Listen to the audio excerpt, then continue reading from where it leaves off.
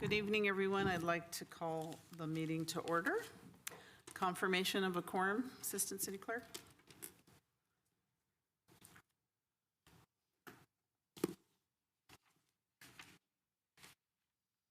Thank you, Madam Mayor. Yes, you have a confirmation of quorum.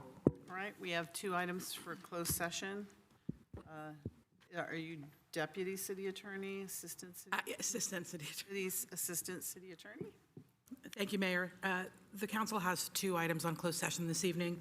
Item 1A, Granicus File ID 25-1688 is public employee performance evaluation pursuant to two government code sections, 54957B1 and 54957.6A. The designated representatives on behalf of the city are Mayor and Council, and city staff members Marco Mercado and myself, Sue Reuter. The employee at the subject of this item is an unrepresented employee, city manager.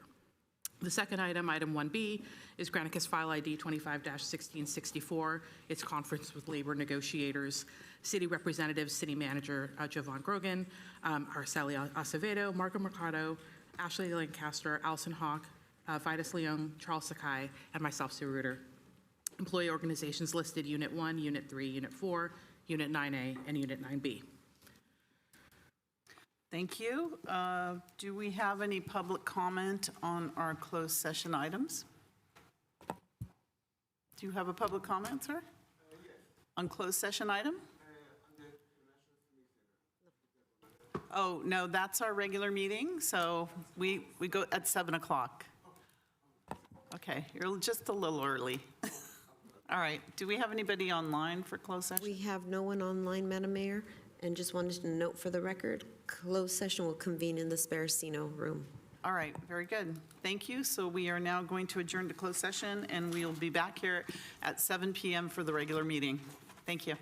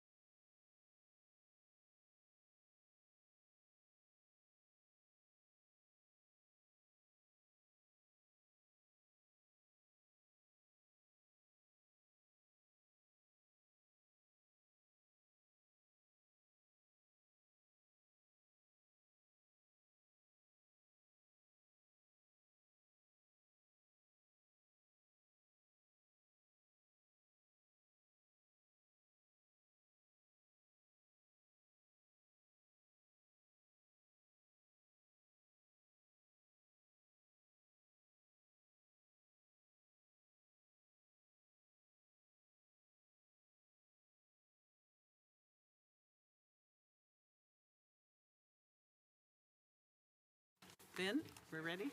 We're okay? All right. Good evening, everyone, and welcome to the Santa Clara City Council Stadium Authority Concurrent Meeting. Could you please stand for the Pledge of Allegiance and remain standing for our statement of values? I pledge allegiance to the flag of the United States of America and to the republic which stands, one nation, under God, indivisible, with liberty and justice for all. As we gather, we humbly seek blessings upon this meeting. May we act with strength, courage, and will to perform our obligations and duties to our people with justice to all. Let us seek wisdom so we may act in the best interest of our people, our neighbors, and our country. All this we ask so we may serve our community with fairness and respect, putting their needs before all. Thank you. Please be seated. Assistant City Clerk. Roll call. Thank you, Madam Mayor. Councilmember Board Member Gonzalez. Here. Councilmember Board Member Shahal. Present. Councilmember Board Member Hardy. Present. Councilmember Board Member Park. Here. Councilmember Board Member Jane. Here. Vice Mayor, Vice Chair Cox. Here. Mayor and Chair Gilmore. Here. Thank you. The AB 23 announcement. Members of the Santa Clara Stadium Authority, Sports and Open Space Authority, and Housing Authority are entitled to receive $30 for each attended meeting. Statement of behavioral standards. The City of Santa Clara has adopted a code of ethics and values and behavioral standards for public meetings to promote and maintain the highest levels of conduct. This includes mutual respect, robust discussion, and allowing city business to be done in an efficient and consistent manner. Please note that as the presiding officer, the mayor and chair's direction in matters of process and decorum should be followed, and that use of the gavel indicates all conversations must conclude, and everyone in attendance should come to order and attention. Welcome and thank you for your participation. For those of you joining us this evening in the capacity of a registered lobbyist, we ask you to please identify yourself as such and identify clients and/or organizations that you represent. This is pursuant to City Code Section 2.155.110. Thank you, Mayor. Thank you. Good evening, everyone, and welcome. For today's meeting, the council's back in person and is conducting its meeting in a hybrid manner. The public is welcome to attend in person, and the city continues to use a Zoom feature to allow participation from your home or office. Members of the public can still join via the link and/or call into the Zoom meeting phone number shown on the screen now. If you would like to speak on an agenda item or during public presentations, please raise your hand on the Zoom application or press *9 on your phone. Please only raise your hand while the item you're seeking to speak on is presented. Staff will enter your name or the last 4 digits of your phone number, and I will call on you to speak. As a friendly reminder, members of the public have 2 minutes to speak on an agenda item and 3 minutes on public presentations, and those are reserved for topics that are not on the agenda. Prior to each agenda item, staff will lower your hand to ensure that members of the public are seeking to speak on the appropriate agenda item. So we'll move to the agenda now. So next we have reports of action taken in closed session. Assistant City Attorney. Thank you, Mayor. Right, yes. I have reports for both the December 2nd special meeting and tonight's meeting. For the December 2nd special meeting, there was one item on the closed session agenda, conference with labor negotiators. Listed units were 1, 2, 3, 4, 5, 7, 8, 6, 9, 9A, 9B, and 10. There was no reportable action taken in closed session. This evening, we have 2 items on the closed session agenda. The first is public employee performance evaluation for the unrepresented employee of city manager. There was no reportable action taken in closed session. The second item, conference with labor negotiators, units listed 1, 3, 4, 9A, and 9B. Again, the council took no reportable action in closed session. Thank you. Thank you. Next, we have continuances, exceptions, reconsiderations. Does anyone on the council, the staff, or the public have a continuance, an exception, or a reconsideration? Anyone online, City Clerk? Seeing none? All right, we're going to move into our first special order of business. For our first and only special order of business this evening, the City of Santa Clara commends the Santa Clara High School Bruin Marching Band in honor of their first place win at the Gilroy Garlic Classic. Santa Clara High School Bruin Music, under the direction of Johnny Erdman, offers a vibrant and comprehensive music program for students of all skill levels. The program boasts 5 curricular ensembles, providing a strong foundation in instrumental and vocal performance, 2 concert choirs, 2 symphonic bands, and a string orchestra. The Bruin Marching Band is a competitive marching band that recently concluded its 2025 season with a second-place finish at the Western Band Association Regional Championships. The band's competitive 2025 season featured the show Strike, a Call to Action. On October 11th, 2025, the Santa Clara High School Bruin Marching Band was awarded first place at the Gilroy Garlic Classic Band Competition held at Gilroy High School. In addition to receiving first place, they also won the awards for Best Music, Best Effect, Best Color Guard, and Best Percussion.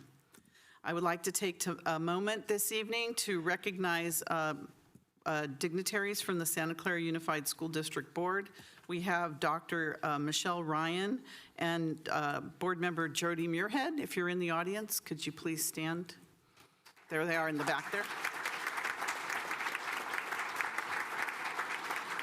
And we also have Deputy Superintendent Mark Scheel, who's here as well. I think there he is. Mark, thank you. And they're all here this evening to support the phenomenal efforts of the marching band. So I now would like to invite Music Director Johnny Erdman to the podium to share a little bit more about Santa Clara High School Bruin Marching Band. Welcome. Hi, thank you so much for having us. Our marching band had a fabulous season this year, and we're really, really proud of the achievements that they had throughout the season. Our score at our final competition at the Western Regional Championships would actually place us as the top 4 band in our division in the state. Wow. So we're really fortunate for the efforts of the students and the parents and the community for coming out to support us. We're really, really proud of everything that they do on and off the field, because we're proud of the culture that we have. So it's about kindness and caring and compassion that really drives what we do, and I think that that reflects in the success that we have. We'd love to see you guys or anyone come see the music program perform.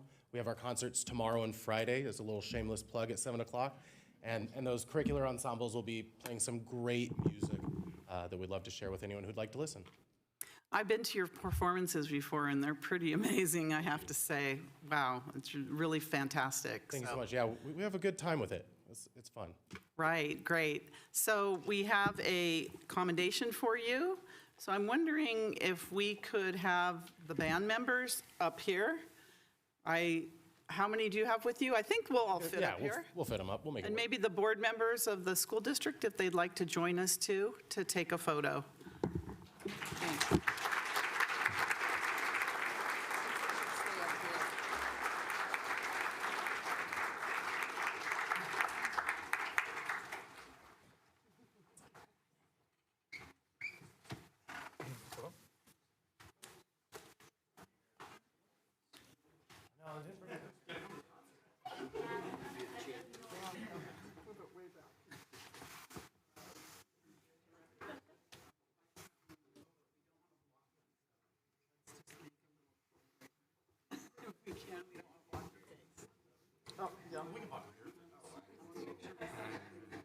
Make sure you got in front.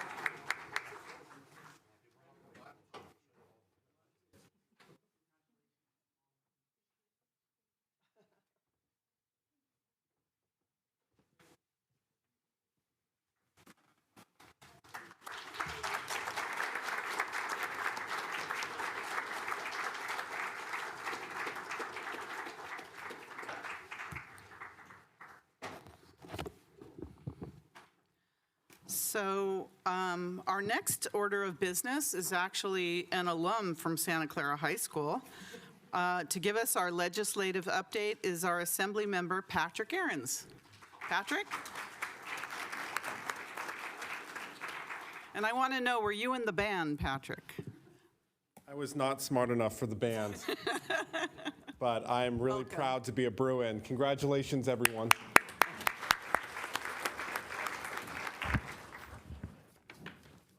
Hello, Mayor and Council. Oh, wait, I think I have an opening. Oh, Hold on a second. Yes, I do, to talk about you. Next, we have a legislative update from Assemblymember Patrick Ahrens. Assemblymember Patrick Ahrens represents California State Assembly District 26, which includes the cities of Cupertino, Santa Clara, Sunnyvale, part of the city of San Jose, and an unincorporated area in the county of Santa Clara. Assemblymember Ahrens serves as a member of the California State Assembly Standing Committees on Budget, Business and Professions, Communications and Conveyance, Rules and Transportation, Select Committees on Asia, California Trade and Investment, Biotechnology and Medical Technology, CalFresh Enrollment and Nutrition, Child Care Costs, Domestic Violence, Housing Finance and Affordability, Master Plan for Higher Education in California, and Sea Level Rise and the California Economy, and Budget Subcommittee Number 2 on Human Services. Thank you for after all that, thank you for taking the time to come here. I'm so glad you had a few minutes in your day to give us a presentation on what you've been up to. Welcome, thank you, Assembly Madam Member. Mayor. Thank you very much. And I want to thank the community, my hometown of Santa Clara, for inviting me back to give a very brief legislative update. I know we have a lot of issues at hand, so I will go through the slides and see if there's any questions. Very good. Next one. We can skip the biography. So this is just a quick slide to encapsulate what we've really accomplished in the past year. We've had 337 constituents call my office needing help with EDD, unemployment benefits, trying to get a DMV appointment, needing help with some state agency or another, and we've been able to help over 139 EDD cases that secured over $110,000 for our constituents. We've participated in over 1,400 meetings and events, organized and partnered on 43 major events throughout the district, engaged in one form or another with over 12,000 constituents, and we have 22 interns and roughly 60 volunteers. So as you can imagine, representing Cupertino, Sunnyvale, Santa Clara, and West San Jose and El Viso, 500,000 residents with just a few staffers. I'm really thankful to the public servants who are both in my office and on your city team that have really partnered very well over the past year serving the district. Next slide, please. Those are all the committees. I don't sleep very much, but it's really important that we have local representation in Silicon Valley. As any major report, finance report in Sacramento will tell you, the technology companies that are headquartered here in Santa Clara and in my district and their ability to succeed and do well is largely the result on whether or not we're going to have a balanced budget or a budget deficit in the state of California. So the success of Santa Clara is the success of the entire state of California. And that is both exciting and concerning given how quickly and easily our economy can fluctuate. So in spite of a very difficult budget impact, we were able to secure $52 million for food banks, an increase of state funding for affordable housing and preserving $500 million in low-income housing tax credits, $60 million in one-time funding to support students in block grants, $5 million for one-time funds to support financial aid, over $100 million to support organizations serving crime survivors. And I really worked hand in hand with Senator Wahab on securing these funds. So I really want to appreciate not only Dr. Wahab's office, but but her personally for helping me secure this funding for our district. My first bill was signed by the governor to decriminalize truancy. Right now in the state, you can be a parent of a student who, if you miss at least 3 unexcused absences, you can serve up to a year in jail and a $2,000 fine. That obviously isn't going to compel students to go to school more when we're threatening their parents with incarceration. So I can officially call myself a lawmaker now that the governor has officially signed our bill. Next slide. I've ran a lot of foster care bills that a lot of vulnerable populations in Santa Clara and in Silicon Valley need a lot of help with foster placement or help in the juvenile justice system. And so one of these bills was to ensure families whose children are not regularly attending school are offered more help.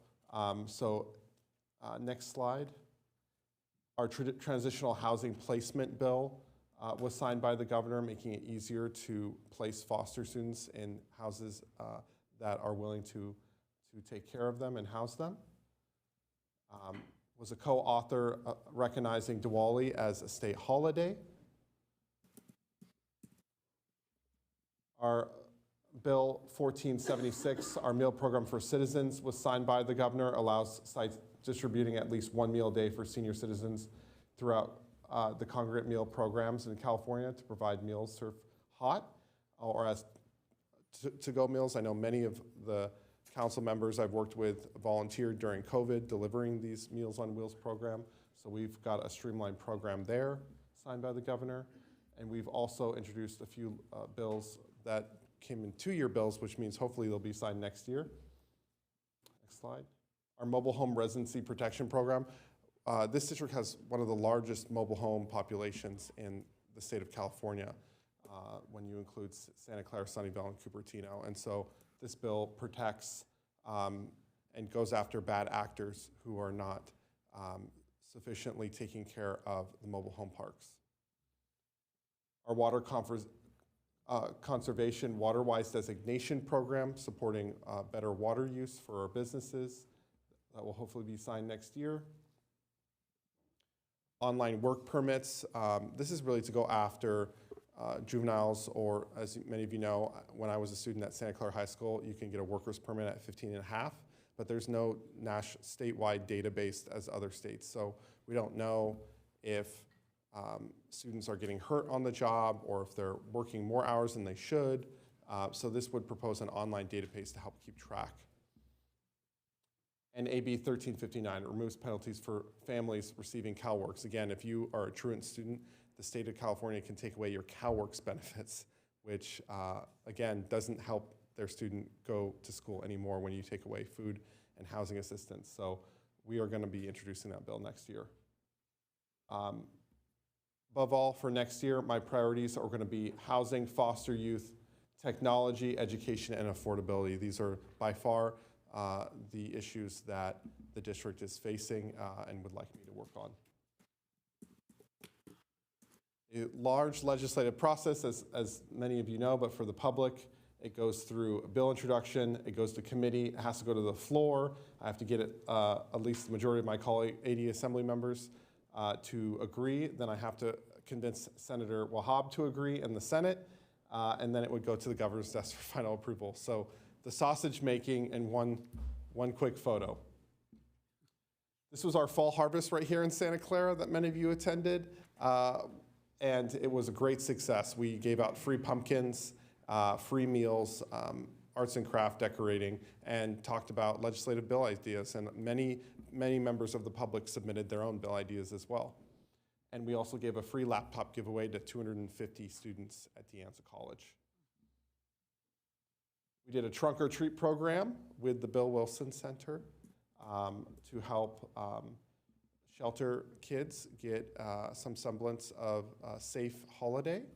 And we had a big healthcare roundtable right now in Santa Clara County, as many of you know, due to HR 1 and the federal government, they cut over $1 billion out of healthcare, which is completely disastrous for our healthcare system. As many of you know, our county has bought a lot of hospitals over the past several years, and I convened leaders with the legislative delegation, meeting with all of the major hospitals, including Sutter, Kaiser, Sutter, who's expanding, and Santa Clara. We're very excited about that. Our county hospitals, and we are working on legislation to protect the integrity and the access and affordability of our healthcare system in Santa Clara County.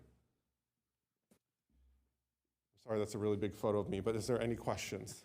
I think we're going to hold the questions to the end of, after Okay. Senator Dr. Wahhab's presentation. Thank you so much, Thank you so everyone. much for what you do for us. We appreciate it. Thank you, Mayor. Thank you.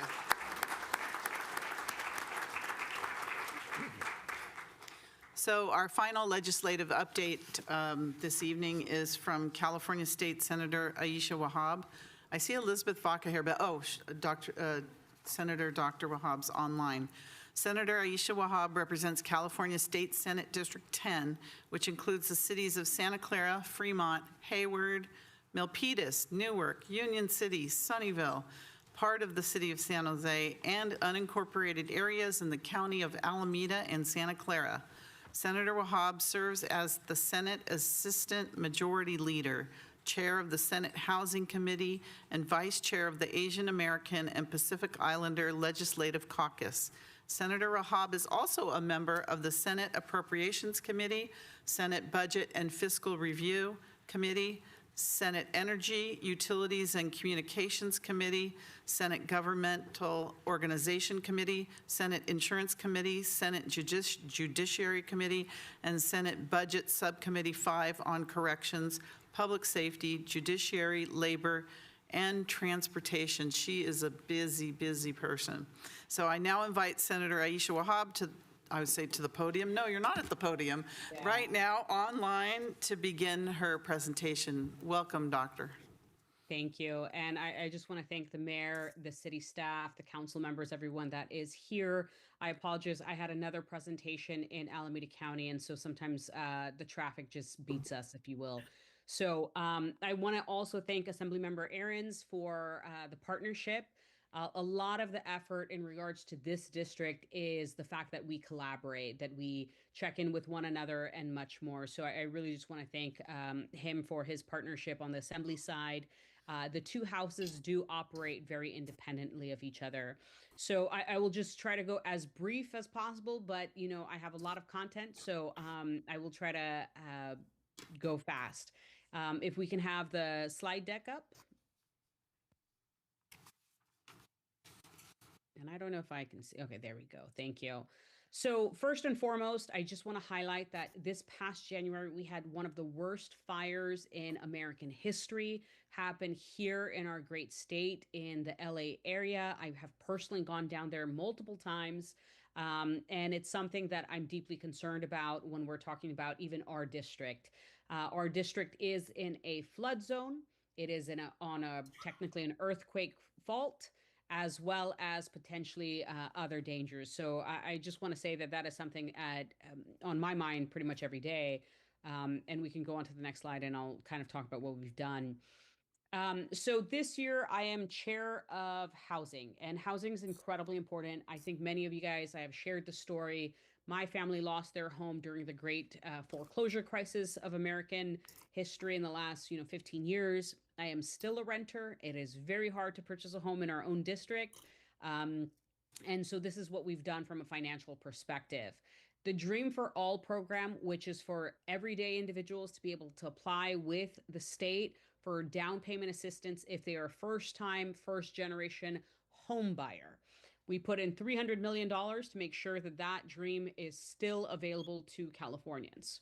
We also prioritize the development of housing through two funding mechanisms. One, the local city councils all know as LIHTC funding, or low income housing tax credit, that pretty much stabilizes a lot of the older buildings to maintain affordability. $500 million there for multifamily housing development, for affordable housing, $120 million, and for what all of the cities deeply desire, is more support for the homeless housing assistance and prevention program that largely allows for local communities like the city to be able to get people off the street into temporary shelters and eventually permanent affordable housing, the $500 million that we secured there for the HAP funding.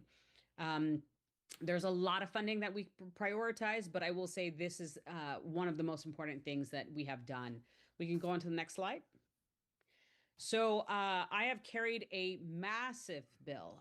This bill, a lot of people said that, you know, she's in over her head, she can't do it, and yet we have done it. SB 681 was roughly 60 pages for a single bill, and it covered a number of different things. And the goal that I had was to be able to tackle the issues that every single type of person dealing with housing has to deal with. So, for example, renters. Those that are first-time home buyers, those that own a home, those that are building a home, those that want to build more affordable housing, including the developer and much more. So I'm not going to go through every point, but I want to highlight one of the efforts that I think that is largely missing in the state of California is the conversation regarding renters. Renters are a big missing piece of the real conversation and the narrative in the state, as well as the local communities. I'm going to be very frank. As a renter, it was important to elevate the voices of renters. We quadrupled the renters tax credit to put money back in renters' pockets. This is the first time it's been done in literally decades. So renters benefit immediately off of that. Also, there was a story in the LA Times and a couple of other stories after regarding people that were trying to do something in their own home. And they live in an HOA type of property, and they were hit with fines. In fact, the one woman that was featured in the LA Times, she reached out to her office. She was hit with fines of $500 per day, $3,500 a week, and she was going broke just based off the fines. We capped HOA fines to $100 unless it is about the health and safety and security of the entire community. So we limited those fines to $100, and so many people have emailed us and messaged us saying that they are extremely grateful. I will also say that folks like my parents who had a foreclosure, some of them believe that they actually got rid of this foreclosure by declaring bankruptcy or whatever the case may be, only to be hit by debt service collectors and banks on mortgages that they thought they got rid of and handled, and you know, they thought they did all the paperwork. 15 years later, they are hit not only with original debt, but also 15 years of fines and penalties and back pay that they have not actually even known about. The zombie mortgage protection stops unfair foreclosures by strengthening the noticing requirements and loan servicer accountability on second mortgage, hence the zombie mortgage protection. This is the strongest consumer protection on zombie mortgages in the nation, first and foremost. And I will say that the banks and debt collectors were very upset about this. They wanted it to stop and be undone and much more. So they have decided to sue us to stop and litigate on this particular issue. So I will say just even those three, as you guys can tell, it is specifically for the regular average person. That is definitely a priority. But we also expanded the Surplus Land Act to allow for schools to build on their sites when it comes to workforce housing, affordability, and even student housing. We helped expand what pro-housing means. Those cities that take care of their homeless population, that provide shelters, that provide safe camping zones, and much more. SB 262 allows for the pro-housing designation. So the cities of Sunnyvale and Hayward in my district, we helped get that pro-housing designation. The smaller cities that, you know, I, for example, represent, we have to compete with bigger cities like LA, San Francisco, Oakland, San Jose, and much more that have a population size of 500,000 or more to compete for funds, right? And it's not really fair to us. And so I want to help our cities actually get technical assistance, get funding support, getting a lot of these efforts kind of, you know, some stability and some support. So we've been able to do that. We've also worked on housing and disaster areas, making sure that developers can build quickly, protecting tenants and homeowners in the wake of an emergency. So a number of different bills that really just kind of prioritize the average individual, but also streamline some of the building and much more. This was SB 681 was a heavy bill. It is law. I'm very proud of it. And we can go on to the next slide. So besides those couple bills that we did on housing, I tried to prioritize public safety, women, workforce, consumers, and health. We capped the co-pays to a maximum of $35 for a 30-day supply of insulin. We know insulin is one of the biggest medicines, if you will, that people use, especially when they are dealing with diabetes, like my father is. And we want to make sure that those life-saving medicines are affordable. We also worked with Santa Clara County to protect the average employee who has done all the work but is not paid by the employer. We want to hold those employers accountable, making sure that they pay their worker for the work that they have done. We also tackled some of these outdated laws. I think a lot of the women in the audience would appreciate this. There are many laws that are outdated in the sense that they're several decades old. For example, we believe rape is rape, regardless of whether or not you are married. Rape is rape. And the laws on the books prior to this law passing basically said if you are a disabled spouse, rape is not rape. And so we fixed this to remove the exemption. I will say a number of the women in Santa Clara County brought this forward. This is, again, deeply from the district. And another example is also SB 7001, which is the signal jammers. One of the things that we've noticed, we worked with our law enforcement partners. There are these tools that people can buy online called signal jammers, and it basically breaks any type of communication on Wi-Fi, on cellular service, and many of us use a cell phone now. So criminals are utilizing this particular tool to basically rob a person. And that person, if they are home, God forbid, they are not able to call 911. And what we also learned about this tool is that our local teachers also use it to ensure that students don't cheat. So to ensure that kids don't text each other or Google an answer to a test or whatever the case may be. So the way we drafted this particular bill was that if the signal jammer is used in conjunction with a crime, it is illegal and you will get penalized. So it just goes to show that we've worked on a lot of different bills, much of this signed into law. We can go on to the next slide. Well, there was one slide prior to this, but I'll just go over this for now. You know, in the city of Santa Clara, we try to prioritize a lot of budget funding for some of the work that is being done. The goal that I typically have is to prioritize, you know, social safety nets, infrastructure, housing. These efforts cost a lot of funding, but also is incredibly important to the larger community. It's not just one community. Sometimes it touches 2 or 3 cities. So, example, the Santa Clara overnight care location. We made sure that $1.8 million comes to that.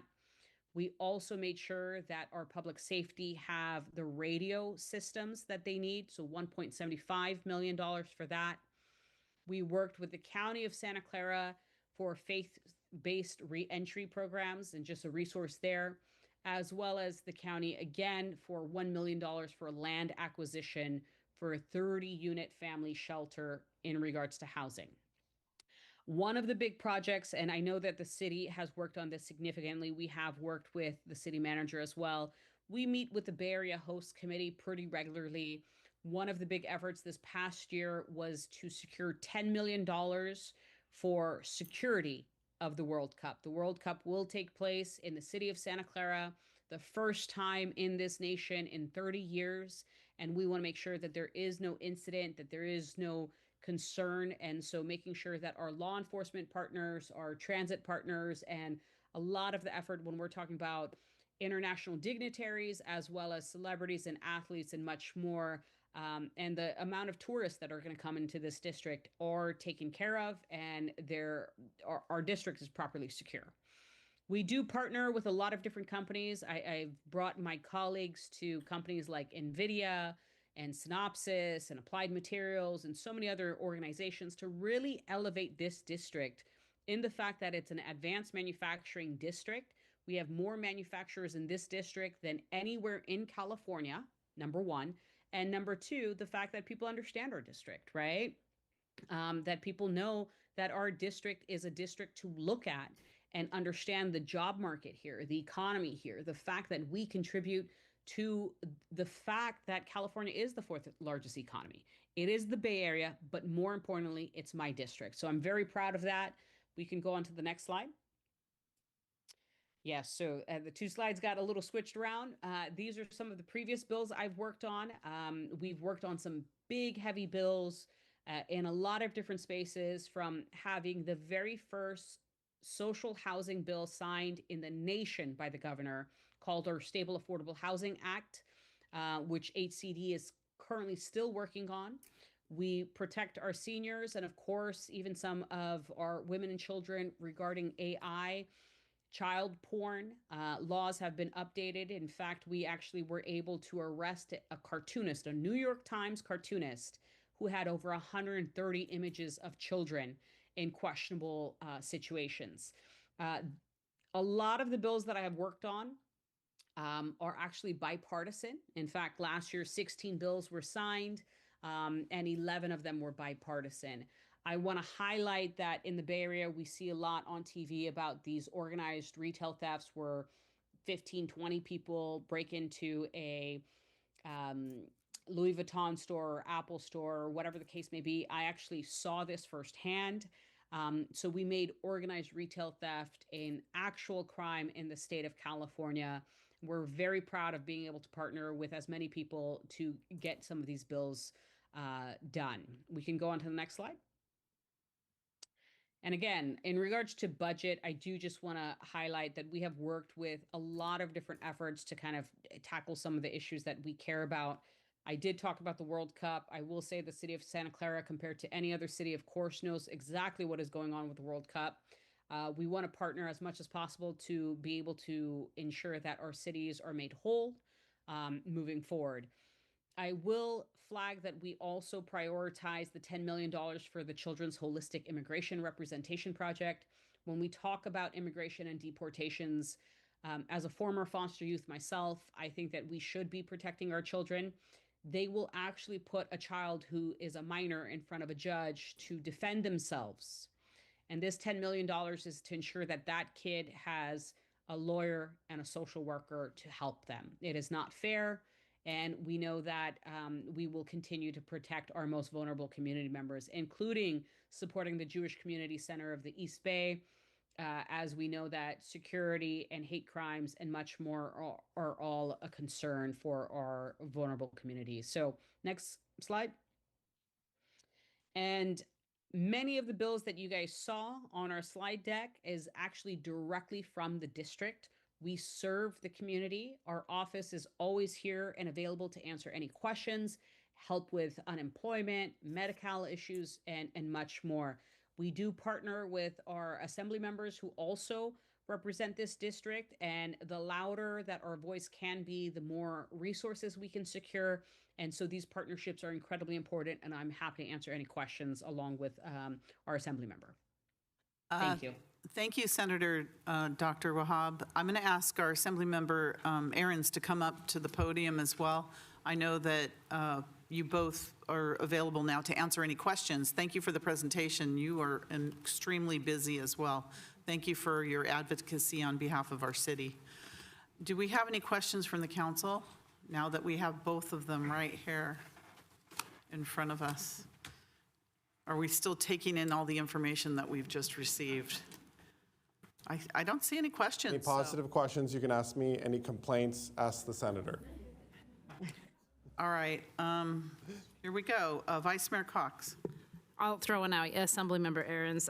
You said priorities for next year would include technology as one of them. Tell me a little bit more. What does that mean? So I serve as the co-chair of the Technology and Innovation Caucus, and every month we are bringing in guest speakers from the business community to labor organizations to city, county officials talking about how we can implement sound regulations regarding what we're seeing come out of our technology companies to protect children or to protect children from bullying or privacy concerns. And so we're interacting with stakeholders throughout the district and the state and working with the state Senate and my colleagues in the state legislature to see what that looks like. Additionally, a big concern that is talked about and what we're hearing from constituents is the rise in data centers, and can we ensure that we have enough capacity to build them? Can we make them safer? Can we make them more environmentally friendly? Where should we build them? There's a global race towards the adoption of these data centers for AI use, and as the fourth largest economy in the world, California needs to remain competitive, but there is a really good and impassioned debate about where we should be building them and what effects will they have on our communities. And so many of these bills we've seen over 50 AI regulation bills just this past legislation alone. I expect that number to increase. And as the representatives of Silicon Valley, both the Senator Wahab and I are working together to see how we can properly regulate this new technology without inhibiting innovation. Okay, thank you. Councilmember Gonzalez. Thank you, Madam Mayor. I guess my question is that there's a comment as far as I think the LAO is projecting a surplus. I think it was up to $9 billion here. So as we might see maybe some new additional monies, part of that would obviously go to Prop 98 and education. As you look at the other funding and you know some of your priorities as far as housing affordability, that you help us here in cities like Santa Clara to make sure that we can address some of the issues that we're looking at with maybe some additional dollars that might be coming, and definitely not look at having mandates per se, maybe having like just grants that are provided to the cities. I know that the one striking thing I would tell you, going from school board to city council and understanding now as far as RENA numbers and affordable housing, it just seems like local control to some extent is lost for councils. And that's something that I think that's important for us to be able to address. And I say us, our Senator Wahab and our Assemblymember Patrick Henry, for us to work together to address the concerns of our constituents. If we don't have that ability to do that because of certain laws that might be coming from Sacramento, that's an issue. So I think that's something that as you make legislation that you keep us in mind. And I think you both do a great job of doing that. But just something that keep their and maybe keep us in mind when that's happening. Thank you, Council Member. No, I absolutely agree, especially as chair of the Senate Housing Committee. Really appreciate Dr. Wahab's leadership on this. As a freshman, I'm going into this really wanting to work hand in hand with our local cities, and I do agree local control is very important, as well as trying to reach our goals. And Santa Clara has been phenomenal at being visionary about wanting to build the infrastructure support, having a local power utility company that is 57% on average cheaper than PG&E's, building the requisite amount of housing. You've always been good at that. Not every area of Silicon Valley is, but I hear you on wanting more flexibility and more support. And I'll hand it over to my colleague. Yeah, Senator, would you like to comment? Definitely. So I actually agree with the cities, and as chair of housing, I have actually pushed back on a significant amount of bills that largely, I'm going to just be very frank with you all, come from the San Francisco area that really push to basically support developers, right? And that streamlining and those efforts, and I've been very vocal about it, hit in the media significantly about it, has not actually translated to cost savings for the consumer, whether it's the renter or the home buyer. It has largely just supported the developer. And here's the reality. We have not, with all of the permitting efforts and the reforms there, it has not translated 100% to increased production in the numbers that we need. We actually need 2.5 million homes in California. In 2023, we built 113,000 homes. Of the 2.5 million, 1 million needs to be affordable housing. So we're not even hitting the mark if you really want to talk about it, right? And some of the bills, one bill in particular in California this year, I have personally voted against and been a loud critic about it, to the point where that particular bill that had zero ownership, zero affordability, and zero local control had to get amended 13 times to put in those efforts that I've talked about. And I said, if you guys would have just listened to us very early on, we wouldn't have had some of these concerns. That particular bill, I will say that Assemblymember Ahrens and I are deeply concerned about, because it also stripped away a lot of protections for vulnerable community members, specifically the mobile park home residents, which we are going to correct this coming January. So those were all promises and a lot of negotiation. None of the bills are perfect in the legislature, and that's because you have 120 people having a comment on it, plus a lot of stakeholders from special interest groups. So my job, as well as Patrick's job, is largely to elevate some of the issues that we care about in our district, and we have been doing so. Thank you. Councilmember Hardy, you have a question? Yes. Well, first off, I will say at the National League of Cities that I was at, data centers were probably one of the biggest hot topics, and there was a lot of consternation. And They all want to be here in Santa Clara. yes, and we have a lot, and so it was interesting to have those conversations and help people understand realities and maybe calm some of the fears as well. But my biggest question was about the $10 million for public safety, because yes, we invited the world to come to Santa Clara this next 6 months. And I was wondering how that is going to be allocated. Is that going to, because you said it was for public safety, I wanted to know if that's going to go directly to our public safety, or if that was going to be part of a federal effort or state, if I can understand how that's going to come about. Thank you. Sure. So there are two sources of funding that we've secured. There's the $100 million for public safety, and then Senator Wahab and I advocated specifically in the budget for $10 million to go towards the Bay Area Host Committee. And I know that the senator has been taking a leadership on this role for even before I got elected, so would love to have her chime in on the $10 million allocation. Thanks, Patrick.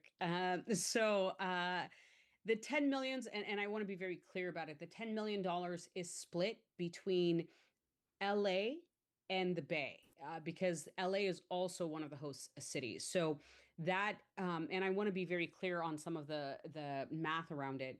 Technically, LA will have more games than us, so they are technically entitled to a slightly larger percentage. We have fought to make it a 50-50 split, so the Bay Area will receive roughly $5 million. That is going to be trickled down through state agencies into the county for those types of public safety efforts. So when we're talking about our emergency response and much more. What is happening and being discussed right now is also there has been a NOFA that has been released. And I think that our city manager in the city of Santa Clara has probably have more transparency on this as well. The goal is to make sure that each of the agencies, specifically the counties, as well as some of the public agencies, are able to apply for some of this funding. It's roughly supposed to be about $50 million, again, across the multiple different host cities, regarding cybersecurity, regarding transit security, regarding, just law enforcement in general. That is still up in the air. That's a completely different aspect compared to what we were talking about of the 10 million. The 10 million here is specifically about public safety and making sure that we have our district made whole, in addition to whatever the Bay Area Host Committee has also secured from the federal level. And their fundraising efforts. So I do just want to say that there's a number of different buckets of money, at least from the representative standpoint as senator and assembly member. Our goal was public safety across the board. I think there are efforts around transportation and much more. And so we're working to secure every dollar we can to make sure that this event goes off without a hitch. Thank you. Safety is our major concern. Thank you. I appreciate that. And the senator and I are also in conversation in this year's budget process about potentially trying to preserve some more public safety dollars to add as a reimbursement should we expect their budgets to go over given the enormity of some of the games. Although I would like to still lobby that we get bigger sports teams to come. I felt like we got shafted in the draw for those teams, but let me know who to talk to about that. FIFA. Oh, Okay. never mind. Yeah, never mind is right. Councilmember Park. Yes, thank you very much for all the information that you've brought. I'm actually really impressed with all the bills that you've brought forward. I've followed a lot of other assembly members and through the years, and I think that this is like the highest number of bills that I've seen brought forward, especially by a freshman, a new member. So thank you very much for your work. I do have some concerns about technology, which is we have a lot of people that work with AI, for example, and AI and energy and data centers are all tied together. And at some point, we can't talk about these in isolation. We must talk about them together. I know that Congressmember Ro Khanna has had local AI roundtables where we can meet. I've gone to almost every single Cal Cities conference and National League of Cities conference where we've talked about AI. Last year's Tampa summit for National League of Cities was very AI focused, but I have not actually heard a decent discussion around AI concerning governance and policy. We have a lot of companies that are coming in trying to help. We've got the Googles, we've got the Metas, we've got the Microsofts, but they're not sending their data scientists. They're not sending the people that are concerned about AI. They're sending marketers and public relations people, and they talk about the benefits. There's a lot of conflation between numeric, logical, machine learning AI and generative AI, and I really think that we need to have some discussions and local discussions in the public, and I don't know if you have any plans to do things like that. Yeah, well, in addition to our Tech Caucus monthly briefings, we are planning on, in the first quarter of 2026, bringing Tech Caucus legislators down to our district to specifically tour some of the big tech companies and have some open discussions. Be happy to have you or a representative of the council come and join on those discussions. Thank you very much. Thank you. Do you have any closing comments? Thank you. Thank you. Senator? Yeah, just real quick on the technology piece. There actually has been a slew of bills in the AI space. And first and foremost, I just want to say that AI and advanced manufacturing and a lot of the industries that we talk about on a national level is incredibly critical to our national security and global economy when we're talking about competitive edge. So that is something that I have prioritized, at least, when we are inviting, like I showed you guys, inviting a lot of senators to the district to really understand what our economy, just even on a local level, is about, but then also protecting the research and much more. The feds have cut a significant amount of funding on research and technology, let alone HUD and healthcare and education and you name it. But there are efforts right now specifically to support our industry in this district. So that's not only the advanced manufacturing industry, that is the semiconductor industry, that is also the AI industry, biotech as well. So there's a lot of efforts there, but I will say that policy doesn't catch up to technology fast enough. And a lot of the elected serving in the legislature do not come from a tech background. So as much input as you guys would like to provide, please do so. So thank you guys again for having us. Thank you, and we appreciate it. I enjoyed this so much, I'd like it at least 2 or 3 times a year. Thank you. Absolutely, thank you. Appreciate the updates. Thank you. Thank you, Senator. Thank you, guys. Thank you. It's very informative. Appreciate that. All right, moving on the agenda. The next item is the consent calendar. All items are approved with one motion unless an item is pulled for discussion. from the council or the public? Councilmember Jane. Yes, I would like to pull item 3J, the power content label.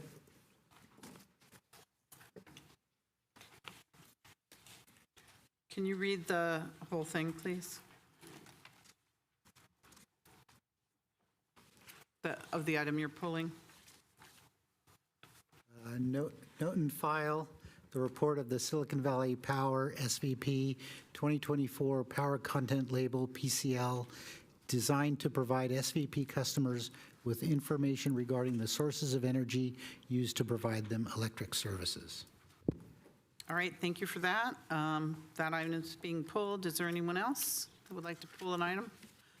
All right, Councilmember Gonzalez. Move to approve the consent calendar, having pulled 3J. Second. All right, we have a motion by Councilmember Gonzalez, second by Councilmember Chahal, to approve the consent calendar minus that one item, 3J.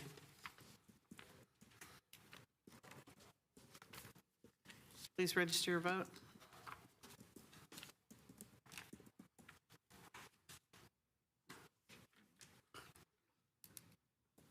And that passes unanimously. Thank you. We're going to move on to our public presentations, and these are items that are not on the council agenda. I think we have quite a few, so Assistant City Clerk, when you're ready, if you'd like to read the names. Yes, Madam Mayor. First speaker is Adav Avun, followed by Claudia Freitas and Oliver Capares.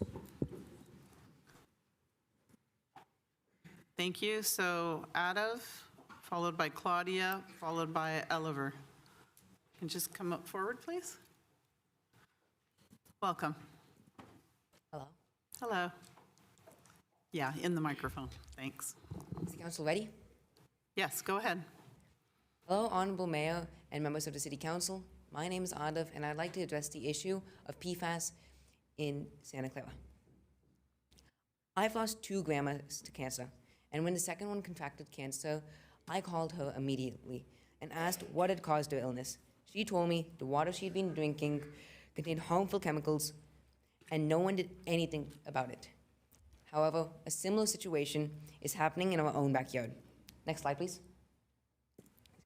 PFAS are man-made chemicals used to make everyday products resistant to water, grease, and stains. They also make cookware non-stick. Known as forever chemicals, these don't break down easily.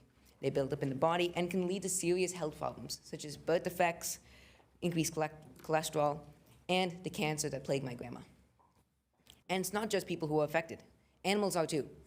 According to a study by EWG, close to 600 species are at risk of PFAS contamination because of PFAS contamination. PFAS levels are especially high in the Bay Area, including right here in Santa Clara. If you look at the chart in the next slide, you'll see many Bay Area cities have elevated PFAS levels or high CS scores, meaning their communities feel the impact of these chemicals. San Jose is located above the San Jose label on the chart, showing a concerning amount of PFAS exposure. Many everyday items contain PFAS: cleaning products, water-resistant fabric, grease-resistant packaging, and even firefighting foam. It's important to check labels for words like perfluoro or fluoro, because those terms mean PFAS are present. And PFAS can enter your body through food and water, but also through touch. The best way to protect ourselves is to avoid products known to contain PFAS whenever possible. That's why I'm asking the Santa Clara City Council to lead by example by adopting a purchasing policy that avoids buying PFAS-containing products. Cities like San Francisco and the state of Michigan have done this too, so can Santa Clara. Thank you. Thank you very much. And under public presentations, we can't take any action, but we've heard you and our staff has heard as well your request. Thank you. Thank you. All right, next we have Claudia, followed by Oliver. Please come forward. Welcome. Good evening. Honorable Mayor Gilmore, council members and staff, I am Claudia Freitas, as you've heard, and I'm proud to represent a large portion of the pickleball community in the city of Santa Clara. Pickleball has become a culture and lifestyle here in Santa Clara as well as nationwide. As advertised through Lifetime Activities, they state they're excited to continue offering pickleball as a key part of our community's recreational activities, to join in the game that has become one of the fastest growing sports in the community, and I might add the nation. We are enthusiasts that enjoy the game for our overall health and well-being, which cannot be understated. Pickleball is not only a sport, but it's turned out to be a culture and a lifestyle for many. It's been amazing to watch the pickleball community grow these past 2 years. We have met so many people from various walks of life that we otherwise would have never met. This sport fosters positive connections with people across different cultures, age groups, including a large community of seniors, embracing us regardless of status, title, rank, or ranks in life. Interacting with others contributes to healthy socialization, friendships, a community with like interests, social connections, one's mental and physical health, and replaces senior isolation with the extra benefit of being outdoors. The CRC Pickleball began October 25th, 2023, and I'm proud to say we've been a part of this growth, watching as Lifetime Activities steadily provided more hours of play, cleaner courts, easier scheduling to accommodate this continual growth of this sport. However, there does remain an enormous need for improvements that would benefit our pickleball community. Please note that the CRC tennis courts are rated 4.5, while our pickleball courts a measly 2.3 out of 5 stars. So I am speaker number 1, Elver will be speaker number 2, and then my husband will be speaker number 3. We were under the impression that we only had 2 minutes, so we kind of broke it up. So thank you for your time. Thank you, Elver. And then followed by Tom. And then Helen. Thank you so much, CJ. That was great. Good evening, Madam Mayor and Council members. My name is Oliver Caparas. Thank you for giving us this opportunity to present. Currently, the City of Santa Clara, via Lifetime Activities, offer lessons with Coach Martin for approximately 100 students weekly, with about 33% of them being seniors. Can you just address us up here? Okay. Thank you. Pickleball community is on a steady rise. Reservations in January 2024 average about 100 a month. Then it's gone up to about 500 to 600 a month. Last month, it was 700. Truly has grown dramatically. Santa Clara Adult Education offers pickleball lessons with Coach Cindy to about 150 students every week. So that is a lot of pickleball players, new ones every year. Our neighboring Sunnyvale offers pickleball lessons about 3 times as many to about 3 times as many students, 20% of which are seniors. The Sunnyvale Tennis Center has been supporting pickleball for the last 10 years, and they have 12 designated pickleball courts and 16 tennis courts. However, pickleball is not just about the numbers. It's about people and the joy they find in playing. I've had the privilege of playing with a wonderful lady who told me, I am 59 years old and I never played any sport. I am so happy I can play pickleball. This is a new beginning at age 59. Her smile every time she steps on the court is very heartwarming. I've met Edward, who immigrated from Malaysia this year to be with his wife Rebecca here, together with her family, the brothers Jin, Vin, the parents Leanne, and Jack, who happens to be a very good badminton player, found a community here in Santa Clara through pickleball. I've seen Rami and Angela play with their 2 teenage daughters on a very consistent basis. I admire their family bond and hope that my own daughter will play with us when she comes back on her break. We'll see. I've seen a gentleman in a wheelchair with his wife and their little girl sharing the court and having lots of laughs. Their presence is inspiring, and I wish we could see more of that. A church group of 20 people regularly fills 2 courts. It can only hold 8, but they have 20 people, because they're using it as a way to strengthen bonds and build deeper connections amongst their group. I watched Friday morning open play grow from 6 players to 40 recently. These are not just games, they're stories of friendships and family, connection, and belonging. Pickleball is a lifestyle, a culture, and a movement. Think about this, in 1 hour, 24 people can play pickleball compared to only 8 in tennis. That's 24 smiles, 24 lives touch. Even changing one life is extraordinary. Imagine if you can change 24. Thank you so much for your time. I appreciate it. Thank you. Have a good evening. Thank you very much. Tom, that's a hard act to follow, Tom. Followed by Helen. Welcome. Oliver did a great job of that, I must say, and I thank you very much for that, too. Also, I want the pickleball players in our group only to stand up, please, and introduce, please stand. So these are the group that we put together, my wife and I, and all the people here. We've all come together, one group. We didn't know each one of them are all different people and different lives. Some work, some don't. I don't. But anyway, going on with what we have here. As soon as it comes up. Okay. Good evening again, Mayor, City Council members, and staff. I thank you very much for listening to me tonight.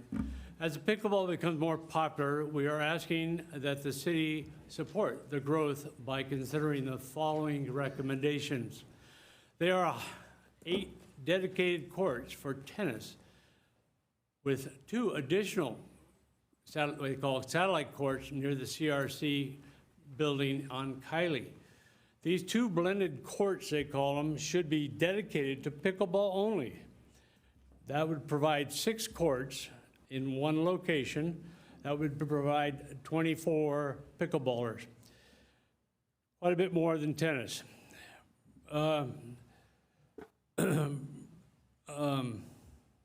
I'd like to see number 2 on the list here would be permanently mounted nets.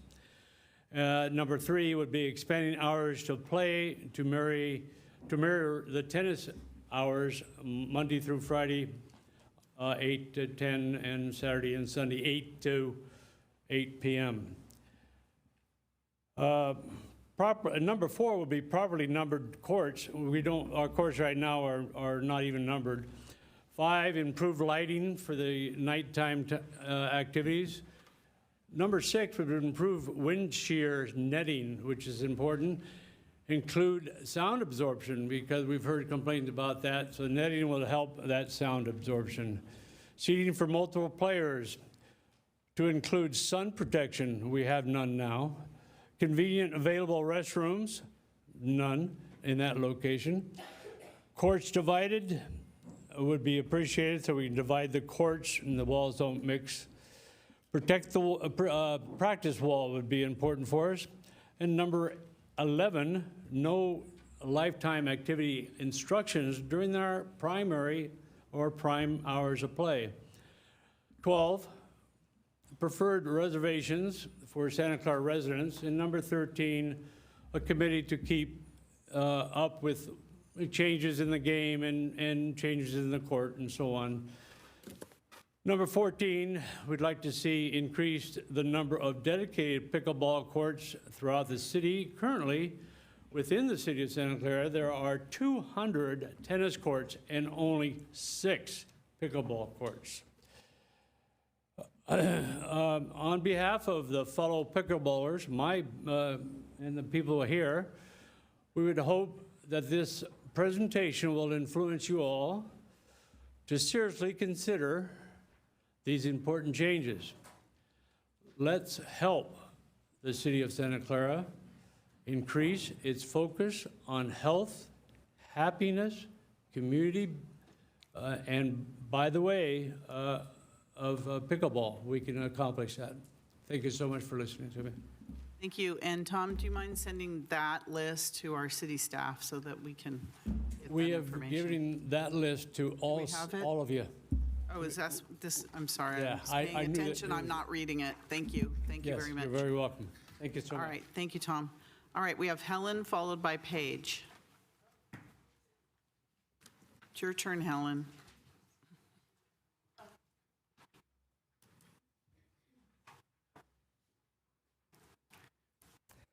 Welcome. Thank you for having us.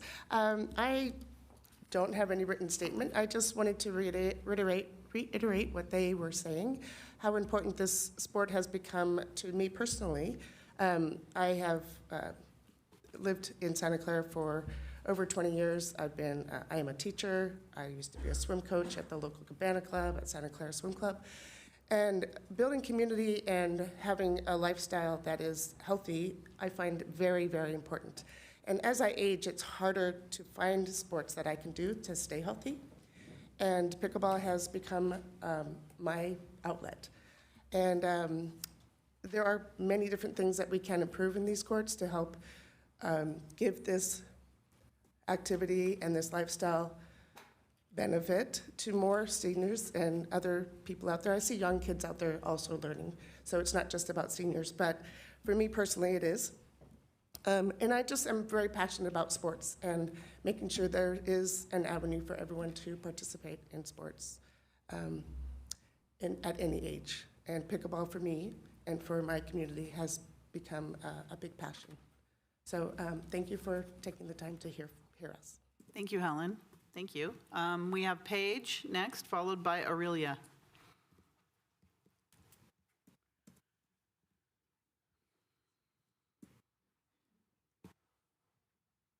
Welcome. Hi, good evening. This is my first city council meeting. Oh, welcome. I'm really here to parrot and support the community that I've developed outside of my home, which is the pickleball community. Joined through the adult education classes, and which has set me up for a hopefully lifelong community of friends.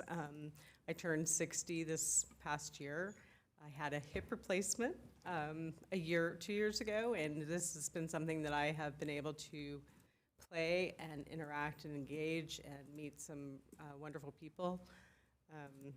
It has been the only exercise that I've kept up with, and I think that it's all because of the community that we've built together, and I would like to see more opportunities given to the community at large. So I think this is a great forum to ask for that.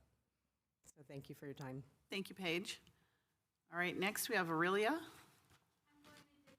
Okay, thank you so much, though, for signing up in the first place. All right, Con, please come forward. Yes, hello. I just wanted to say real quick, pickleball brings great community to an affordable cost, allowed everyone stays healthy physically and mentally. In fact, I see a lot of people come play pickleball with their excitement, joyful. Thank you very much for your time. Thank you. We hear you loud and clear. We do. And my daughter, she's 25, she loves pickleball. And I haven't played yet, but I'm looking forward to it. Sounds so fun. Hot dog dude, your turn. Hello, everybody.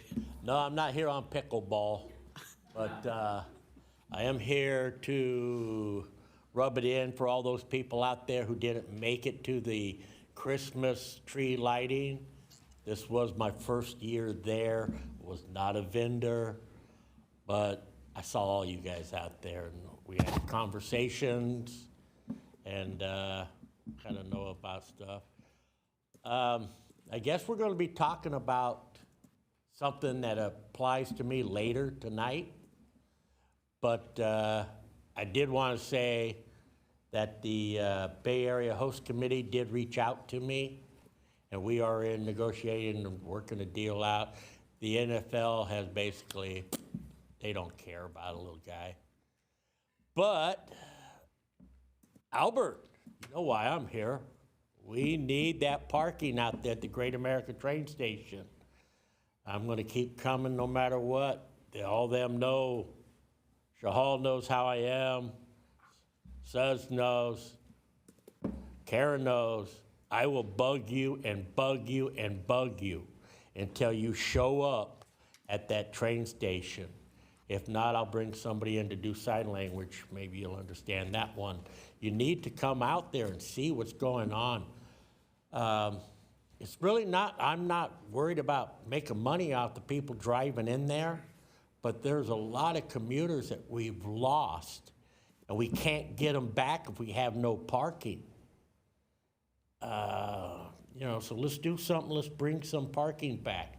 In your position, you can convince them to work with the landowners out there and everything to take care of it.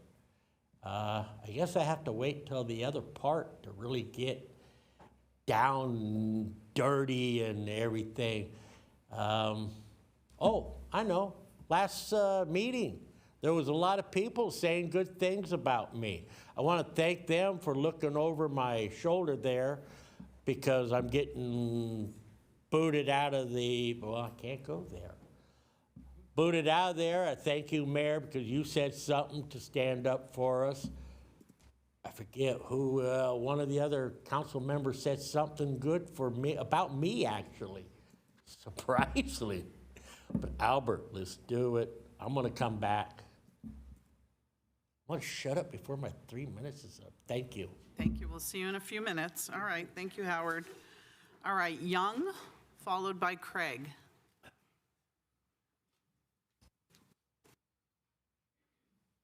Welcome. Thank you. Good evening, Mayor and Council member. I've lived in Santa Clara for 20 years, and this is my first council meeting. Oh, welcome. I normally don't go to council meeting because I trust and I know that you guys do the best for the city, but I'm here to support my fellow pickleballers. All right. Growing up, I played soccer, volleyball, tennis, badminton, table tennis, you name it. But I learned to play pickleball 6 weeks ago. And I also learned that this is a sport that every member can play. You can see a 5-year-old kid or an older person to play, and every member in your family can play together. And I enjoy the sport. I urge you to consider to make those 2 tennis courts at the CRC permanent. It's a prime location. The surface needs to be resurfaced. It's a perfect time to do it. I've done my share of project management for the city of Palo Alto for 30 years, so I know that the space will be perfect. And with that, thank you. Thank you, Young. Thank you. Craig, could that be a pickleball racket in your hand? Very. It's not string. Oh, a paddle? Thank you, sorry. I'll get it right soon. Okay. Apologize. You can borrow mine if you want to play with us. I want to learn, thanks. Okay, awesome. Okay. Dear Mayor Gilmore and council members, my name is Craig Larson. I've been a city resident since 1983. As a slight aside, I didn't know until recently that our mayor had such a great singing voice, much like that of Ariana Grande. So I congratulate you on your singing. Thank you. I've been playing pickleball for about 2 years. Pickleball is an exciting court game enjoyed by players of all ages. I played pickleball in cities such as Sunnyvale, San Jose, Palo Alto, Pleasanton, San Bruno, and Montevideo, Uruguay. Many of these cities have dedicated public courts for pickleball only. Sunnyvale has 22 public courts, Palo Alto has 15. The other cities have many dedicated or mixed-use courts. All have facilities such as tables and restrooms. At our Central Park near the community center, we have 6 public overlaid pickleball courts, which are shared with 2 tennis courts. The courts are used for open play, scheduled play, and classes. The court lines for each sport are overlaid with contrasting colors, which can often be confusing. The tennis nets are permanent. Temporary nets are rolled in for pickleball. The courts are in fair condition. However, a recent private event, the pickleball lines were redone with colored tape. And when the tape was removed, the adhesive stuck to the surface. It's terrible right now. So the lines now look terrible. At the Central Park facility, we use the restrooms at the community center, which are available only when the center is open. The center is not open on Sundays and other holidays. So you have to go elsewhere throughout the park if you have to use the facilities. There are no picnic tables, and there are no other areas to rest. There are lights. In a June 25th Parks and Rec a community workshop, the priority investment rating for pickleball facility was rated at 75, which is a medium for that. Also, in a January 25 meeting for the Senior Advisory Commission, which was to work with the Parks and Rec Commission to report monthly on the status of pickleball facilities in Santa Clara. Now, it's not clear that what the status of those communications is. I looked over several agendas and didn't see that quite stated and kept up to date. So, you know, we can play also at the Adult Community Center, but that court is shared with basketball, volleyball, and indoor soccer, and they only do classes there, no open play. I just want to say we have a vibrant and engaged group of pickleball players. At the Friday open play sessions, the courts are often filled with a maximum of 24 players with many people waiting. We've had a Halloween event, we had a small tournament there. It's great, and many of the friends that I play with every Friday and every other days are with me here tonight. So thank you for your attention to this matter. Thank you, Craig. Thank you. Come join us anytime. I would love to. Thank you. Brian, you're next, followed by Betsy. Welcome, Brian. Thank you. I might take that up. I'm a klutz, so I hope it's okay if, this isn't the first time I've spoken at the city, and it's always been an honor. I spoke at Santa Clara, San Jose today, and saw Mayor Mahan and Sam Liccardo talk about the state and federal issues and everything, and I had something written out, and I was going to share it, and I thought, a lot of times I don't really know what to say for people to, because what you folks do is a lot more complicated than what I'm used to. I sort of understand it. But to try to understand what really comes to me, once in a while, if I really want to get grounded on something, I watch stories about Medal of Honor winners. I watch stories about people who overcome adversity. You see that in the community with people with disabilities. And one of the people I worked with, I won't mention her name, but it was a long time ago. She was 3 years old. She used to dance and she spoke French and English. She used to translate with her father. And then she had a terrible injury caused by a temperature and became extremely developmentally disabled. And I've been working with her for 36 years now. I first took her rafting once. And this person just enjoys very simple things. And I sort of tie that in with the Medal of Honor winners and the people who overcome, it seems like people who deal with severe adversity appreciate very simple things. It might only be just a string, or it might be one story about a gentleman named Art that was on like a Bay Area backroads kind of thing. And he spent his 50th bomber run over Europe. He was shot down and taken prisoner and put at Stalag 1. You can look that up. And that was, if there is that place, that's probably it. It was a close, anyways, he became very bitter and angry, and somebody gave him a little origami bird. And he looked at it, he kept it in a box 50, 60, 70 years later. He was 101 when he did this story. That you cannot put a price on. If you do, shame on you. That is what makes us human beings. That has been going on for hundreds of thousands, if not millions of years. I'm here to try to remind us that we stand on the shoulders of giants, people we may never know. Thank you. Merry Christmas. Thank you, Brian. All right, next we have Betsy, followed by Kirk.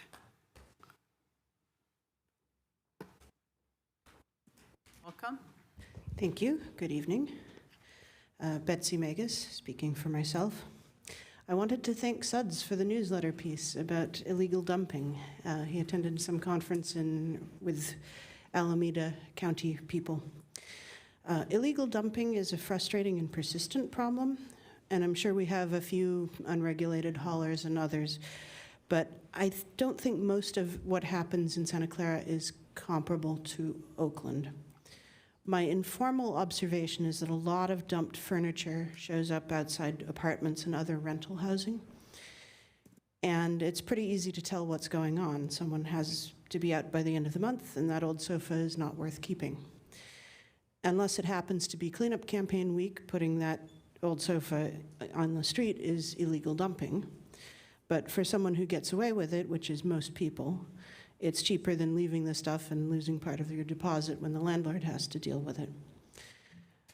What I'm asking is simply to look to change the incentive structure, make sure that people have information and resources so that proper disposal of that furniture is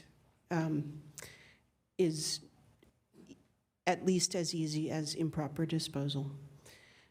And the cost is comparable. I think it would go a lot further towards fixing the problem than trying to penalize it. I would also say that it's currently a little bit inconsistent in my experience whether a My Santa Clara request gets forwarded if it is actually for another agency. So a lot of people don't know that, you know, if it's on an expressway, it's the county's problem, for example. And so sometimes requests that should be forwarded are, and sometimes they're not. So that's another small thing that we can do to mitigate this problem. Thank you. Thank you, Betsy. Kurt, you're next, followed by Kathy. Welcome. Good evening, Mayor and Council. Thank you for hosting us on your bi-monthly time. Your time is very valuable, and we appreciate all the time you dedicate to all of us. I'm commenting on a community meeting about the agri-hood that was held last month. One of the comments that was made that the site was not good for density, and I would challenge that. There was no reason given for that. The developer just said it wasn't good, even though they agreed to it. It's across from Valley Fair. It's very walkable and close to transit. The other thing that was listed, it was not a good place for assisted living, and the only reason given was that it was close to another one, for example, Belmont Village. And I wanted to highlight the fact that there are over 11,000 people a day that turn 65. The need for assisted living will never go down. So I guess I'm just asking you to ask some questions so to think about what do you think of the comments that were made by the developer? Is this really the spirit of the agri-hood that most of the people on this council supported and advocated for and approved? And how can we imagine a little bit better for our communities, and what can we do, and how can we really deliver on that? So I'm going to share a quick video. This is from last month.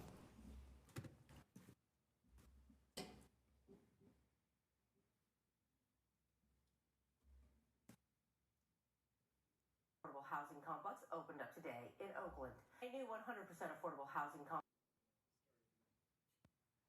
The first part repeats. Opened up today in Oakland. A new 100% affordable housing complex opened up today in Oakland. This is the Phoenix on Pine Street near Interstate 880. It offers permanent supportive housing in West Oakland's Prescott neighborhood. Could we try that again? Residents will have access to substance abuse treatment, mediation and family support, physical and mental. Could we try it again where it actually shows the video? Housing complex opened up today in Oakland. A new 100% affordable housing complex opened up today in Oakland. This is the Phoenix on Pine Street near Interstate 880. It offers permanent supportive housing in West Oakland's Prescott neighborhood. At the site, residents will have access to substance abuse treatment, mediation and family support, physical and mental health services, and employment assistance. The complex is a collaboration between East Bay Asian Local Development Corporation and Abode Housing Development. We're going to be welcoming home 101 households here in Oakland where we desperately need permanent supportive housing. Half of these households are coming in from homelessness, which is why we do the work. A $5.2 million grant from the state's Community Care Expansion Program helped pay for the development. And so I just show that as an example. This happened, that was announced last month. in West Oakland. And so why, if West Oakland can do it, why can't Santa Clara hold themselves accountable and do the same kind of thing? It's being done. That's a 100 unit, 101 unit place of all affordable. To hear that that can't be done on a site that has affordable housing and that the only solution is townhomes it just doesn't square. And I hope that you can look at this.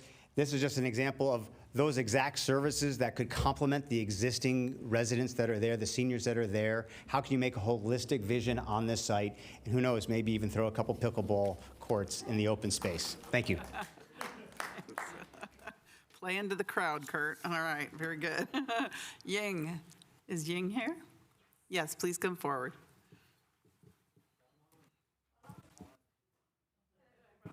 Too. All right, very good. Wait, she said racket. Oh, sorry. Paddle. Paddle. Just checking. Oh, she's new. Okay, I get it. Hey, just checking to see if you guys get it. Anyways, Welcome, welcome. Thank you. Good evening, Council, Mayor and council members. Thank you so much for the opportunity to speak. I'm here to talk about pickleball. I'm here to strongly encourage the city to convert Central Park's current 2 tennis courts into 6 permanent courts, an investment that serves all ages, all backgrounds, and our community from the crack of dawn through lights out, probably at 10 o'clock. Central Park is very unique where it doesn't really have residential surrounded by it. So, and currently the tennis courts also close at 10 p.m. I believe the lights out. So pickleball brings people together in a way many sports can't. It's inclusive, easy to learn, and accessible for families, seniors, teens, elementary age kids, and beginners. I personally have 2 young adult sons who are willing to and excited to play with us parents because pickleball closes the generation gap. It creates a space where we can share the court, compete, laugh, and spend real quality time together. It also brings together people of all walks of life. On a pickleball court, social hierarchies disappear, and everyone is a simple partner ready to play. Many of us from the Lifetime Activities Wednesday and Friday open play stay connected, find partners to play with, and I consider them now friends, and also I hold them very dear.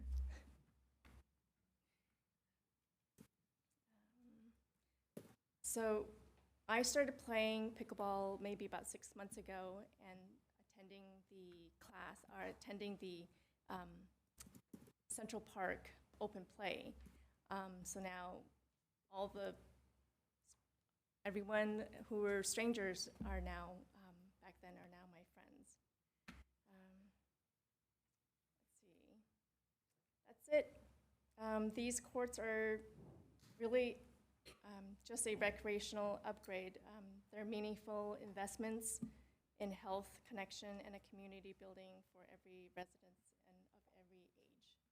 I hope you guys make the decision. Thank you. Thank you very much. I don't see any other speakers. Is there anyone else that would like to speak? I don't see any city clerk. Do you have any others? So again, on pickleball, our city manager's heard. Our director of Parks and Recreation is over there shaking his head. It's heard loud and clear, loud and clear. Okay, thank you so much for coming and giving us your perspectives on pickleball. We appreciate it. All right, I don't see any other public presentations, so we're going to move on to consent items pulled for discussion. Councilmember Jane, you pulled an item 3J. And that is note and file the report on the Silicon Valley Power 2024 Power Content Label, PCL, designed to provide SVP customers with information regarding the source of energy used to provide them electric services. Councilmember Jane. Yeah, the thing that concerns me is what's called the greenhouse gas emissions intensity of our non-residential. As the public may know, all of the residential electricity in Santa Clara is carbon-free, offset with RECs. But the SVP non-residential electricity, I see here, has 25% natural gas, whereas the California utility average is 10% natural gas. But the emissions intensity is 483 pounds of CO2 per megawatt hour versus the California utility average of only 359 pounds of CO2. So I know that there's some notes in here, which I didn't quite understand, saying that this label doesn't reflect compliance with RPS. So I'm trying to understand if you can maybe have an alternate power content label that might be not as, wouldn't be strictly compliant with the state, but would actually give us a better sense that we're doing better than the state average. City manager? And I know we're very actively building, battery facilities like Trolley, and we're, just got a new contract with Calpine for geothermal, and, we're trying really hard to be less carbon intensity, but why are we doing worse than the state average? Sure. Thank you, Councilmember Jane. We'll have Kathleen Hughes, a Senior Electric Division Manager, respond. Good evening, Honorable Mayor, City Council. So a couple things with this power content label. I think in the past, we've kind of given you that, really what that 24/7 profile emissions is, and we didn't provide it, sorry, this year. And apologies, we can get that to you. But one thing that's the problem with this label, so the California Energy Commission decided to be the body that decides what the emissions factors are, and they have the official label. And we have to publish that label, and we have to follow their rules. That is changing in 2027, where they're going to go for a 24/7 profile, which really is reflective of our profile. So right now, we have the unspecified in there that shows a good chunk of. And right now, no matter when you pull from the grid, it could be when all the solar's going and there's almost zero emissions on the grid, the state still mandates us to have a 428 emissions factor. So if we back down our natural gas plants to take on that excess solar, it's almost actually dirtier than our natural gas plants. And that's what they're trying to fix in 2027, because they have no way to rectify it right now. The 428 is an old number. It doesn't reflect the grid, and we're only as good as the grid. I think the current, for example, 2024 label or emission factor for the CAISO grid, the California Independent System Grid, was 238 versus 428. So really, it's a matter of what numbers they are using, and we can provide you what our profile really looked like for every hour of the day. We can get that to you and all council. You can see really what it really is. This label was created to really be kind of a nutrition label, but it really didn't compare apples to apples. So you'll see some cities that say, oh, we're 100% carbon free based on these emissions numbers, and at 9 o'clock at night, they're using natural gas. So in some ways, it kind of penalized utilities like ours that have natural gas fleets, and even if we're producing for others, when it's getting dispatched, when we don't need it, and we have all renewables, for example, we still get penalized for that carbon. So it's not really reflective of how it should be for us. We can show you what we think it should be. We used to do that for years with our customers because it's really the reality of every hour of every day. And again, in 2027, the state is going to move forward with that hourly accounting, which will really represent a different picture. But we are adding resources onto the grid. We have a good resources stack going forward. We have a lot more work to do as we add more load. But we still have our natural gas fleets, and it's really, and also all the work like Basil Wong has been doing on battery storage and the rest of the resources team is really to capture those hours and capture those renewables to lessen the carbon on the grid. So we have lots of different strategies. It's just this, unfortunately, this label is kind of archaic and really doesn't reflect what we're doing. So I guess my question is, for some of the data centers we're buying RECs, is that reflected in here? No. So because, in the middle of the night, we don't have wind, we don't have solar. We're basically getting natural gas, and those data centers are humming along. And we have geothermal, so we have things, we have hydro, we have all those things in our portfolio. Thank goodness it's diversified. But when a data center does a carbon offset or a REC, the CEC does not count that as emissions. It has no bearing on the emissions at all, on what they give us as our profile number. That's just something secondary. It is not factored in, unfortunately. Can we create our own internal version that would make me feel better? Well, yes, I can, because I think a couple years ago, we used to kind of provide you, hey, this is what the CEC forces us to do, and here's the unpublished what we do. And we can definitely go back to that, and you can see, because it really is a reflective of how we operate our system, how we optimize, and how the grid requires us, because we have to sell everything in, buy everything back, and it's really how our load works. That's easy to do. Thank you. Are there any other questions from the council? All right, thank you. Do we have any member of the public that would like to speak on this issue? Okay, seeing none. Motion to note and file. Can you put your light on, please, when you want to make a motion? Thank you. Councilmember Jane. Motion to note and file. Second. We have a motion by Councilmember Jane to note and file this item, second by Councilmember Park.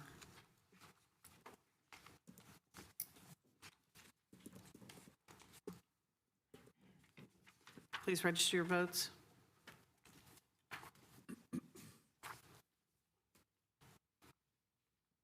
And that passes unanimously. Thank you. All right, we're going to move on to our general business, public hearing general business. Item number 5, action to readopt a resolution declaring an urgency in accordance with City Charter Section 1310, contracts on public works to allow for the award of a contract for the International Swim Center Rehabilitation Phase 1 project without re-advertising for bids. Award a public works contract for the project to International Swim Center 2026 LLC, a joint venture between Adams Pool Solution and Mark Scott Construction, Inc. Authorize the city manager to negotiate and execute all documents associated with the award and approve related budget amendments. City manager. Sure. Thank you, Mayor and Council. Javon Grogan, City Manager. As we all know, due to health and safety concerns, our International Swim Center was closed in January of 2024. Shortly thereafter, the City Council directed staff to really do 3 things. Immediately support our swim clubs, the thousands of youth that were impacted by that closure. Immediately look at remediation and mitigation items to reopen the ISC as soon as possible, as well as work on long-term solutions. Also important to note, in April of 2025, the City Council provided direction to staff for an expanded scope of work, the adoption of an urgency ordinance to award a contract without advertising bids, and an interim transfer of funds. As you all know, that was before Measure I, and we certainly as a city did not have the funds to fully rehabilitate the International Swim Center. At that time, the project was divided into 2 distinct phases. One, a critical phase to rehabilitate the 3 bodies of water to restore access as soon as possible. I'm happy to say, sitting here less than 7 months later, with frankly a savings of approximately 11 months, that we have a fully designed ISC and a permit ready for council's action tonight. So tonight, staff has prepared a presentation that will allow you to move forward with construction. I will now turn over the presentation to Carolyn McDowell, a senior management analyst with the Park and Recreation Department, to walk us through the presentation. After her presentation, she, our Director of Public Works, our Parks and Recreation Director, and myself are available to facilitate question and answer. Thank you. Welcome, Carolyn. Thank you. Thank you to all of you. Can you hear me well enough? Yes, we can. Fantastic. Thank you, City Manager Grogan, and good evening, Madam Mayor and members of the council. Thank you for having me here this evening. My name is Carolyn McDowell, and I'm representing the Parks and Recreation Department, as well as our friends in the Public Works Department, to summarize the background of International Swim Center for the folks that might be viewing us tonight. remind council of the actions taken in April of '25, share details of the schematic design and construction drawing process, including the results of our internal stakeholder meetings, input from our aquatics user groups, establishment of a joint venture, and recommend to you the award of a construction contract to the joint venture. I'm here tonight with the Parks and Recreation Department Director, Damon Sparacino, our colleagues in Public Works, representatives from LPA, Adams Pool Solution, and Mark Scott Construction. Also present with us is Santa Clara's finest, not those with a shiny badge, but our aquatics community. We have members from the Dive Club, the Artistic Swimming Club, and our Swim Club.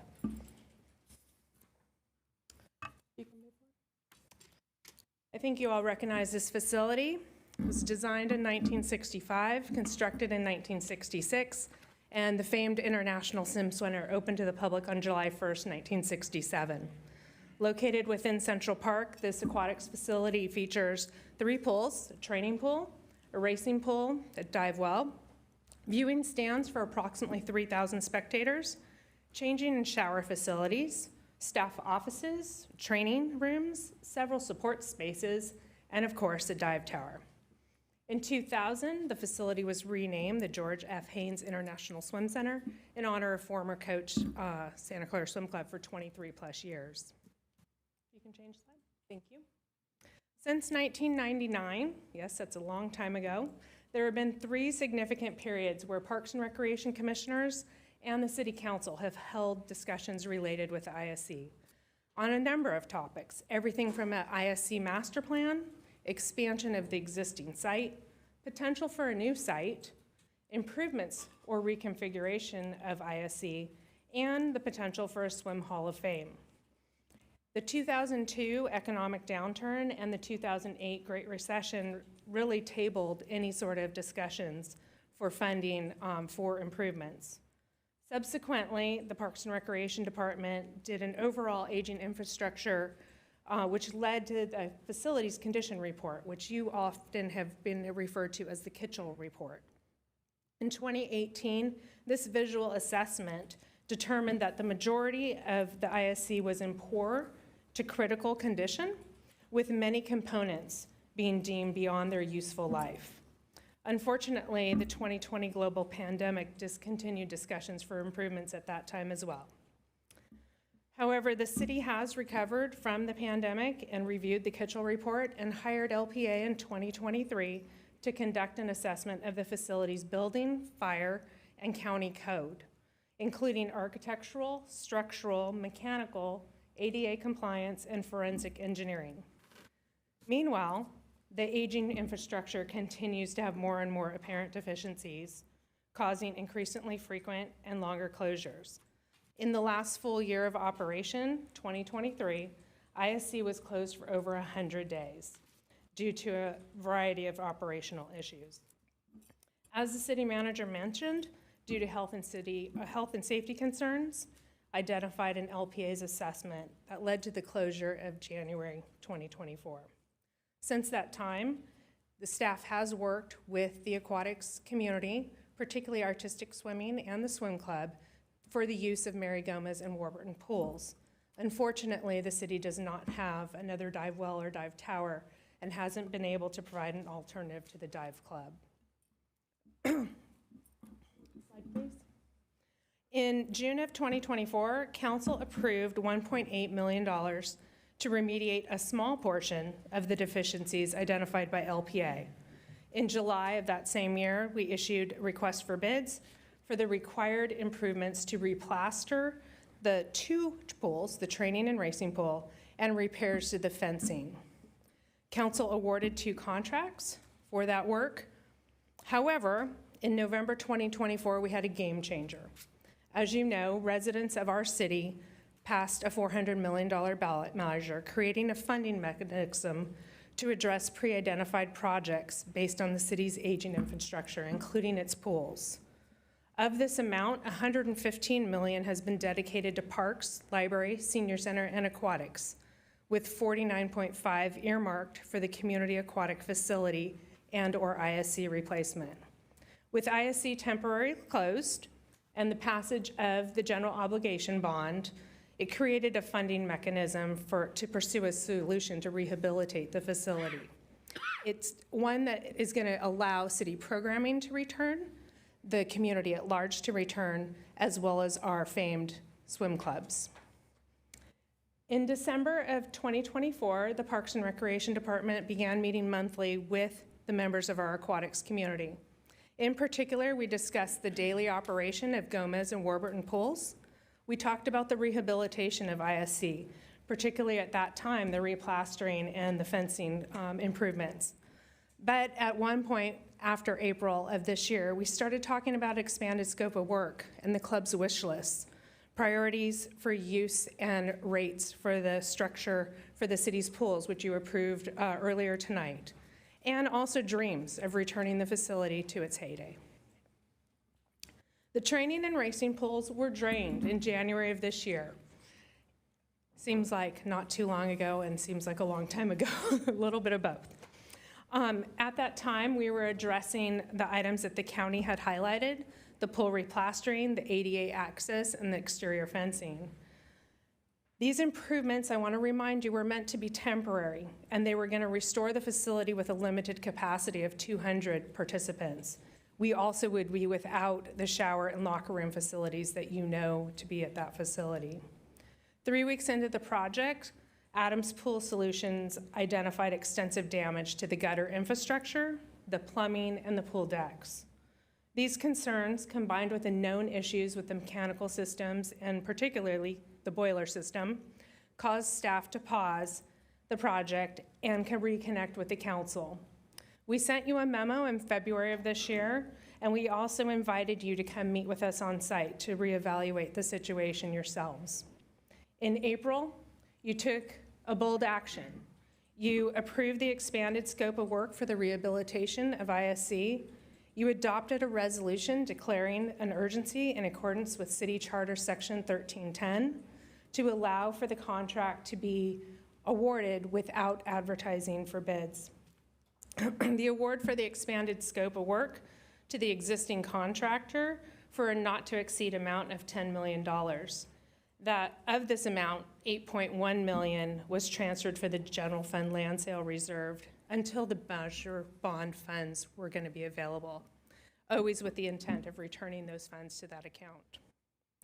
Since council's action in April, 7 months ago, the Phase 1 scope project has expanded further to meet county requirements while the site is already under construction, make the site more user-friendly during construction, and reduce the timeline and costs of the project as it transitions to Phase 2.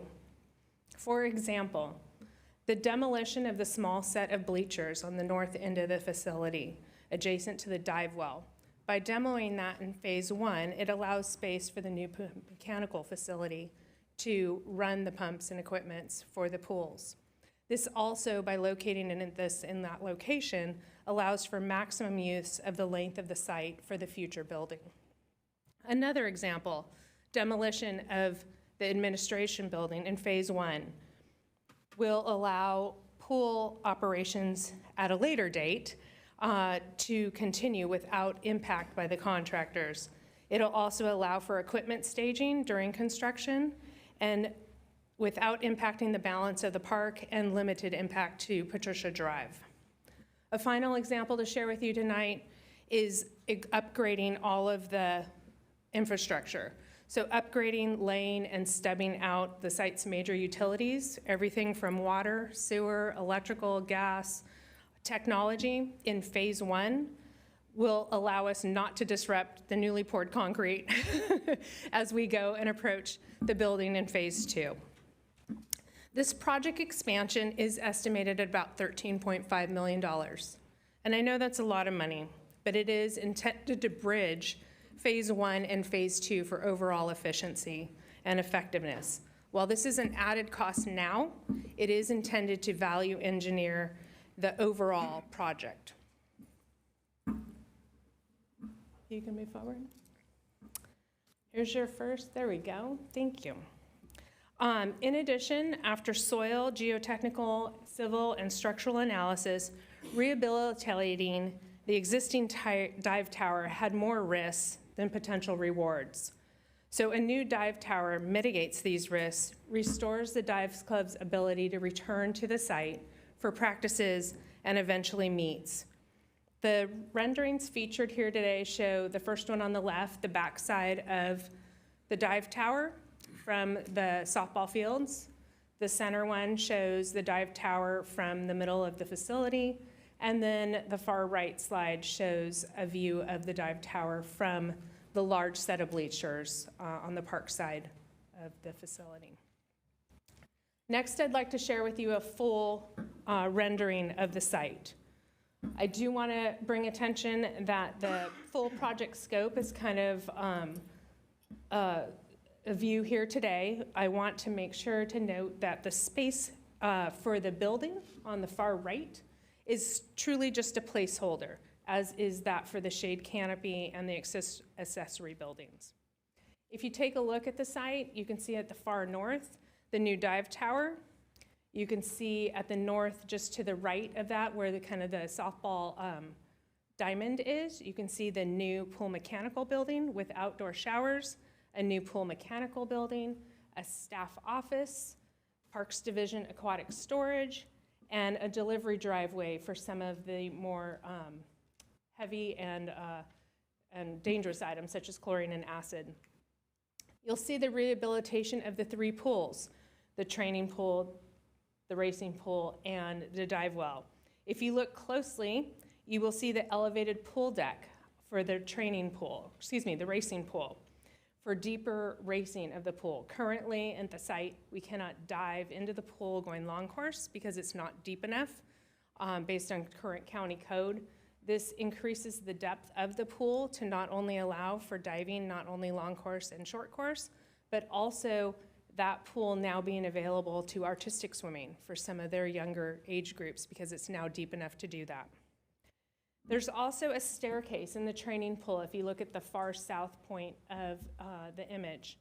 And that staircase has been added for ease of access for water fitness, learn to swim programs, Special Olympics, as well as senior swim. You'll see where the 2 trees are by the flagpoles. There's a storage area, so that way with no roof, so that way we have a place for lane lines and pool covers and they're not scattered amongst the pool deck. You see a new perimeter fence. You see installation, well maybe you don't see it, but it is installation of major utilities and conduit for the full site infrastructure. And this site, the way it's laid out now, is fully ADA accessible throughout the pool deck entrances and exits. Thank you. Next slide. Adams Pool Solution was awarded the contract for the initial replastering of the pool. And we've worked with them in lockstep as LPA and city staff have done schematic and construction drawings for the project. As the IASC project team began to fully realize the full scope and the direct connection between Phase 1 and Phase 2, it became apparent that a general building contractor would be required to support the work of Adams Pool Solution. In accordance with the California Contractor State License Board, Adams Pool Solution and Mark Scott Construction formed a joint venture titled the International Swim Center 2026 LLC. The LLC has all the prerequisite licenses for the project and provided a bid to the city on December 2nd. The bid from the LLC totaled $24.5 million. The engineer's estimate for the project was $23.5 million. Tonight, staff will recommend readopting the urgency resolution and proceeding with the award to the joint venture with a 15% contingency. The bid does include the estimated $13.5 million in infrastructure costs that will reduce future expenditures and accelerate Phase 2 progress. The readoption of the declaration of urgency reconfirms the findings set forth by the original resolution, rescinds the original award to Adams Pool Solution, and reissues the award of contract to the joint venture. Next slide, please. I know you're all anxious to know how long this is going to take. The average timeline for construction for a project of this size and scale, particularly an aquatics facility, is about 18 to 24 months. But by working closely with the joint venture over the last 7 months, we're anticipating a 15-month construction duration. And it's been estimated that at that time we'll have substantial completion, pending any unforeseen equipment acquisition, staffing, supply chain, or weather delays. If the award of a contract is approved this evening, staff will move forward with the contract execution in January. We will begin construction estimated in March of 2026 with substantial completion in summer of 2027. And then there's phase 2. Per council direction, phase 2 will follow a traditional public works project timeline. The urgency clause will not be in effect, and with council approval tonight, staff will return to council with implementation plan, which includes distribution of an RFP in March of 2026, with the goal of having a vendor onboarded by summer of 2026. As part of that process, the Parks and Recreation Department will be establishing a community aquatics facility steering committee to work hand in hand with staff related with bonds funds available, both for ISC and our other pools, to meet the aquatics needs in the community. Now let's talk a little bit about Measure I bond funding as it relates to aquatics. Next slide, please. Thank you.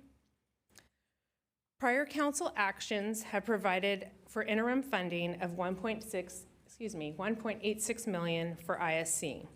Following the passage of Measure I, however, an additional 8.14 million was allocated via the land sale reserve with the intent of paying that back. In September of 25, council approved 24.2 million in tranche 1 for aquatics. Of this amount, 22.2 million was intended for phase 1 construction and 2 million was intended for phase 2 schematic design. Based on the proposal tonight, phase 1 is expected to cost 24.5 million.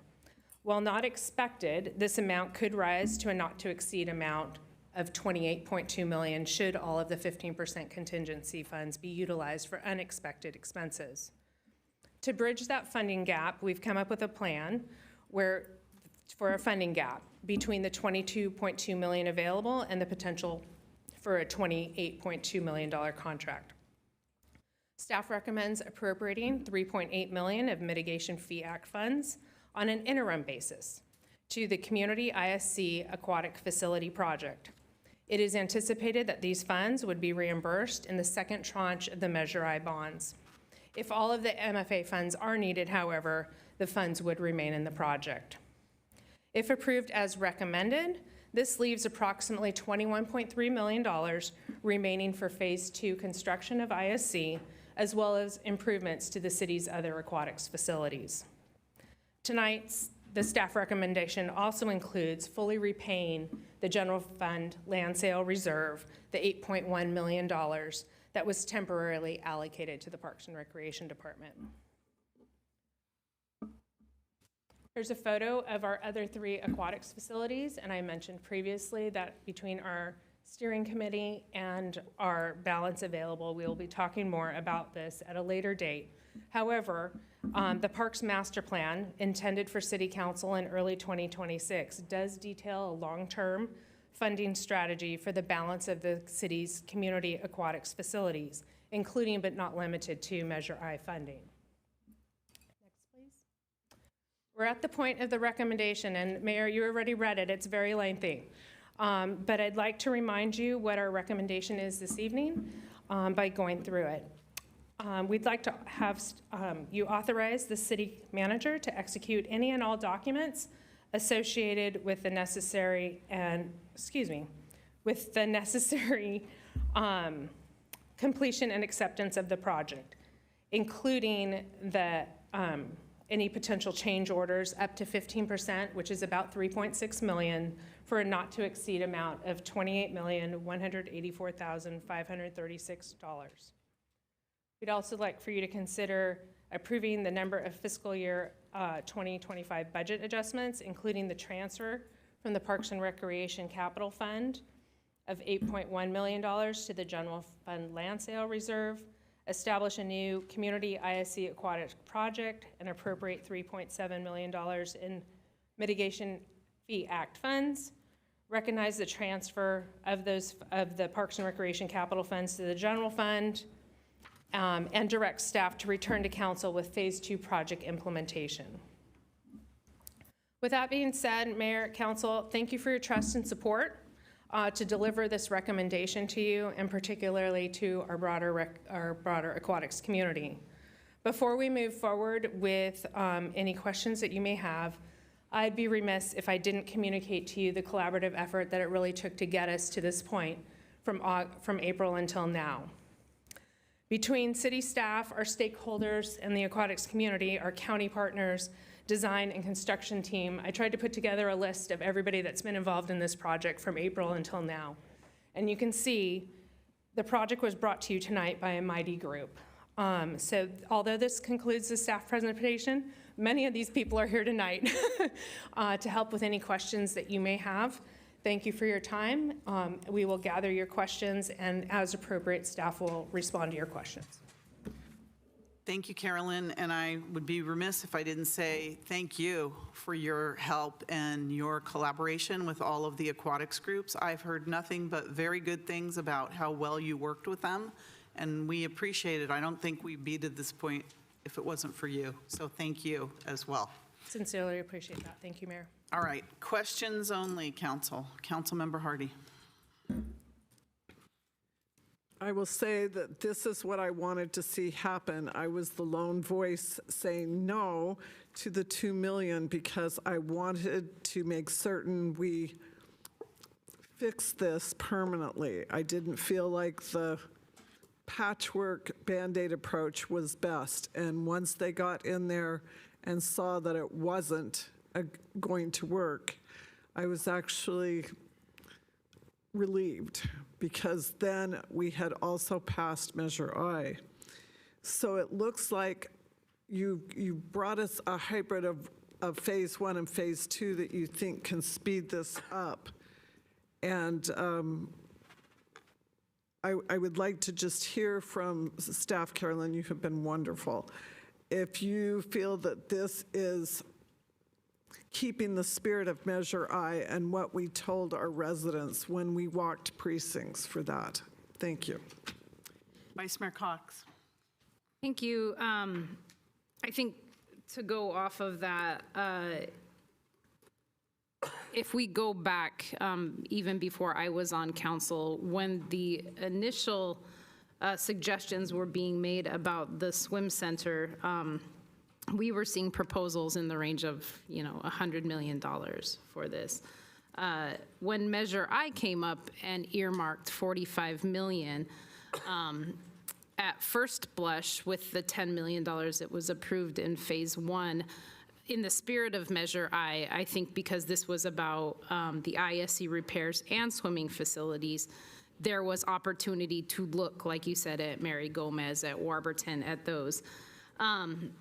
There was also talk back then, when we were looking at $100 million projects, that there would be fundraising from the ISC community as well. So I think my first question really is about, if we have exhausted all of this money, are we living within the spirit of Measure I? Because we have used it completely for one group, one source. I understand there's many groups, but we do not have that capacity then to look at other facilities in the city for repair. I know that we're at like 19 million with a budget of 21 in Phase 2, but the likelihood if we went 13 million over on Phase 1 is we will certainly go over on Phase 2, particularly when the original inceptions for this were over $100 million. So I want to understand that. I want to understand more about the declaration of urgency and joint ventureship here.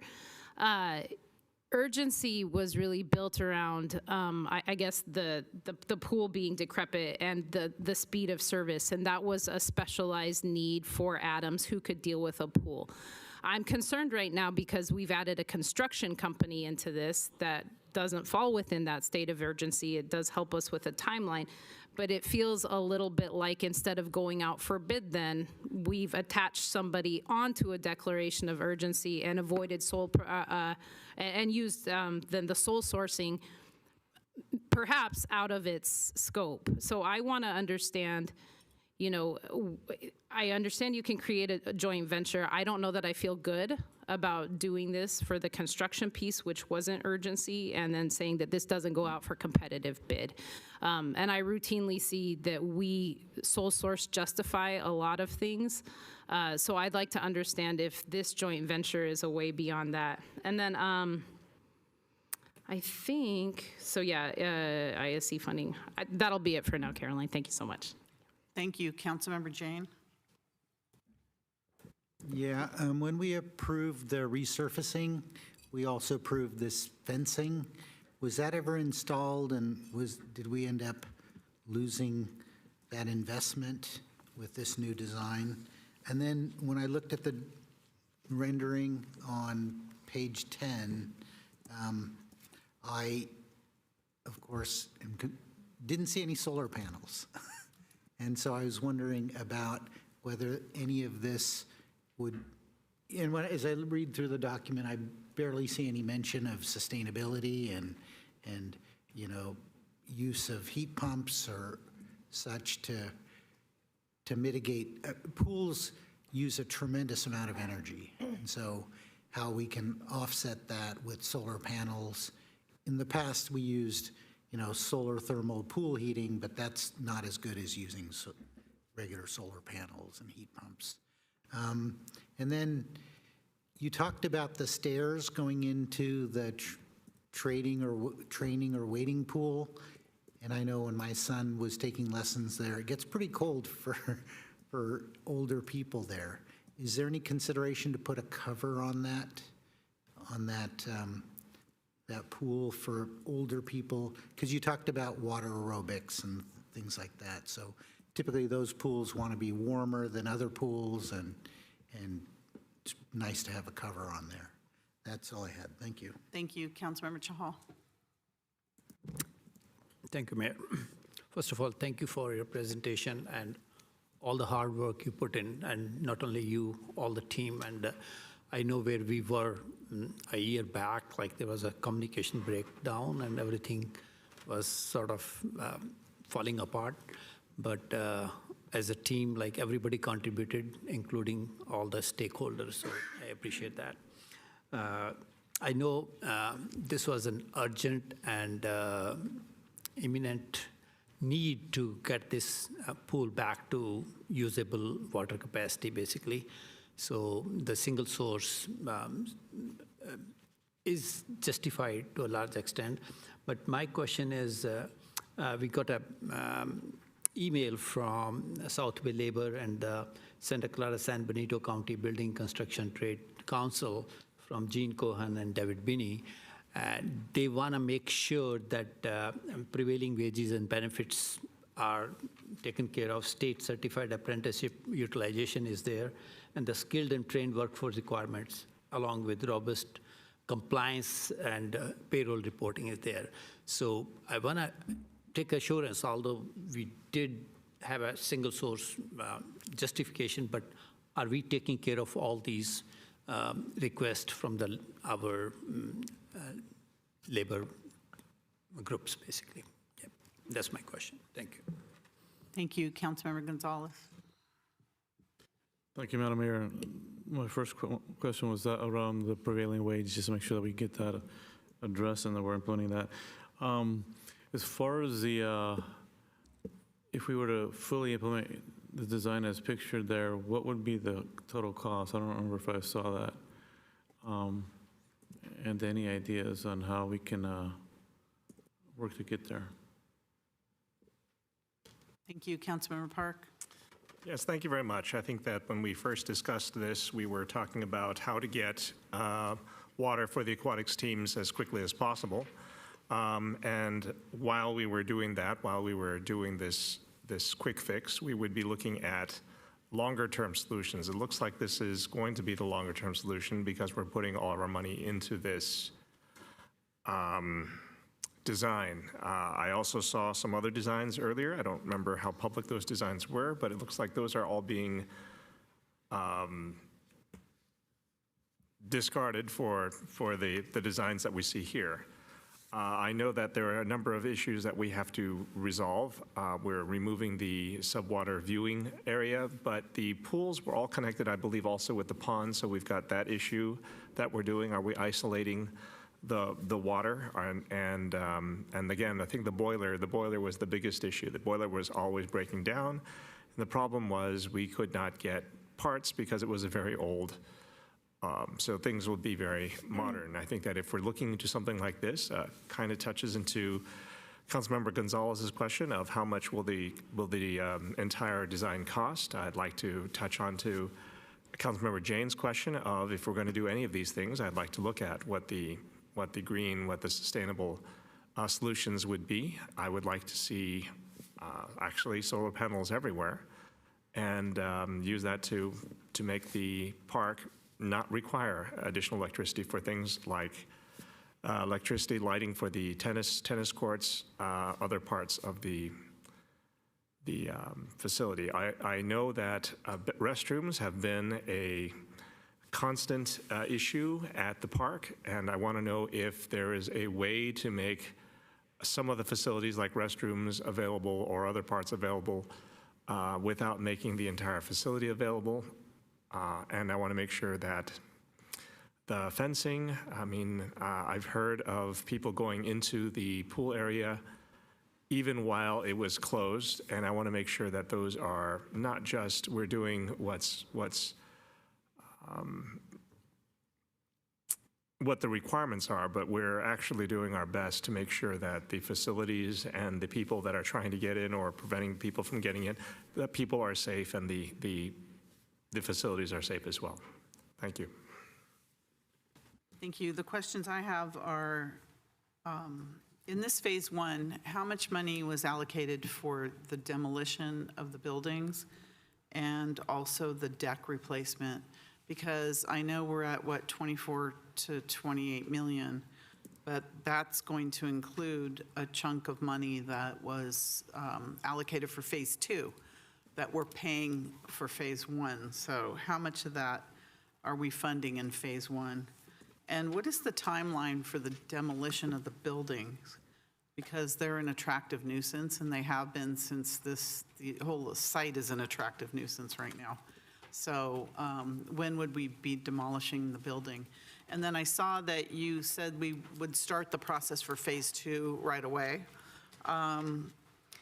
So I assume it's all going to be done concurrently.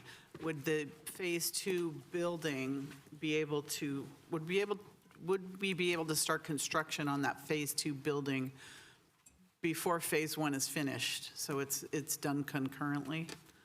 So we're not waiting, till 2027 and then start the buildings. So those are my questions. So would you like me to go to the public before you answer those questions, or? Looks like Councilmember Parker. No, I'm asking you first. Okay. I was going to suggest something slightly different. It's been a long time since you guys have had a break. Although I have responses to many of these, I am going to recruit some of my colleagues for a couple of specific items. So I would like the opportunity to just quickly confer with them, divide up a couple things and return back. But it would be great to get public questions as well so we can fold those in. Are you agreeable to that? How about we, we're negotiating here. How we're about negotiating at the dais. we go to public now and then take a break? Perfect. Does that work? So then That you works can perfectly. incorporate the public questions as well. Fantastic. That would be super helpful. Thank you. Councilmember Park, you have an additional question? Yeah, so I know that we had the old restrooms, the restrooms that were, recently abandoned were actually the old restrooms. But initially, we had a replacement. We did a fix. We built new restrooms about, a decade ago, 2 decades ago, 20 years ago. And those restrooms, the new restrooms were almost immediately not usable because of pinhole leaks, because of things like that. And there was pending litigation. I actually don't know what happened with that. Like when we demolish everything kind of goes away, but I'm kind of curious what the city did or what the disposition is of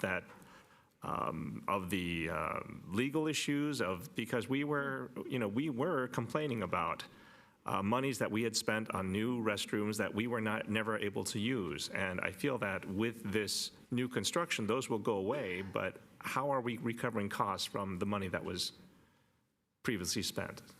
That might be a longer, okay, very good. All right. Okay, I'm would you going like to go to to public? public now.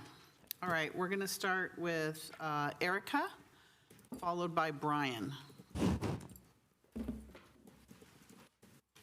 Welcome. Welcome. Good evening, Mayor, City Council members. My name is Erica Valentine. I'm UA Local 393, Political and Communications Director representing San Benito and Santa Clara counties, representing 3100s, plumbers, and pipe fitters that have built Santa Clara for over the years. Today, I'm asking you to all pause on this motion and to not approve it. To me, it seems that there's been a lack of experience that has not been allowed into the room.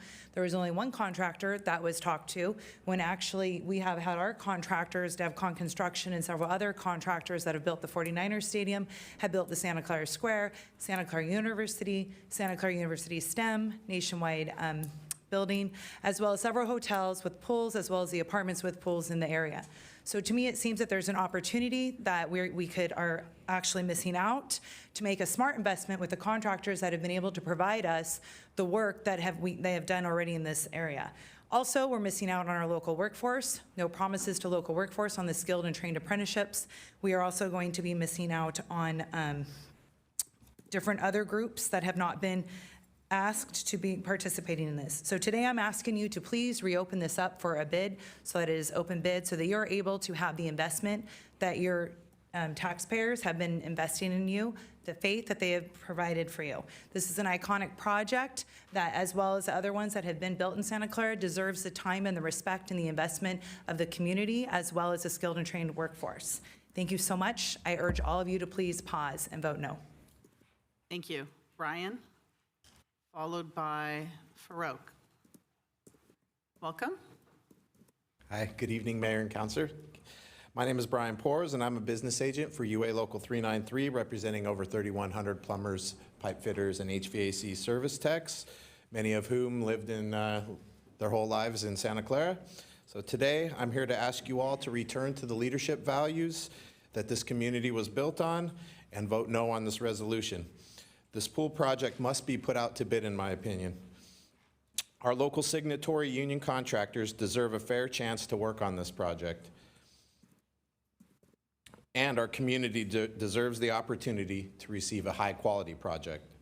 It is very surprising to me that the city of Santa Clara is proposing to go this route. I spent over 4 years as a plumbing apprentice working on all 9 Santa Clara Square buildings. I am proud that I was part of such a successful and responsibly built project that carried such a great benefit to this community. I spent nearly a decade toiling as a non-union plumber before going through my 5-year apprenticeship.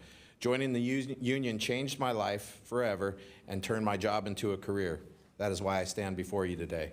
I can say with the utmost confidence that union workers provide a safe job site and deliver an end product that the voters, local swimmers, and our community youth can be proud of. Considering this project carries a $24 million investment, I ask each one of you to be responsible by voting no and support that this project go fairly through the bidding process. Thank you kindly for your time. Thank you. Thank you, Brian. Next, we have Farouk, followed by Amanda. Thank you. Welcome. Good evening, Madam Mayor and council members. The main cause of deterioration of concrete structures within swim centers are due to chemicals and moisture penetrating in the concrete structures and corroding away the steel rebars, which in turn breaks up the concrete. Such failures in the U.S. only are costing hundreds of billions of dollars each year, and disasters such as Surfside condo in Florida are due to corrosion of steel rebars. If the current design uses steel rebars, the same failure is going to show up in few decades. The perfect solution is to use Caltrans-approved, cost-effective, non-corrosive fiberglass rebars. With over 18,000 design wins, many of them are large and small swimming pools, seawalls, besides bridges, buildings, tunnels, and across the globe. And not only the corrosion would be eliminated, but also it will lower the overall cost, speeds up construction by a few months, lower the CO2 footprint, and the structure would be sustainable and greener, and with fewer cracks and longer-term maintenance costs. So I would like to ask the council at least request engineering to allow value engineering utilizing fiberglass rebars as alternative to steel rebars to save taxpayers money in both short-term and long-term and complying with the state green and sustainable structures. Thank you. Thank you. Thank you, Farouk. Amanda, followed by Vikas, who I think is online. Welcome. Hi, good evening. My name is Amanda Pease, and I'm here on behalf of Santa Clara Swim Club and Santa Clara Aquatics Foundation. Our head coach, Kevin Zacher, sends his regards from Houston, where he's with our athletes at Junior Nationals. I want to take a moment to thank Carolyn McDonald and her extraordinary work on the ISC project and for her steady, thoughtful leadership in guiding the ISC user groups. Carolyn, your dedication, your clarity, and your commitment to engaging all of us in the process have made a real difference. Also, your empathy. You have helped keep this project moving forward during an incredibly challenging time, and our community feels the impact of your work every day. As a member of the Santa Clara Aquatics Foundation, I also want to share how excited and eager we are to partner with the city as we look ahead to securing funding for Phase 2, if needed. This project is not just about rebuilding the facility, it's about preserving a legacy, strengthening our aquatics community, and ensuring that future generations have a place to learn, train, and thrive. Thank you, Carolyn. Thank you, Damon, for everything you've done to help make that future possible, and thank you to the city for your continued support and collaboration. Thank you, Amanda. Next, we have Vikas, who's online. Vikas?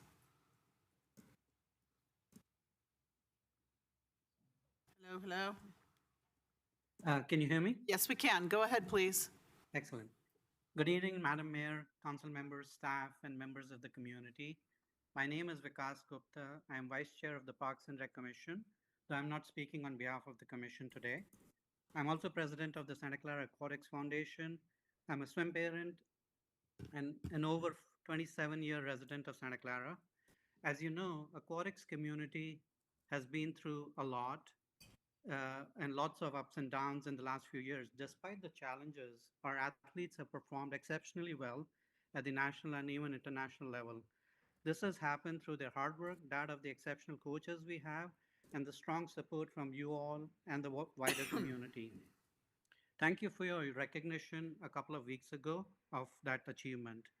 I'm delighted to speak tonight to thank City Manager Grogan, Parks and Rec staff, Director Spercino, Project Lead Carolyn McDowell, Recreation Manager Castro, and other staff members within the Parks and Rec Department and staff members across all the departments involved in moving the IC rehabilitation project at a rapid pace. Their hard work, creative methodology of expediting the process, and dedication is greatly appreciated. We stand committed to aiding and assisting staff in every which way to continue to move the process, to continue to move the Phase 1 work forward, and urgently and earnestly embark on Phase 2 design and subsequently construction. I urge you to approve the staff recommendation. We no longer can continue to delay and cause mental suffering and financial costs to the community.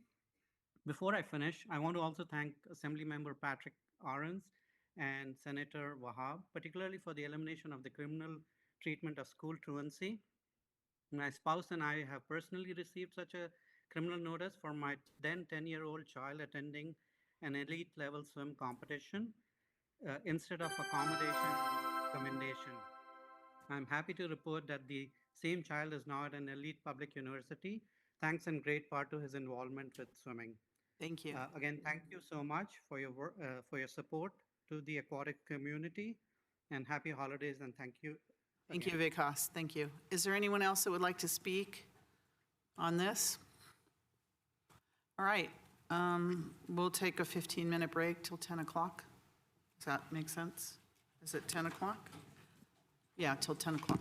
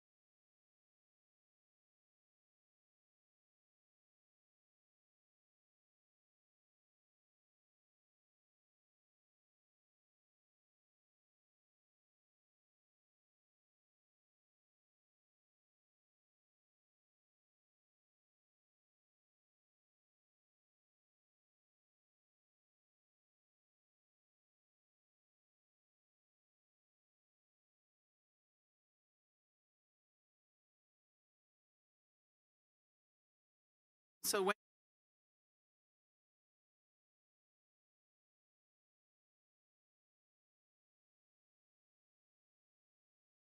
support the question and answer. Myself, Carolyn McDowell, the community, the Parks and Rec Director, Public Works Director, as well as the contractors that are here. First, we'll begin with the question from Councilmember Hardy that was actually repeated by Councilmember Cox. And it was, in short, does the proposal for this project truly keep with the spirit of Measure I? And staff feels that it does. It is an expanded phase one, and we'll go back through that a little bit more. But it very much keeps with the spirit of Measure I in rehabilitating the International Swim Center, and importantly, doing so in a very cost-effective manner. Part of the questions from council really talked about some of those original designs that I think we all know that were 80 to 100 plus million, some well over 100 million. Important to note that several of those projects were for a total rebuild, right? Scrape the entire site, and some of those were for actually rebuilding in a different location. You'll remember one was actually building in the parking lot of what the current CRC is. So one of the reasons why we're able to rebuild and bring this project before you is because it is actually, frankly, a rebuild of the existing 3 bodies of water with a new building in phase 2. And so we did work quite some time with the swim community really to talk about, frankly, how the bodies of water functioned, and really came to an agreement with the swim community to keep those bodies of water in order to have a very, very cost-effective project. Also worth noting that when we first started this, there was no Measure I, right? Measure I was actually conceived of, put on the ballot, and approved during the process where we were looking at a very skinny project for approximately $10 million, and we pulled from our land sale reserve and the general fund really to potentially make that work. And so as we said earlier, this very much refunds those funds and utilizes the bond funds. Lastly, and I'm connecting to a question that was from later to another council member, that $45 million, it was envisioned that we might have $5 million for other aquatic facilities. And so that's why the language in the expenditure plan doesn't just talk about the ISC, it says other aquatic facilities. And so there will be approximately $19 million left after phase 1. And so one of the things we're going to have to do is we do believe that we can build a building and the awning for $19 million. However, as you all know, when we get bids, we'll have an engineer's estimate, but you really don't know until you get bids. And so, as we also heard from the swim club, or one representative of swim clubs, they are willing to raise additional funds if needed. And I think many of you will remember that was talked about a lot when we started looking at other designs prior. Next, there was a question about the urgency ordinance and this project. And so for that, I want to turn to Louise Harrell, one of our deputy city attorneys. Welcome, Louise. Good evening, Mayor and Council. And I've got to say, this is my first time addressing Council. It's a privilege and honor to be here. To answer welcome. the question. Lots of firsts tonight. I know. People attending, your first time, awesome. Thank you. To answer the question, I do believe the award of this contract is an appropriate use of our urgency declaration. As you remember, Council originally adopted this urgency declaration in April, and many of the same facts, if not all of the same facts, still exist today. And so that's why in the resolution proposed and presented to Council tonight, we reiterate those same facts supporting the declaration. And to name a few of those facts, the supporting facts, the aquatic groups continue to experience significant ongoing disruptions to programming schedules due to the lack of consistent space since the ISC's closure. Alternate locations do not match what the ISC has to offer. There's increased travel time associated to and from alternate sites, causing significant challenges for families. Movement of equipment from site to site causes increased wear and tear and reduced replacement schedule. And also notably, there's significant financial strain on on the swim club organizations due to increased pool rental costs. increase in membership dues, and also other factors that increase the burden for families. Those are some of the facts constituting the declaration that we proposed back in April. Those same circumstances exist today. So that's why I believe that the urgency declaration is still an appropriate use to award this public works contract. And secondarily, and really the crux for bringing this back to council today is that the original declaration specifically named Adams Pool Solutions for the awarded contract. Here, because of the joint venture, legally we're required to reissue the awarded contract. Adams Pool Solutions will still be doing a significant portion, right? And Adams Pool Solutions, as you know, they've received previous contracts competitively, which was a significant reason why we've chosen them, or the council in the past has chosen them to complete this work. However, they can't complete the full scope. There are some things that they can't complete, such as the building of a mechanical building. That's why they've brought in the general contractor to complete the rest of the scope, but the substantial portion of the project will be completed by Adams Pool Solutions. Thank you. And Luis, before you sit down, Council Member Cox asked if the construction was a part of the urgency ordinance. Will you clarify that point? Yes, the declaration of urgency only relates to the construction aspect of it. We're adopting, or we're using the charter city provision that relates to public works construction. And so the urgency declaration that we're adopting today solely relates to the construction element of the project. As well as the prior one, right? City Manager, is this, Luis, is this just for phase one? Yes. Yeah, not phase two? Correct. Thank you. And so, right, and Mayor, we are not envisioning using the urgency ordinance for phase two. That will be a standard Public design, bid, build project. Yes, so, and we'll come back to that. Tying in, just to complete, tying into what Luis was saying, what you will hear a little further down the line of speakers is that because it is a public work, there are a number of public works related provisions that we will follow despite the fact that it's done through emergency. So the prevailing wage and the Did you say, can you speak in your microphone, Oh, I'm so Sue? sorry. So prevailing wage, for example, is something that we would include as a result of it being a public work despite the urgency piece. Thank you. And because we talked about that, why don't we jump to that question? And I want to ask Terry from Adams Pool to come up and just talk about labor compliance. And important to note that the project will be done with prevailing wages as well. Welcome. Good evening. We currently do a lot of city projects for a number of cities. We comply with all the prevailing wage. We comply with the unions. We join their apprenticeship programs. We sign up with the unions. We notify them the 72 hours before a certain phase of construction. There is no union out there that is just for swimming pool contractors. So as our different phases, we do comply with all the local unions and the city's prevailing wage thing on all of our projects. Thank you. Thank you. Next, there was a question from Councilmember Jane that referenced the prior approval that included fencing. And so I'll turn that over to Carolyn.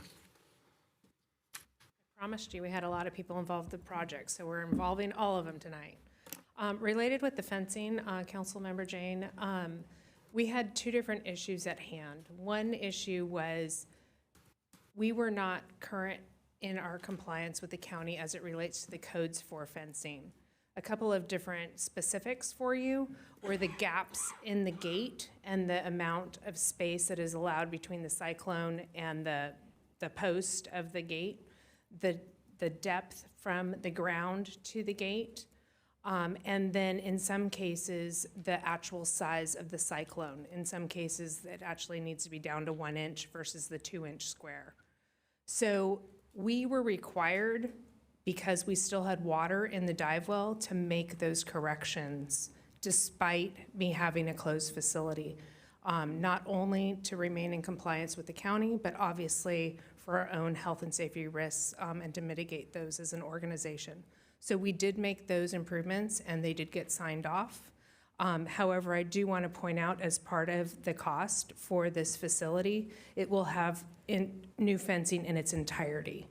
So as you will see in the rendering above, we will replace really the Band-Aid fencing that we put together with a new fencing to complement the new facility. Next, there was a question from Councilmember Jane about sustainability, really referencing not seeing solar panels and a question about heat pumps. So I want to call up LPA for that response, just to talk about the design of the equipment. Hello. Good evening. It's a pleasure to be here. I'm Dennis Berkshire with Aquatic Design Group, the aquatics consultant to LPA on the project. And again, it's a pleasure to be here in front of the esteemed mayor and city council. In terms of the energy and green design for this is very much at the forefront of our design and our approach. To begin with, your existing facility had pools that were commingled, specifically the 50-meter pool and the training pool were treated as one. That meant that the training pool had to be at the same temperature as the 50-meter pool, competitive pool that wants to be cooler. Second thing is that all three of these pools were currently filtered with what's called a diatomaceous earth vacuum DE filter that requires it to run 24 hours a day at 100% flow. So by going to a new system that allows us to isolate the pools, we go to a premium efficiency high rate sand filter. We're able to reduce the electrical draw for the pumps by over 25%. In terms of the heating system, California Title 24 Energy Code says that pool heaters have to be a minimum 78% thermal efficient.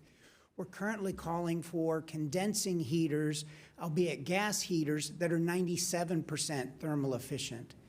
The challenge we have with heat pumps is that heat pumps require a lot of space, and heat pumps are very efficient with warm, humid air. And when we have cold, dry evenings here in Santa Clara, they're very inefficient. And until we can get a large array of solar panels with rooftops, of which we don't have buildings to support, we can't really support that. So that's something that's being looked at for phase 2, to be able to go to heat pumps and to go into that type of a heating system. Thank you. Okay, the next question was also, I believe, from Councilmember Jane with regard to a potential covering for the training pool, noting prior experiences where it was cold. So important to note, the training pool does not have a awning or cover over it, because this is a facility that is used for events, and so to maintain that viewability. We do have pool covers that will cover the pool at night to help maintain that temperature. And staff also noted that really historically, our pool at the senior center, because it does have a natatorium, has really been used as that warm water pool for our senior community. The next question was with regard to prevailing wage in the trades, and so we answered that question. Councilmember Park asked a question about, or had a statement about, it looks like we're looking at the longer term solutions. Absolutely. And so important just to note the trajectory of really how we got here again. Back when the pool was closed in January of '24, we immediately begun looking at short-term solutions for various reasons. We realized that that was not a viable option. We then pivoted in April 2025 to a roughly $10 million project that was still an interim solution, but the important part of that project is when we did the initial study of the ISC, we did not do what was called destructive testing, right? Because the pool was full. And so a part of that approval that you provided in April, I'm sorry, actually prior in '24, we were able to drain the 3 bodies of water. That revealed that the structure was sound, albeit having corrosion of the rebar. And so that really tipped us into, you know what, the core structure is sound. Let's look at a more permanent solution. And then frankly, Measure I was passed, and that changed the entire ball game to where we began looking at this as a full-time permanent solution, a two-phase project with the urgency ordinance, and then partnered with the swimming communities in sort of a very expedited, but a assessment of, is the core structure and size of these three bodies of water sufficient for future operations? And that was a yes, but with a minor modification. And that's why you see the deck of the pool raised, so it will meet current standards. And so it's a minor modification, but it's frankly keeping the structure that we have had, and that has worked well. Councilmember Park also mentioned a question regarding other designs that were looked at and why those were not brought into what's before you. And so restating a little bit of what I said earlier, those designs were for brand new facilities either on this site or elsewhere in the city or in Central Park. And so once we really centered on a redo of the existing structure, that's why we're with this model. And also Councilmember Gonzalez and a few other council members, including Park, asked a question about, are we separating the bodies of water? Absolutely. With this project, each three bodies of water will have separate equipment and new equipment attached to them. There was again another question about solar panels. I think we've answered that. We will look toward phase 2 for the inclusion of solar panels. Really the only structure that is being built in phase 1 is the dive tower, which doesn't have room for solar panels, and the very small equipment room. And so phase 2 will include the larger building as well as the awning over the grandstands. And so we will look to both of those facilities for incorporation of solar panels. There was also a question about lighting and restrooms, and I'll turn that to Carolyn.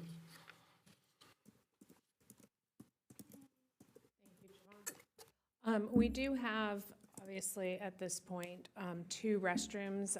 They're not really easily seen on this photograph, but if you look in the bottom left, it shows one of the restroom facilities that is there now that is ability to be accessed by the park. There's a similar one on the opposite side that just isn't shown with the shade canopy there. So those, staff has the ability to open those for use during the day and then locks those up at night. The way the gate structure is there is it could have access to just the restrooms, or you can open up a secondary gate and have access to the entire facility. So most of the time, that secondary gate is locked and it's just accessible for park users from that standpoint. So we are using those in our lavatory count for the interim facility. And as we move forward with phase 2 design, we'll look at some minor ratifications to those as well. And lighting? Lighting. Right now, we do have lighting on the site. It's much different than what we will have moving forward. The lights currently are attached to the building, which will be gone. And then to the shade structure, that will be gone. So the new sports lighting that you can see on the pool deck is meant to become the future lighting for the site.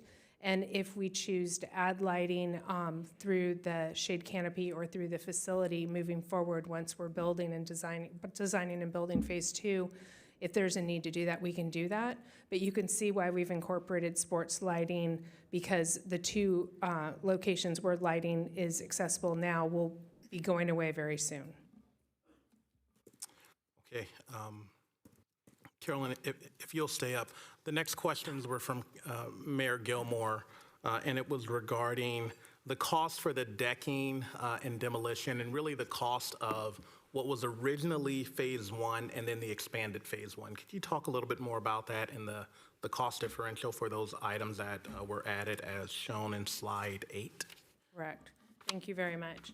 So the slide that we are trying to show here, and I provided a few examples during the presentation, is intended to show all of the expanded scope of work as well as improvements that will take place in Phase 1 that will be a cost and time savings in Phase 2. We separated them out so you can kind of see the benefits of each, but in totality, this is what comes to the $13.5 million that we reference in the report. So there was a comment made that the project was over. It's really that we are transferring some of the costs from Phase 2 to Phase 1 to really, I don't want to use the word foundation because we're not pouring a foundation, but as foundational to where we will be headed in Phase 2. Totally.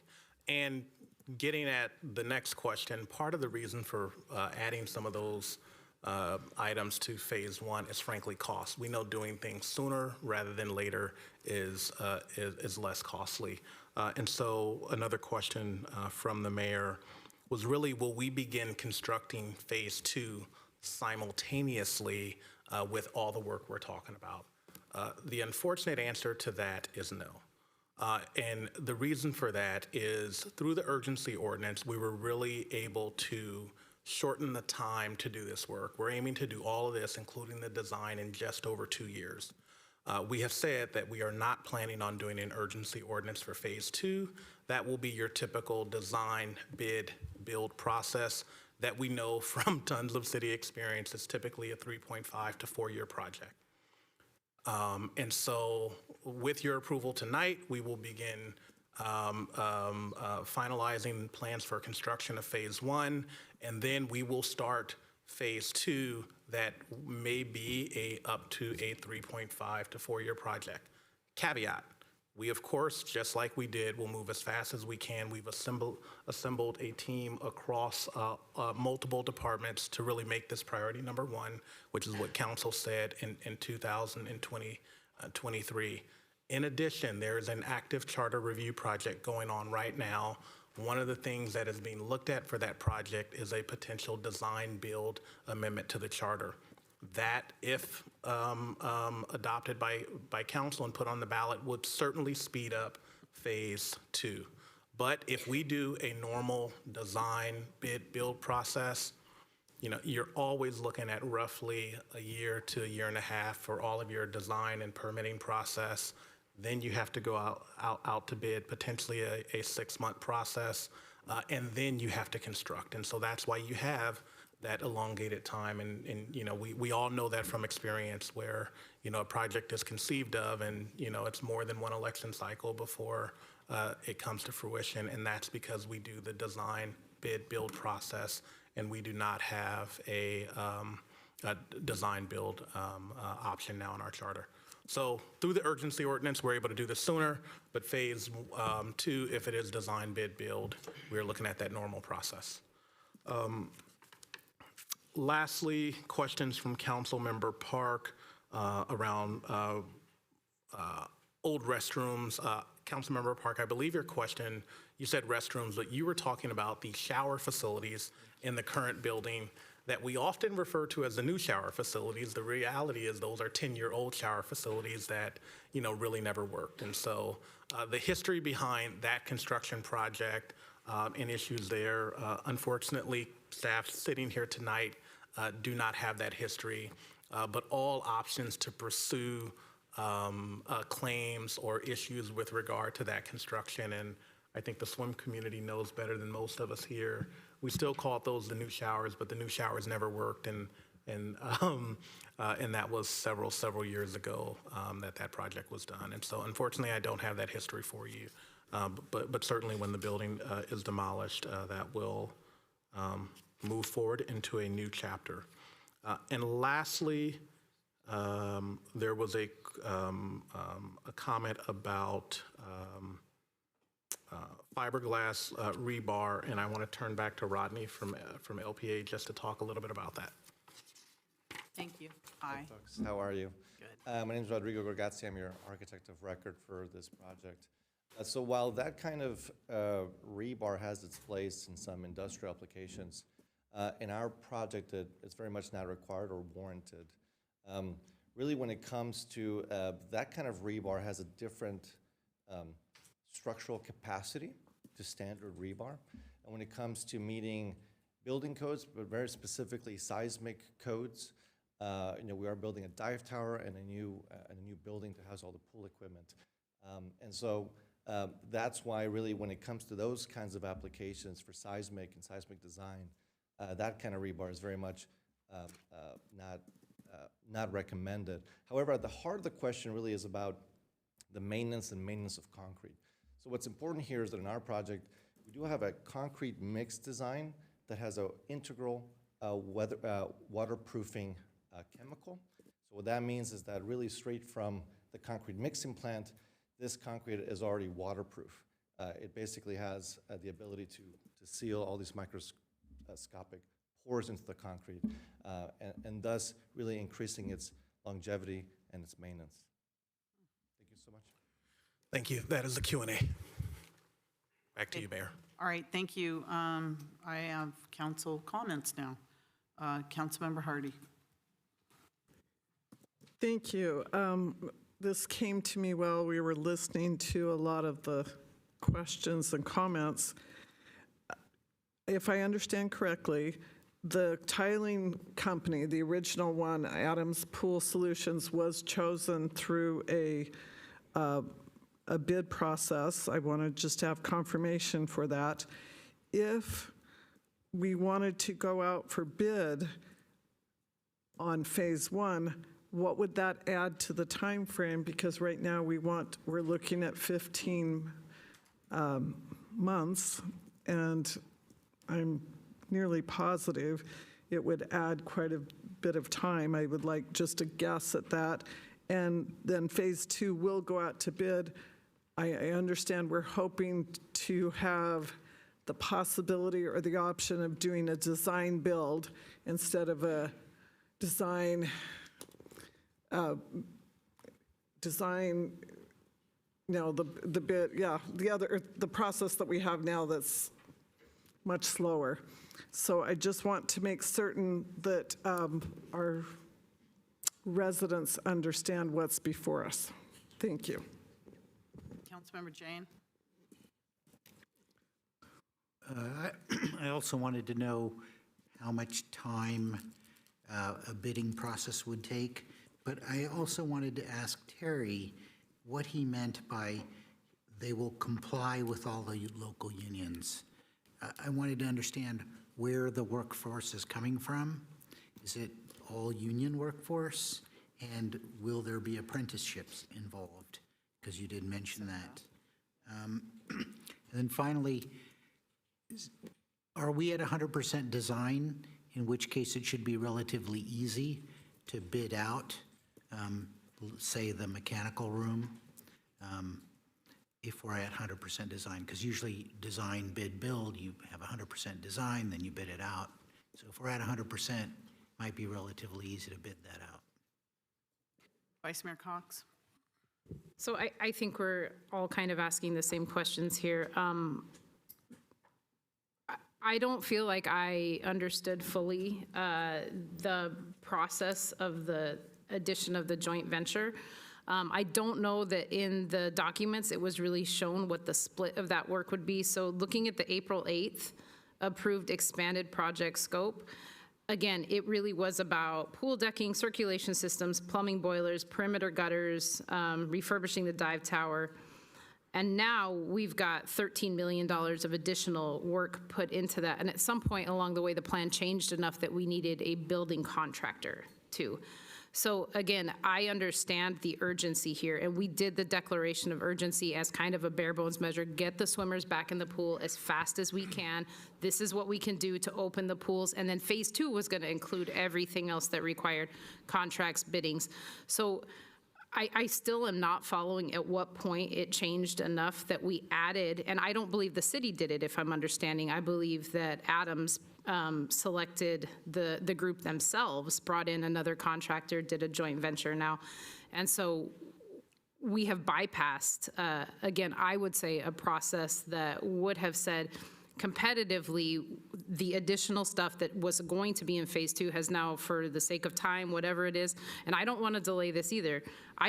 If you guys can make that understandable, I don't think that we're going to ask questions anymore about why aren't we going out for bid.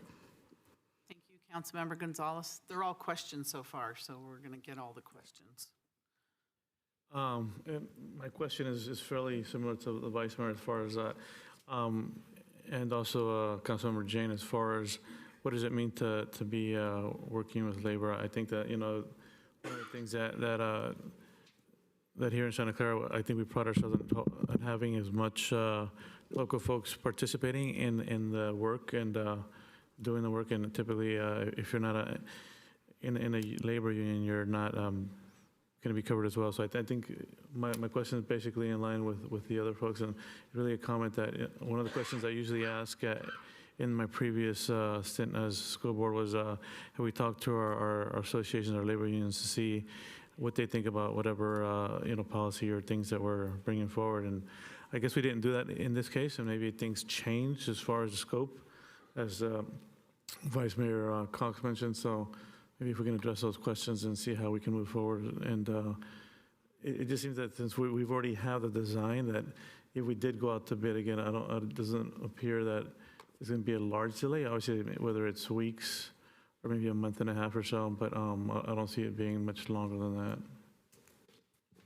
Well, listening that a design takes 3.5 to 4 years. City Manager, please. Sure. Yeah. A number of questions, and we can answer all. I think straightforwardly, is the design 100% yes? Can we go out to bid? Yes. It is not a simple and straightforward process to do a public RFP bid on this. It takes about 6 months, sometimes a little less, sometimes longer. And so if there's a desire to go out to bid, we're adding potentially 6+ months to the effort. Next, there were questions around complying with local trades and prevailing wage. And so I'll ask Terry to come back and address that, and then we'll address the joint venture and talk a little bit more about the stair-step process of how we got here today. Okay, on public works projects, we have a group of girls in the office that comply with all the local unions, laborers union, masons union, all the different unions. We sign up with them, we comply with their apprenticeship program, we bring apprentice out, we get local trades in the area to help. And we currently have 7 public works projects right now that we are doing the same thing on. We contact the local unions in the area. Most of our stuff is laborers union, because that's what a lot of it is. But we also use the plumbing union, we use the masons unions, and use their apprenticeship program and also their journeymen on some projects. But we do comply with all the laborers and the prevailing wage, city prevailing wage requirements. Okay. Now, to take a step back and talk a little bit more about the stair-step process, I'm going to turn it over to Carolyn to go through that. But it's important to talk through, why don't we say April 2025, right? Before Measure I, when council authorized a project to, once we knew that there was corrosion of the rebar, the decks needed to be replaced, but the pool structures were sound, we estimated that at roughly a $10 million project, and brought forward an urgency ordinance to the city council. There were a number of things that happened after that to get us here today. We've talked about a lot, inclusion of other items. Included in that item was a potential rehab of the dive tower. Once we got into it, we realized the dive tower could not be rehabbed, right? It actually had to be rebuilt. That was 2.5 million of the number that's in front of you, right? Also important to note, one of the things that we did to accomplish the city council and the community's mission was we attempted to move at the speed of business, which frankly meant that we needed to design while we were investigating, right? And so when we expanded the project, it was important to say, okay, let's use the dive tower. We don't know if the dive tower can be rehabilitated or rebuilt, so let's do testing as we have our designers go out. They, in short order, realized that it was not salvageable, and so we immediately flipped with LPA and said, give us designs for a total rebuild, right? Same thing with the pool deck, right? We did not envision raising the pool deck of the main pool for, I think it's almost an additional foot to allow diving in, but that happened, that added in cost, right? And then again, accomplishing the council's vision of the full rebuild, it was realized that if we were going to redo all the plumbing and the piping, we can pour concrete for the entire deck. That will help out phase two. Also, there was a request stemming from a number of council comments to look at demolition of the building due to the vandalism that we were seeing, and so that was added in. But I'll stop because I know Carolyn and Damon really lived this component of the project from April to now. And I think we're going to tag team this, but one question that I don't want to get lost in the process tonight. Councilmember Hardy, you asked about Adams and whether it was a competitive process to begin. So I want to let you know that we have replastered 2 pools in recent years, Gomez in 2019, where there was a competitive bid, and Adams Pool Solution was the ultimate contractor. Similarly, in 2023, we had a competitive bid for the senior center pool replastering. They won that bid as well. They won the bid for ISC. You know, we started that process and then we stopped. So obviously they were paid for the work that they did, but they didn't complete that project. But for the last 3 competitive bid processes, Adams Pool Solution was the winner. Javon did a great job, or City Manager Grogan, explaining some of the things that we realized as we got through design. The pool depth, the other issue on the 3 boilers needing a room versus standalone. The other thing is, at any point had we stopped and went out on competitive bid, it would have added 6 months to the entire project. Whether it was at the moment that we realized Adams needed to do a joint venture, which, to Adams' credit and to the luck of the city, they were willing to do it and look into it. So that also saved 6 months on the project. So at every step of this, as we were learning, as we were going, as we were building this project, we were looking at opportunities to save time and to get the residents back in the water. And that was a real decision point on all of these issues. The infrastructures that were being built, the dive tower, a lot of the things were touched on. So making sure that we were ready to go on phase 2. And again, always keep an eye on trying to save the time of the 6-month bid process. We did this entire design, Adams and Scott did the joint venture. All of this happened in roughly the same amount of time that a normal bid process would take place. So, yeah. And to expound upon that, your normal design bid process is about a 12 to 15-month process, right? We're sitting here 7 months after your April 2025 approval, and so that's the time we were able to save by doing it this way. Okay, Mayor, back to you. Okay, any other comments, questions? Closing statements?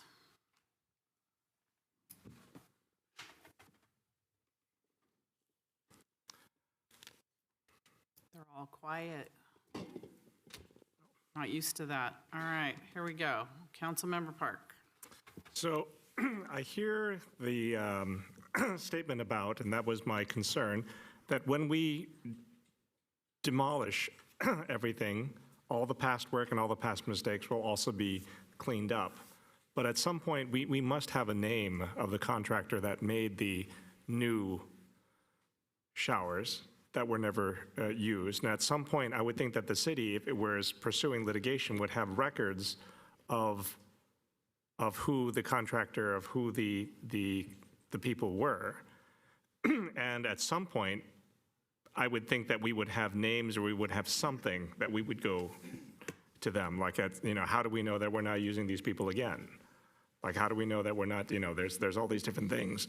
And whether we cover everything up with new construction, I would like to know personally who the people were or who the entities were.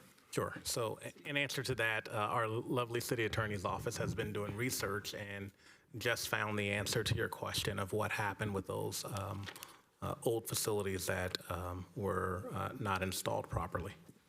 So in 2018, it was determined by city staff that there were issues in the showers.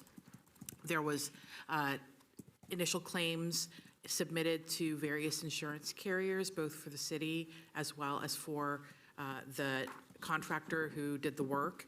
And there was testing that occurred in 2018. And finally, claim response from the carriers, which was not in our favor. That's when the negotiation with the various carriers began, and ultimately it resulted in a council-approved insurance claim settlement that was entered into in March of 2020. And so I can get you the names of the parties. I don't have those at my fingertips. I just have the insurance information. But that insurance claim relating to the dry rot and mold in the showers due to the pinholes, that was a council-approved insurance claim settlement. So there wasn't any further litigation beyond that the insurance claim. Understood, and that money was used someplace, it went someplace and could not be used for this purpose. That I don't know. I don't know what the. Thank you. Councilmember Hardy? Yes, I'm ready to make a motion for staff's recommendation. I don't know if you want me to read the whole thing, but I have been convinced that this is going to be our best way to get our ISC open, to take care of the basic pool realities that we have, and that we have done our due diligence. And I appreciate staff willing to answer all these tough questions. So I'll make a motion for staff's recommendation. Is there a second? I'll second that. Thank you. Motion and a second for staff recommendation. City Manager, your light's still on. Do you have comments? No, council comments. Anybody? Vice Mayor Cox. Yeah, I just want to go on record. I absolutely love the swim center. I want to support this. What I'm having a problem with is our process in this. We did not go out to bid the first time for Adams. Not on April 8th, we did not. Correct me if I'm wrong. It says in our ordinance right here, we did not. Could you just clarify that? Because I heard something different. Yeah, for the initial replastering, we did have a April competitive 8th. process. April 2025, When no. this new phase was, it says right here, we took action to approve urgency to allow the award of a contract without advertising for bids. Yes, that's true. The urgency ordinance authorized not going out for bids again. Yeah, I think we were just trying to demonstrate that Adams had previously been They have awarded. proved themselves, sure. Yeah, for previous projects, and they won competitive bidding processes. Before, but Correct. not on this. And including the rehabilitation project, but not, and then that was part of the council Right. action in April. So again, I will not support this motion, not because I don't want the swim center to open, and I'm sure we're going to have votes for this, but I do not feel like this process for bidding makes sense to me. I'm not saying it's not ethical, but to tack on $13 million more work on a $10 million project that now includes building scopes and other things without doing a competitive bid is a bad look for our city. So. All right, thank you. Councilmember Park. Yeah, so what I'm hearing is that the companies involved with the joint venture will actually go out to the local unions for the work. I mean, I want to be very clear that this is the case. I'm seeing a lot of nodding. I'm hearing yes. And again, it sounds like we did have competitive bids, which Adams Pool did win. The reason that they brought on construction is because, I mean, they're a pool company, and there were things such as the boiler rooms. There was construction that had to be done that was not going to be done by Adams Pool. I also have concerns about not going out to bid. I understand the urgency and wanting to get the pools up and going as quickly as possible. Trying to save time by doing testing while we're doing our research and doing design while we're looking at what the problems are. And I just want to be absolutely sure that, well, first of all, this is for phase 1 only. In phase 2, we will go to the standard process, and it will be out to bid, and we will get all of the local unions involved in the process. But I just want to be very clear that for phase 1, the local unions will not be precluded, that we will actually reach out to them, and I'm hearing yes. And for phase 2, they will definitely be part of the process in an open bid process, because that will be the full process. So I also have concerns that we didn't go through, the standard process, but I understand the urgency and time. And if people can just state for the public that they will go to union, we will look for union work, we will look for a local, we will pay prevailing wage, which I think have been stated. I think that would make it much easier for everyone. I mean, yeah, he's already said that, so thank you. Are you finished? I'm done. Councilmember Jane, please. I'm assuming that Gomez and the Senior Center, when those were put out to bid, that Adams came within a reasonable amount of that bid. There was not a huge cost overrun, and that when we were going out to bid for just the replastering, that was actually a bidding process that Adams won. It was only the urgency to do the bigger project, the bigger scope, that was not bid out. But the actual replastering was a bidding process that Adams won. The other thing that is appealing to me is that we had an internal cost estimate, and that the bid from Adams is within 4% of that internal cost estimate. So that gives me some comfort that we're not just throwing money away. So I will be supporting this. Thank you. Thank you. Councilmember Gonzalez.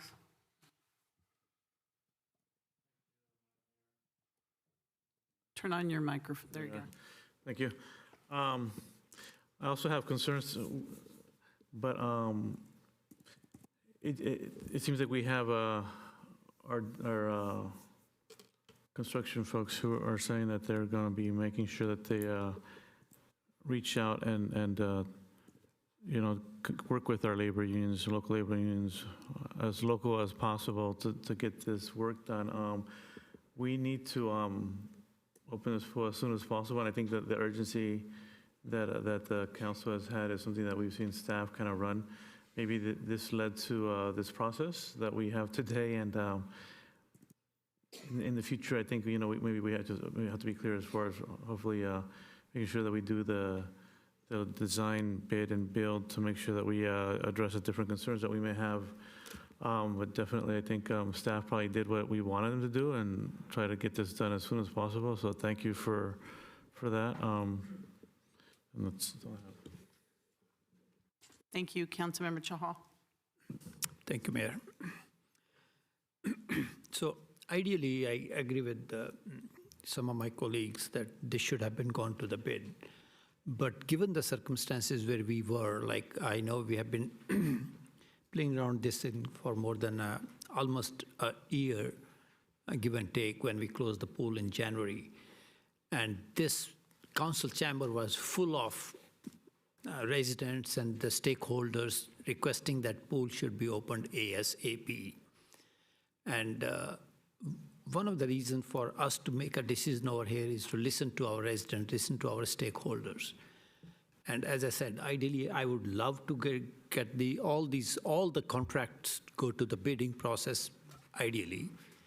But given the circumstances where we were, and given the time crunch we had, and given the urgency of getting the pool back to working conditions for our stakeholders, and now that we have a legal opinion about urgency ordinance, all those factors tell me that yes, this was not a normal condition, and we have to work on something so that we can get this thing rolling as fast as possible. And this applies to at our house also. If a pipe breaks down, we are not going to find out the cheapest contractor to fix that. First, our job will be how soon my house heater or my house furnace or my house air conditioner can be fixed ASAP, basically. And I think I'm correlating that thing to this situation also in a bigger concept, basically. So, we had some concerns about the prevailing wages and labor laws to be followed, and contractors have already assured us that they will be following all the prevailing wages conditions. So I feel comfortable moving ahead with this motion, basically. Thank you. Thank you, Councilmember Gonzalez. Are your light is on again? Yeah, just a quick Okay. comment. If we had a PLA agreement in place, would this have made things sooner, faster, or not? I don't know if that's something that we can address today, or just let us know in the future, but would that have helped speed up the process? Would not have sped up the process. All right. I'm going to go ahead. I'm going to support the motion, and I'll tell you why. The closing of the International Swim Center has been devastating to our community, and we have, since January of '24, when it was closed, all of our swim programs have had to scramble to try to find new locations at not only a massive expense to the groups, but devastating to the children that have had to travel after school and travel all around the Bay Area, as opposed to being here in Santa Clara. But it's not only just the competitive swim programs and dive programs and artistic swimming, but we've had such a loss for our seniors who use the pool regularly, for our Learn to Swim programs. So when you look at it, the pool will be closed like over 3 years. Think of all the kids that have learned to swim. I learned to swim there 100 years ago. But what I'm saying is that our special needs programs that are swimming there, it's part of the heart and soul of our community. And when I ran the Measure I bond campaign and knocked on, I don't know how many doors, I was actually surprised that the first thing most of the people would say to me is, does this include rebuilding the swim center? And I said, yes, we're going to do it right away. So I know that the swim clubs and all the swimmers in the city have been very patient with us. I am, always dead set on competitive bidding. There's no doubt in my mind. But in this case, for the water only, I am okay with this because we have tried to do everything we can on this city council to try to get that pool up and running as soon as we can. And I know the extra work is the deck and demolishing those buildings. And I know that on phase 2, we are going to be going through our regular process, which we all feel more comfortable with. But the fact that the contractor is saying, yes, they're going to follow our public works criteria and protocol by using union labor, and I think you've heard us loud and clear, we want you to use our local union labor with our local people. paying prevailing wage, and that you're going to follow, again, all our public works criteria because you've worked with us in the past. I think that it's time for us to move this ahead. I didn't like what I heard about Phase 2 taking 3.5 to 4 years. I mean, come on. People build things really fast. Other cities seem to put up buildings, city manager. I think you've got to, improve on that because that is a long time for a smaller in square foot building. We can ask some contractors how long it would take them. I think that is enormously too long because I want to get that going as well. But I think we need to get this water built as soon as possible. And I'm really pleased with all of our staff. It took a village, it literally took a village to put this together. And I know you're always looking out for the most part of our best interests in the community. So I'm going to support this motion. I think it makes total sense for us.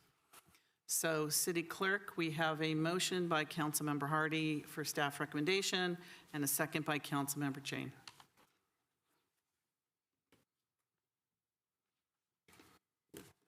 Please register your vote.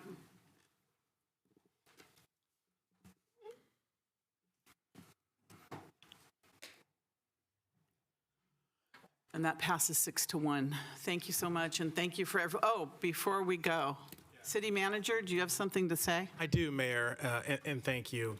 I'd be remiss if I didn't take a moment. I know we've been here a long time for this item, but really just to congratulate Carolyn.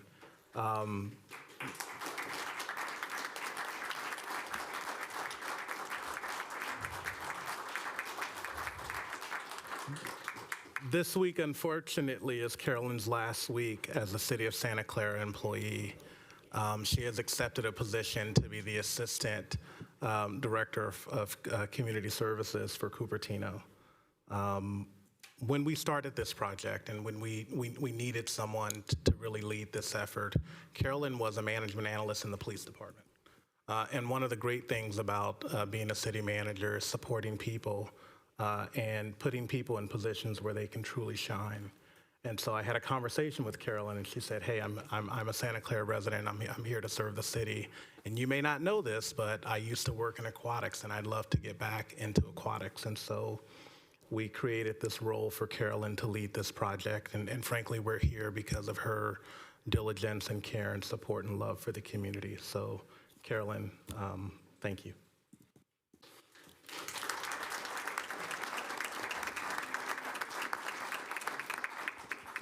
I think we voted no on her moving to Cupertino. Did we vote no? I know. It was unanimous. Vote no on that. and thank you for indulging us for a couple of minutes, Madam Mayor and Council, and congratulating Carolyn on her new opportunity with Cupertino. And we just wanted to take a moment also and recognize her for the long time she's been here, most of which was in PD. But the little bit of time that I got to work with her, we saw tonight how befitting to go out on one of the largest projects in Parks and Recreation history that she had an imprint and impact on. So I want to thank her on behalf of the entire Parks and Recreation Department and on behalf of the city. And we have, this is a little sentimental. We have a blanket, and it is a picnic blanket. So then whenever Carolyn is picnicking in our parks, for which she lives in the city, she can be reminded of us. And then if ever she needs it, yep, and this was where she was born and raised. And if ever she needs the warm side, she can wrap it in herself in it as a blanket and be wrapped with the love that she gave to us and we returned to her. So thank you very much, Carolyn. We're all gonna cry. Thank you. Aww. Wahid? And of course, she only did this for about 5-6 months of her career because the previous 12 years was spent at the police department. Carolyn, thank you for all that you did for the police department, for pouring your heart and soul into our mission every day. I know you're a much different person after you spent all that time at PD. You were Carolyn before PD and now Carolyn after PD. But we're definitely going to miss you having you in the city available to us, but really proud of you and happy for you for your new opportunities. And like we do with all our employees that leave in a good place, we honor them with a flag that was flown above the police department and encased, inscription that has Carolyn's dates of service on here. And in addition to that, on behalf of Police Chief Corey Morgan, who couldn't be here tonight, he also sent a special coin that I'm going to hand you as well. So thank you.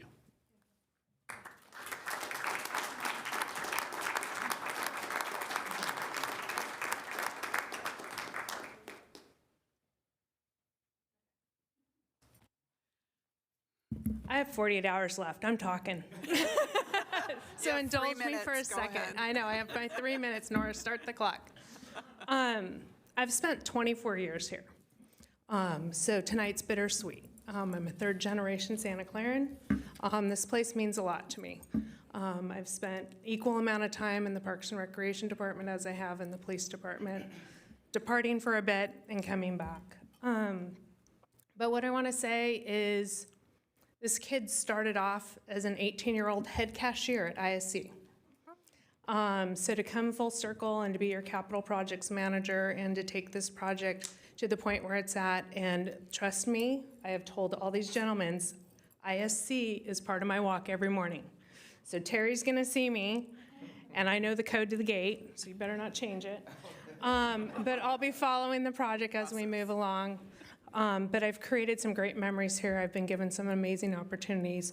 But most importantly, I've had the opportunity to meet some amazing people, and they have really shaped my career, starting from Earl Carmichael to Larry Wolf, Rick Hutchinson, Jerry Scott, and then our current team, who are all present here today and in support of this career opportunity. So this means a lot to me. Thank you very much, and I'll be in touch. All right.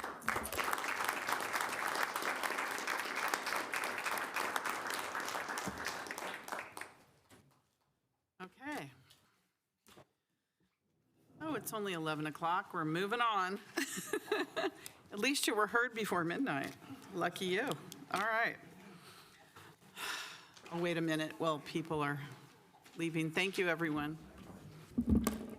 So next.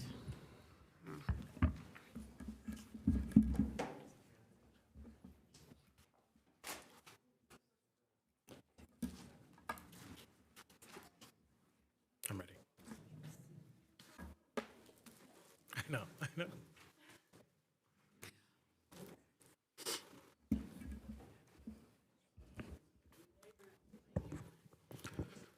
All right, next we have action on introduction of a special event zone ordinance regulating and prohibiting certain activities within a protected area in connection with the 2026 major events at Levi Stadium. City Manager? Sure.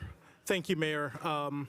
The next item is item 6 regarding the introduction of a special event zone. This ordinance reflects the City Council's feedback from November and includes several refinements aimed at improving clarity and reducing impacts on residents and businesses. I'll turn the presentation over to Assistant City Manager Elizabeth Klotz, who will walk us through the updated ordinance. Thank you. Welcome, Liz. Keep that Good door evening. shut. I know you have a few more items tonight, so let's get through this one. So as Javon mentioned, what I will be doing is walking through the refinements that we have made since the November meeting. We've narrowed the ordinance to reflect the guidance that you have provided us. I do want to thank Chief Morgan and his team, our Community Development Director, Afshan Hamid, and our Assistant City Attorney, Jennifer Byers, who have been instrumental in helping us craft this updated ordinance. Since the November 18th meeting, we have taken council's feedback to simplify, clarify, and narrow the ordinance. You asked for clearer regulations, limited restrictions, and better communications to our residents and our businesses so they can easily understand what applies to them. Based on your feedback, we've significantly narrowed the ordinance so that it applies only to Super Bowl 60 at this time. We will return later with a FIFA-related timeline and map once those operational plans are further developed and understood. We've also worked on removing unnecessary sections, improving clarity, and strengthening the community education efforts. The special event ordinance is intended to help the city responsibly, Okay, I might have skipped one. Okay. The special event ordinance is intended to help the city responsibly manage the scale and impacts of major events like the Super Bowl. These events create unique public safety, health, and mobility challenges throughout the city due to the volume of people and international attention that it attracts. It can draw in significant unpermitted and unregulated commercial activities to the area. This ordinance is not intended to hinder residents or existing businesses. In fact, it actually protects them by reducing unregulated activity, ensuring safe access, and preventing crowding and unsafe conditions during the large-scale events. Regular business operations remain unchanged, and all existing city codes that support residents and businesses continue to apply. The ordinance gives us consistent tools to maintain emergency access, prevent unsafe crowding, ensure safe movement of vehicles, residents, and our attendees. It supports coordinated logistics, credentialing, load in, load out, security, event operations, and emergency response. It'll also prevent unpermitted vending, or help prevent unpermitted vending, counterfeit goods, and unsafe food sales. And ultimately, this is about protecting communities, welfare, safety, and the city's image during these global events. The revised ordinance includes six temporary regulations, all of which apply only during the special event time period and within the special event zone. Everything else, sidewalk vending, outside the zone, signage, noise rules, counterfeit enforcement, continue to follow existing city code and state law. This structure avoids creating new overlapping rules and keeps the ordinance focused and easy for the public to understand.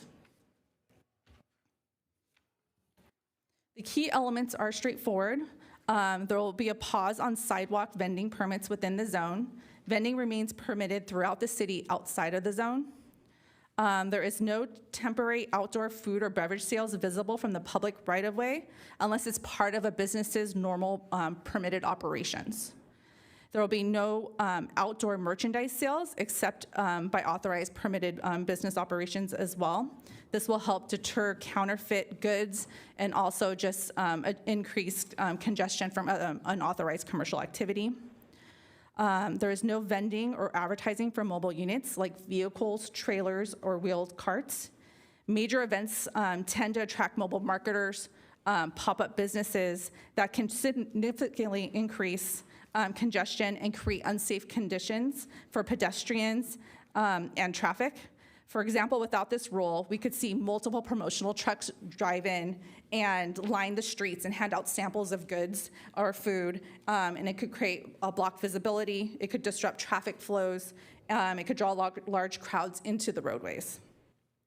Restrictions on product sampling and giveaways are also prohibited to prevent crowding. However, coupons for distribution by existing businesses would allow to be distributed, but we're prohibiting food and goods because of the congestion that could create, and it would attract more people.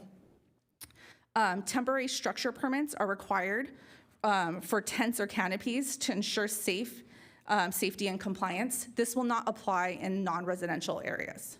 So it would just be for businesses. If they want to put up a temporary structure, they would be required to get a permit from the city.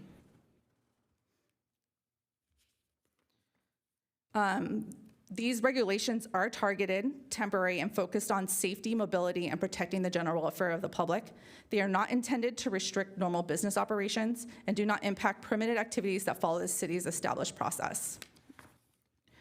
In response to council's direction, we have removed a few items for the original ordinance. First, special permits for parades, races, and events. They were removed because they are already covered in our city code. And that gives us the tools that we need to address any concerns and permit issues there. This ordinance does not prohibit special events from being held within the special event zone. One of its purposes is to limit large, unregulated gatherings around the stadium due to the safety risks associated with special events. The city will consider these impacts when determining whether it can make necessary findings to approve a temporary use permit or a special event. Second, the proposed restrictions on outdoor signs. and advertising were removed, as existing sign regulations already cover the concerns about unpermitted signs throughout the city. These changes reduce unnecessary burdens and reflect your request for more clear and understandable ordinance. For the Super Bowl, we're proposing the activation period from February 1st to February 10th, starting at 8 a.m. and concluding at 10 p.m. on the 10th. For other major events, including FIFA matches, we will be bringing that resolution back that will indicate the time period it would apply to and also the zone. And this will give us, once we see what happens after Super Bowl, we'll have a better understanding of what the impacts were with the size of the zone and whether or not we need to make any changes on the timing or on that map. And council also provided some input about a reduced map size. So we've brought 2 maps forward. Map A is a more reduced zone focused on just essential operation, the essential operational footprint. Map B, the original map, reflects the full anticipated footprint for Super Bowl operations, including circulation routes, staging, and adjacent properties. Staff recommends Map B because it better aligns with how the Super Bowl is expected to function, particularly for mobility, safety, and logistics. I'm going to just guide you through the map. So this is the reduced Map A. What you'll see is that we've removed the residential and commercial property just to the south of the stadium and east of San Tomas Aquino Creek. This is intentionally limits the regulatory zone to the immediate surroundings of Levi Stadium and the highest impact operational corridors. So we're still protecting the parking lots and some of the event spaces that potentially will be holding events during this time period. It is designed to minimize regulatory effects on businesses and neighborhoods farther away from the stadium while capturing the essential event footprint. The map includes transit access points, emergency routes, and expected areas of high pedestrian and vehicular congestion. And Map B is the original proposal. This includes the residential and commercial, as you can see, extending Lafayette down to Montague and Lickmill. And just as a reminder, one of the reasons we included this area is that Montague and Lafayette and Montague and Lickmill tend to be ingress and egress areas when traffic comes through for drop-offs and pickups. And so that is kind of the starting point for the zone. Map B encompasses the full event operation area, including the stadium perimeters, parking lots, transportation corridors. The map reflects longstanding major event planning standards and aligns with Super Bowl operational patterns that we've followed for past events. It ensures consistent expectations for residents and businesses across the full impact of the area and provides more comprehensive control over outdoor commercial activity. For enforcement, this will be a coordinated tiered system. Code enforcement will take the lead, supported by the police department and event security partners. Mobile vending violations will fall under existing vending law under Chapter 5.05 of the City Code, and all other violations will use administrative penalties. For serious safety risks, immediate abatement or seizure may occur. And also the remedies provided in the ordinance do not limit the city's authority to pursue additional enforcement under state, federal, common law for conduct that independently violates those laws. Importantly, we will use an education-first approach, multilingual outreach, in-person engagement, and on-site support for businesses and vendors. In response to council's feedback, outreach has already begun. We've launched a dedicated special event zone webpage with maps and FAQs.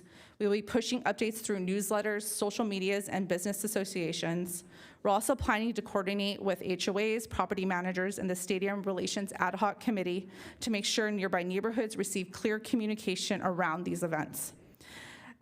We have sent emails to all of the businesses in the original proposed zone, as well as every permitted mobile vendor citywide. We have received questions about event operations and logistics. There is also a desire for our local vendor community to be included in community events. So we're creating a list to keep them aware of opportunities throughout the city. Although the city is not required to adopt a special event zone ordinance, both the league event agreement and also the FIFA assignment and assumption agreement anticipate that city council will consider one. Under the LEA, if council does not approve an ordinance by today, it triggers a mandatory meet and confer process with STADCO. If no agreement is reached by January 8th, STADCO may elect to terminate the LEA, although we think that is unlikely. Termination would move operations back under the original stadium lease, which involves significant legal and financial uncertainty. Adopting the ordinance today keeps us aligned with operational expectations and ensures clarity for the Super Bowl. Staff recommends introducing the uncodified ordinance with Map B, waiving the first reading, and directing staff to return for adoption at your next regular meeting. We're also requesting authority for the city attorney to make non-substantive edits. I'm happy to answer any questions that you have at this time. All right. Councilmember Hardy. Thank you. The word that threw me off a little bit, and you just mentioned it because it's right in the recommendation, was uncodified. I want to make certain I understand why that was in there, and more than once. And also, when I looked at the maps, when I read this, I kind of understood that there would be different rules for really close around there. I was a little surprised that the smaller map that you drew was mostly parking lots, but not just exclusively that, and did not include any of our residential. And if we adopted the smaller map, I want to understand the ramifications, because I felt it was almost too restrictive. It didn't even go over to Lafayette. That didn't make sense to me. Thank you. Councilmember Gonzalez. Thank you, Madam Mayor. Thank you for taking our input back at the November meeting and bringing forward. As far as, I have a question on the map itself. Map B obviously is more encompassing and similar to what we had previously. Just wondering, as far as why do we need to include what I call Rivermark proper, right? That's basically Rivermark, and moving on west to along Montague all the way to the 101 and past Lafayette, because it does include Lafayette. It doesn't include all the area from Hope up to Tasman, which is where I live, and the other area on the other side of Lafayette, the other residential area on the other side of Lafayette. So definitely there are residents that will be impacted even with this event zone. But if you can just clarify, why do we need to make sure that we include basically the Montague, Lake Mill, Montague, Agnew, Montague, Lafayette areas? That would be something that I wanted to hear, as far as having heard our chief last time mention that it didn't have to be that big, even though I'm sure we're going to be monitoring those areas as well, whether we have the event zone there or not. But just maybe a little bit more, why is it that we need to have that event zone that large? Thank you. Councilmember Jane.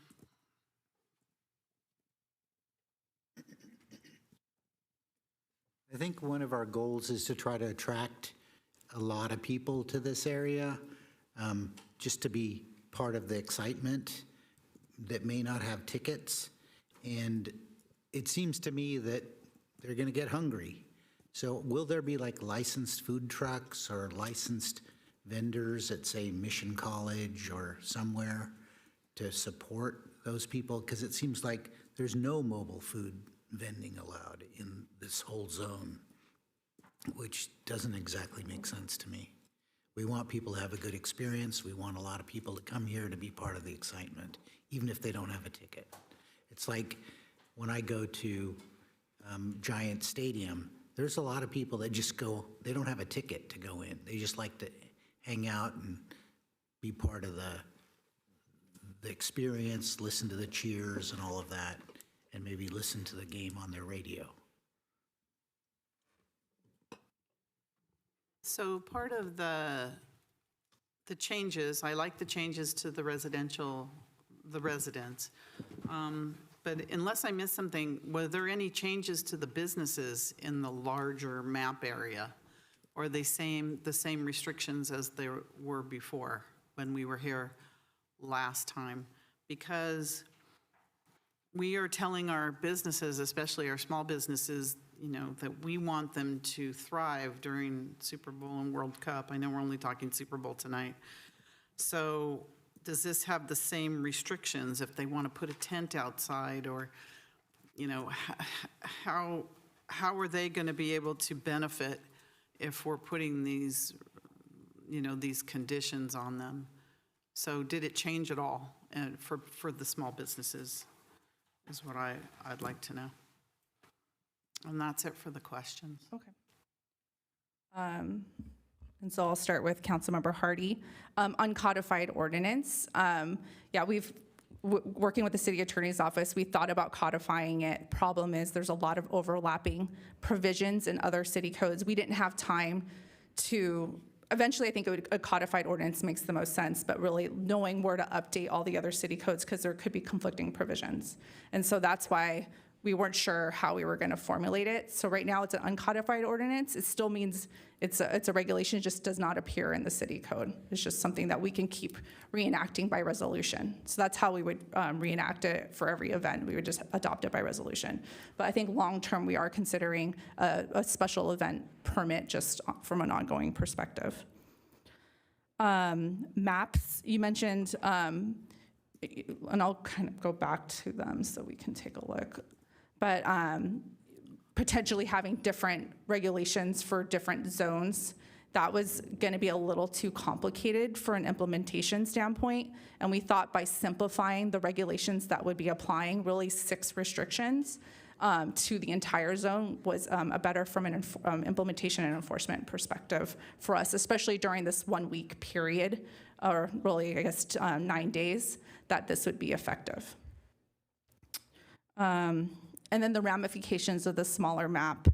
And I think I might need clarity from Councilmember Hardy. You mentioned something about the residential being taken away or the parking lots. I couldn't understand what that. I just noticed that there's no residential in your smaller map, but you also haven't gathered even all the parking areas. I wanted to understand that map A. Okay, so map A, the parking areas are all captured. If you look at all the gray, those are parking areas that will be supporting the stadium event. So all those gray lots are stadium parking.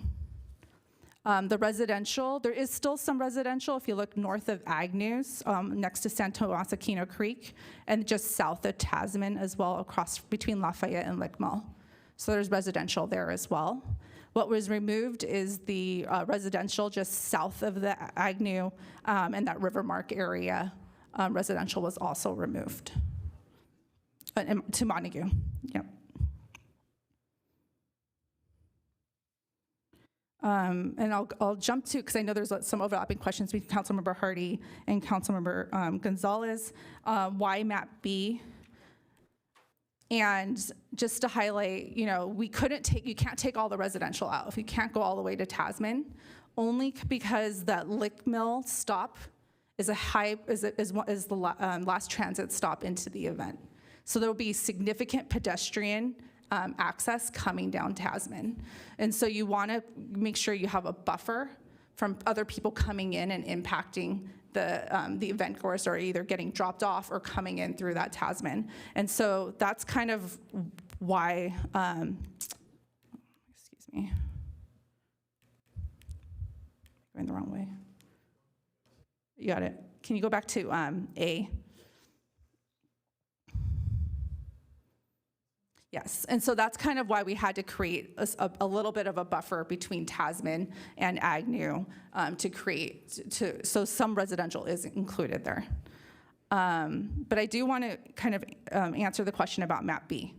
So I want you to understand that the ordinance, we're not trying to restrict how businesses operate. Yes, if they do want to erect a tent or a structure of some sort in their parking lot, they're going to need a permit for that. Like we want to be able to make sure that when people are coming and crowds are coming, that those structures are safe for the public to come. But we're not prohibiting them from putting their permitted signs up. They're going to be able to continue to operate their existing businesses out of where their businesses are currently located. We're also trying to protect the residences, right? This prohibits unregulated vendors and commercial activities from coming in and just encroaching and just setting up anywhere throughout this zone. And so it helps prevent congestion, crowding, and those ancillary effects that we might not want in the area.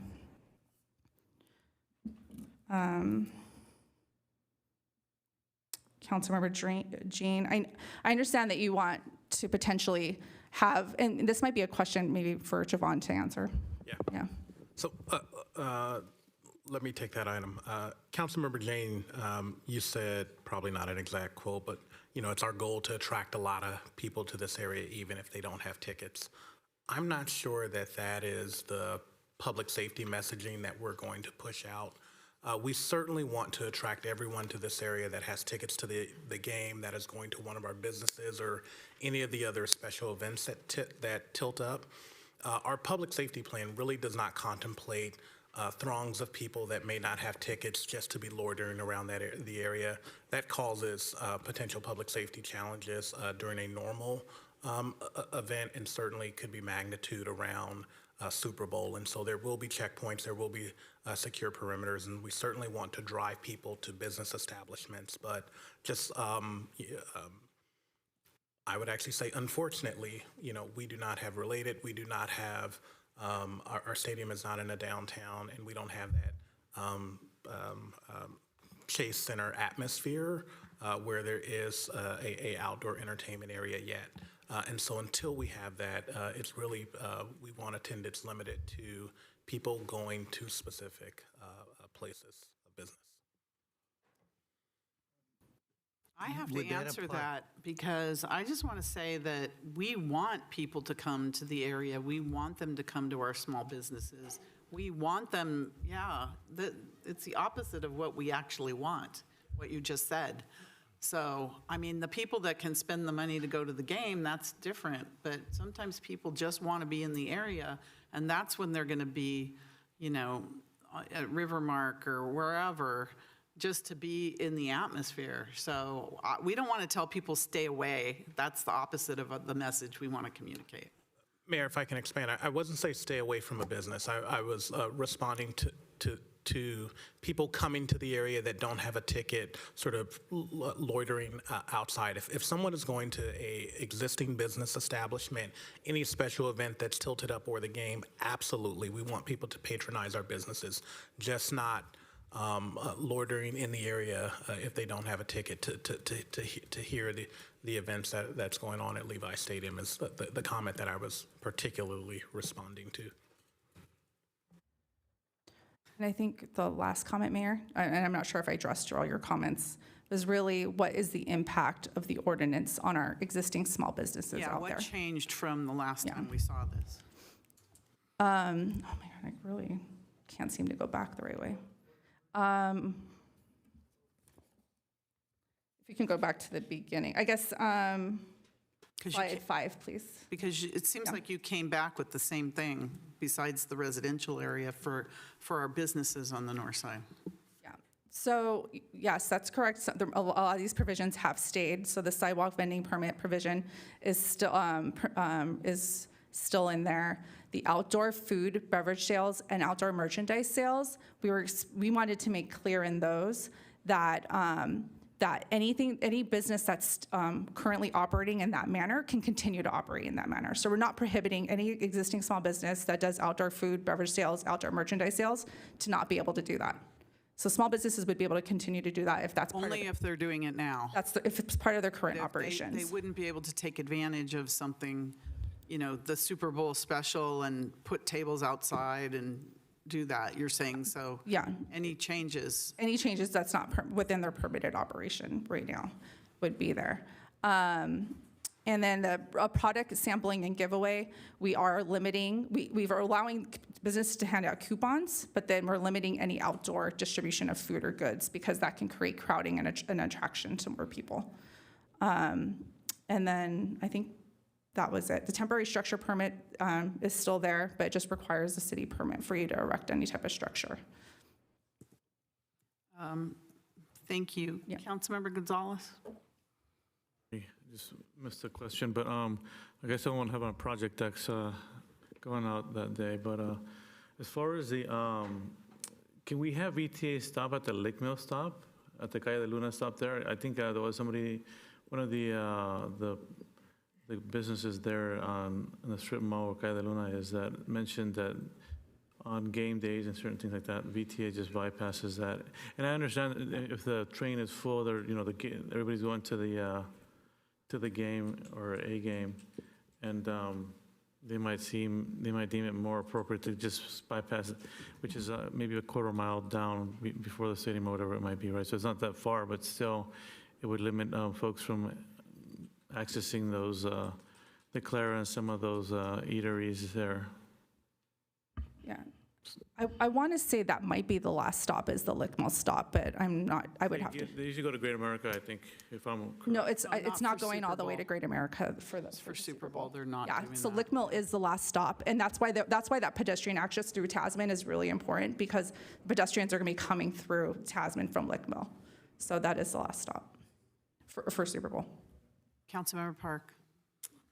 Yeah, actually, the discussion we just had about people coming to the entertainment district area is one of the things that I've been trying to look at for the last 3 years, which is, that's the problem that I've been trying to address, which is because of the ingress, egress parking issues, there's no shuttles. The VTA light rail has a throughput of about 200 people every 30 minutes, something like this. That we tell people to avoid our entertainment district during the most popular, exciting times of the year when we have events. And I think that this is not conducive to entertainment district, right? I think that, when shed a tear, Great America resolves itself, maybe we'll be able to fix some of that. But I mean, the reality is, we need to invite people. We need to have exactly what Councilmember Jane and what the mayor said, which is we need people to come to these places during events, during the big events. We need them to come, but we also need them to have restrooms and shuttles and parking and ingress and egress. We cannot afford to have additional people come clogging up the already bad ingress, egress pathways. We need to have good pathways that can support huge amounts of traffic. Unfortunately, we have what we have. We're not going to expand 237. We're not going to expand Lafayette. We're not going to expand Great America Parkway. I would like to look at maybe contracting out shuttle services that, buses that just make the circle every 15 minutes. They're going from the stadium area to someplace else, whether it's the, Caltrain stations, whether it's, I don't know, other places in Santa Clara that need or could use additional customers, like, if we had a downtown, if Related was built out, if we, maybe down to Santa Clara Square, maybe down to, El Camino, but if we had these kinds of things, if we could remove the cars, improve the egress for people, but then we'd still have to have bathrooms. And I don't know if we're going to have the food that I think Councilmember Jane was alluding to, which is, it would be really nice if we had food truck circles. I know in Palo Alto, they have days where you just go to certain streets or certain parts of the streets, and they've got 5, 6, 10 food trucks out there, and everyone knows it's not an official shopping area or food area, but it's become an unofficial and a common, unexpected, a scheduled food court of vendors, mobile vendors. And I know what the restrictions are, But my question is, what kind of permitted mobile unit vending will there be? I mean, there must be some. I, for one, didn't have a problem with the larger areas because I understood what we were trying to do. I think that with the larger areas, it's really good because, with the key elements of the revised ordinance where you're focusing on these things, I think that's good because I see a lot of places that aren't in Map A that I think we really need to have these ordinances in place.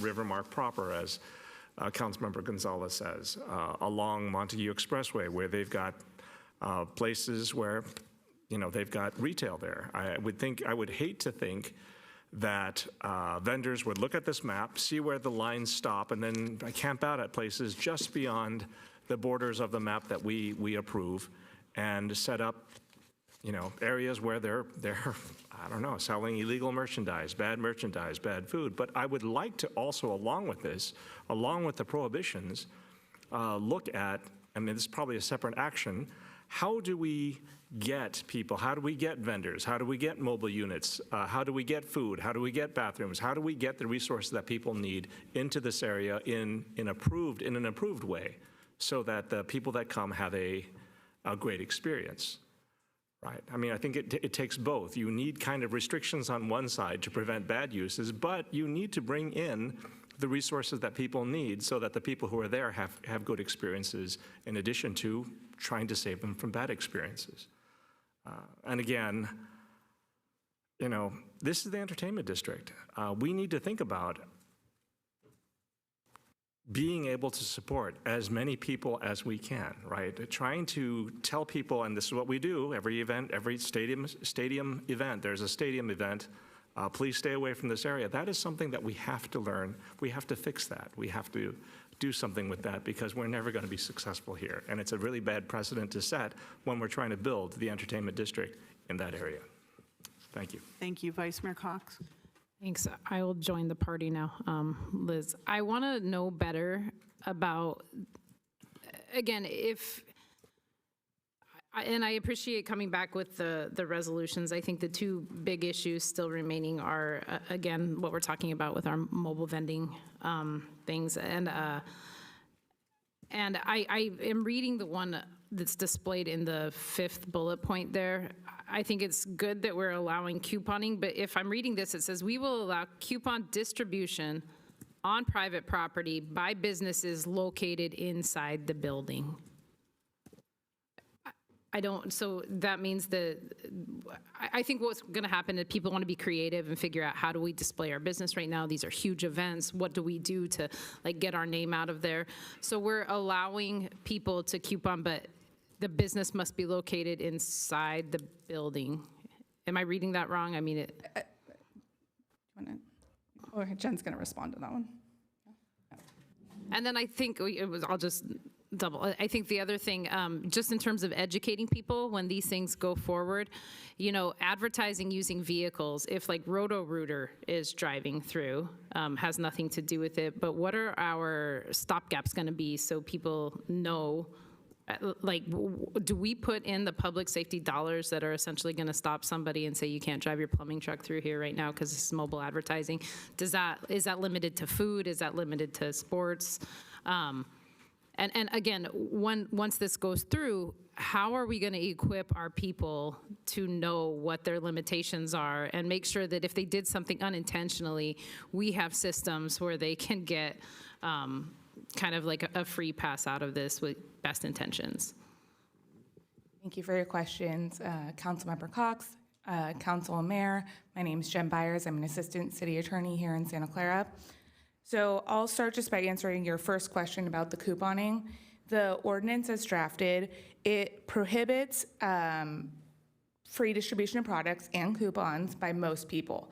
But businesses, we heard the council's comments and concerns at the last meeting, and so we allowed couponing outside of the business for that business. So it's really restricted to, if you're a restaurant and you want to hand out coupons, you're right outside the stadium, you see everyone walking into the stadium, you want to give them a coupon to come back to your business and have a meal. That was what this carve-out was intended to cover. I also, if you don't mind, want to take a moment to respond to your question about mobile advertising And the provision in our code right now, it does prohibit mobile advertising, but it also carves out if you are a rotor-rooter driving through the area, that is not prohibited because you are just going from one place to another in your van that has your logo on it. So that is not prohibited, and that's carved out clearly in the code. That the follow-up was, who's monitoring this? The monitoring is happening, so we have code enforcement and our community development director is here, and she may be able to speak to this. Code enforcement will be out there and not necessarily monitoring and actively enforcing everything because we have limited amount of code enforcement officers, but if there is something that's creating an issue, they will be there to address those concerns. I think from a practical perspective, the purpose of this ordinance is to message out to the community, these things are not allowed, with the hope that the community is going to hear that and follow the intent of this ordinance and those rules and regulations that are in place. I'll let our community development director speak if she has anything she wants to add. Thank you. So we do have dedicated code enforcement staff, and our dedicated code enforcement staff will be there during the event. The first priority, of course, will be safety and anything that's illegal. But if there is, they will actively also be doing code enforcement during that event. And if they see something, they will basically go ahead and first do a notification to that property owner or to that business. And then they will give a period of time before they take any action on that code enforcement. I'm just worried that our community is going to look at this, especially our businesses, as punitive. Like, we are passing something that is punitive. I can't imagine they're going to take this very well, especially if we go to that entire area. So how much of this is public safety, and how much of this is the fact that the NFL doesn't want competition? I mean, I think that's that's what we're trying to figure out. How much is really public safety? We heard the police chief say that he felt this area was too large. So anyways, that's what I'm struggling with. Mayor, if we can, we have a representative, Eric Enos from our police department, and we'll say with the modifications to the ordinance, I did hear that the police department is Oh, supportive. so they've changed their mind now since the last meeting. Oh, what a surprise, Javon. Eric. Okay. So hi, Eric Enos. I'm the lieutenant of special operations with our police department. So on typical game days, I operate in the command post, running all law enforcement, interior, exterior, throughout the stadium. So we have looked at the ordinance, and the issues, the public safety issues that occur are just surrounding particularly the vendors and the people coming in and out. So it's just with Super Bowl in particular, and as it'll be for FIFA, with the parking lots in a different formation, we don't have our typical ingress and egress routes. We don't have our typical parking lots. It's really going to change our pedestrian flow in and out of the stadium, as well as all the different, because it's a large-scale event and these aren't typical 49er games, fan behavior is going to be quite different. People arrive at all hours, and you have the increased, as Councilmember Jane spoke to, of the increase of people who just kind of want to be in the area, which we don't want to encourage on the public safety standpoint, just people coming to the area without tickets to just see, because that does cause problems. We're trying to bring 70,000 people into a stadium and then out of a stadium in a timely fashion with traffic concerns and street closures and all the other safety concerns that come with that. So that's why we are behind this ordinance, just because of the help that it'll cause for our ingress and egress with pedestrian flow. Do you care if a business is giving out coupons outside their building or not? We do not, and the portion of the ordinance that we're a big fan of is the administrative, code enforcement kind of taking the lead. Our main focus at the stadium is public safety. That's our biggest focus. So, we're not going to prioritize vendors over a larger issue that is occurring, any kind of assault or anything like that. So our focus will still be public safety, but this does help us in that mission in some portions. Vice Mayor Cox, do you have questions? I do, yeah. Understanding that this goes to a meet and confer if we don't reach a resolution tonight, I want to understand if perhaps through the Economic Development Committee or something, if we're still permitted in working with our local food trucks and stuff, the areas outside of it. I know we talked about Rivermark Plaza last time. If we would be within our rights then to say, we're outside of the safe zone, but this is going to be an area that we promote and allow vending to happen in within that time frame so that they still have a centralized place of business. I don't know if that flies in the face of this or if that would be allowable. So if it's outside of the zone and we want to organize, just like we're trying to do some community activations, but if we want to organize our own kind of food truck events, we can do that, but so long as it's not within the zone where food trucks are distributing and creating that. And the other issue with just mobile vending in general, right, is we just don't want trucks showing up and then lining up and then creating that additional congestion when it's not regulated, right? We don't have control. Mobile trucks can just park, for a limited time and operate. And so that's what we're trying to prohibit with this ordinance. How are you going to handle the food vendors that come to every football game and how are you going to handle that? It's going to be a challenge. So they're going to be allowed to come? Will they be allowed?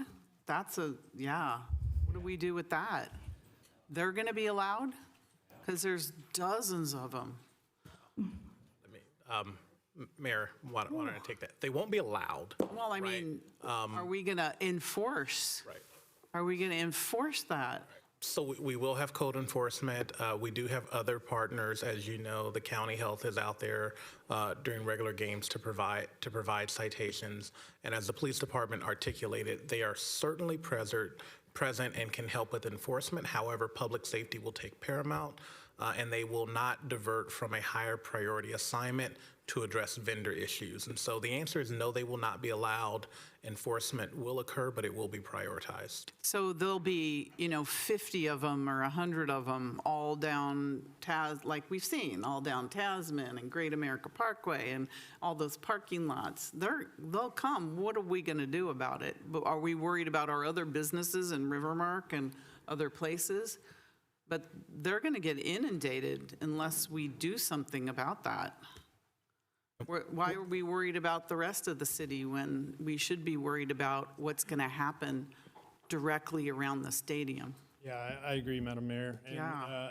They do cause significant concerns on egress. Yes. So we have changed our operation, and as the city manager spoke to, it's prioritized lower than some of our other calls for service, but we do assign officers specifically to vendor enforcement. They're out there and they're partnered with our public health partners that are out there confiscating food and trying to get them to move along. It's a complicated, there's a lot of issues with vendors enforcement and how we do it, and the implications of taking some of these people's carts and things like that. But right now, we're confiscating food when we have our public health partners out there with us, and that has a significant impact on their operations. So I know that you educate all the time. We get the notices that so many education flyers were passed out. But I know we're going to all this trouble for all of this. I mean, we will do the clean zone, but it's not going to be clean with 200 vendors unless we're going to do something about that.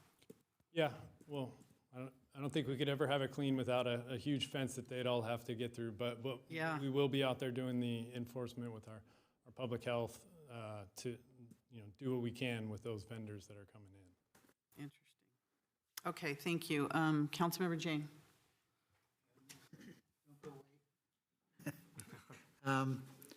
So there is a state law which allows vending on public areas, and you can stop that if it's for a public safety reason.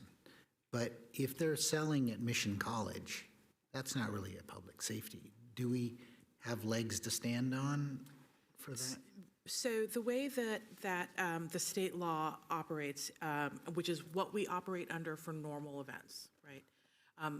It requires us to specifically identify the public rights-of-way or pedestrian paths of travel that we believe are impacted by the health, safety, and welfare concerns that you're referencing. And when we identify those, at that point, we can stop people from blocking those pathways. But according to the state law, the actual enforcement mechanism that we have is not criminal citation. It's issuance of an administrative citation with a fairly low dollar value. That's what we're limited to using under that law. And so the Clean Zone Ordinance essentially expands the scope of the area on which we can do enforcement, but it doesn't necessarily change the fact that we still have to comply with the state law. Right? We can't accept ourselves from the application of SB 946 by using the Clean Zone Ordinance. I can see, you have some incident at the stadium and everyone's rushing out. You don't want food vendors there because it's a safety. Right. But if you have food trucks at Mission College, that's not an issue. So I don't know if we have legs to stand on with respect to. The food trucks at Mission College are that's not necessarily the same thing as a mobile food vendor cart, right? These are different rules, different laws. Okay, but a mobile vendor cart at Mission College where people are parking, is that a public safety issue? Okay, so again, we're gonna get a little bit into the weeds, right? Because if you're a mobile vendor within a parking lot is not a pedestrian path of travel or a public right of way. So SB 946 wouldn't apply to that. And there are significant public safety concerns with that, with any vendor roaming within a parking lot where people are driving. Sidewalk. So on the sidewalk, if it's within our special event zone that's been identified, then we have health, safety, and welfare concerns within the identified zone that are sufficient to support the results that we have in the ordinance. So in essence, we can do this and have this clean zone, but there could be 100 or more little carts all over the stadium and down the street, and we can't do anything about it.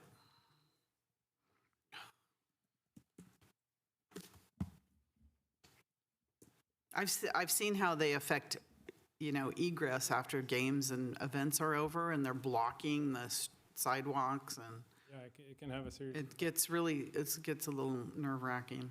that's where we rely on those public health partners to Which, confiscate food and put an end to. and then they just come back, so. All right, thank you.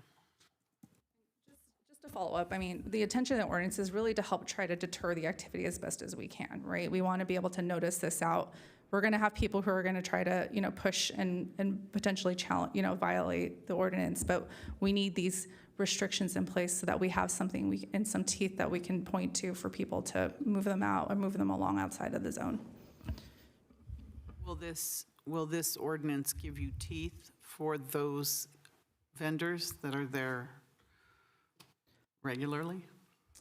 Well, it's more than we have right now. And so it's something that, we'll have to try to use as best as to our ability. As the lieutenant mentioned, we're going to have support out there to potentially help enforce some of these. And so we're going to have to just move the vendors along as best we can. All right, Councilmember Park. Yeah, I think that the intent is that the special event zone would actually protect businesses, like the fixed businesses. by removing the competition where the businesses are, keeping those clear so that you don't have people coming in pretending or taking to be a business or taking away businesses from the legitimate businesses that are there.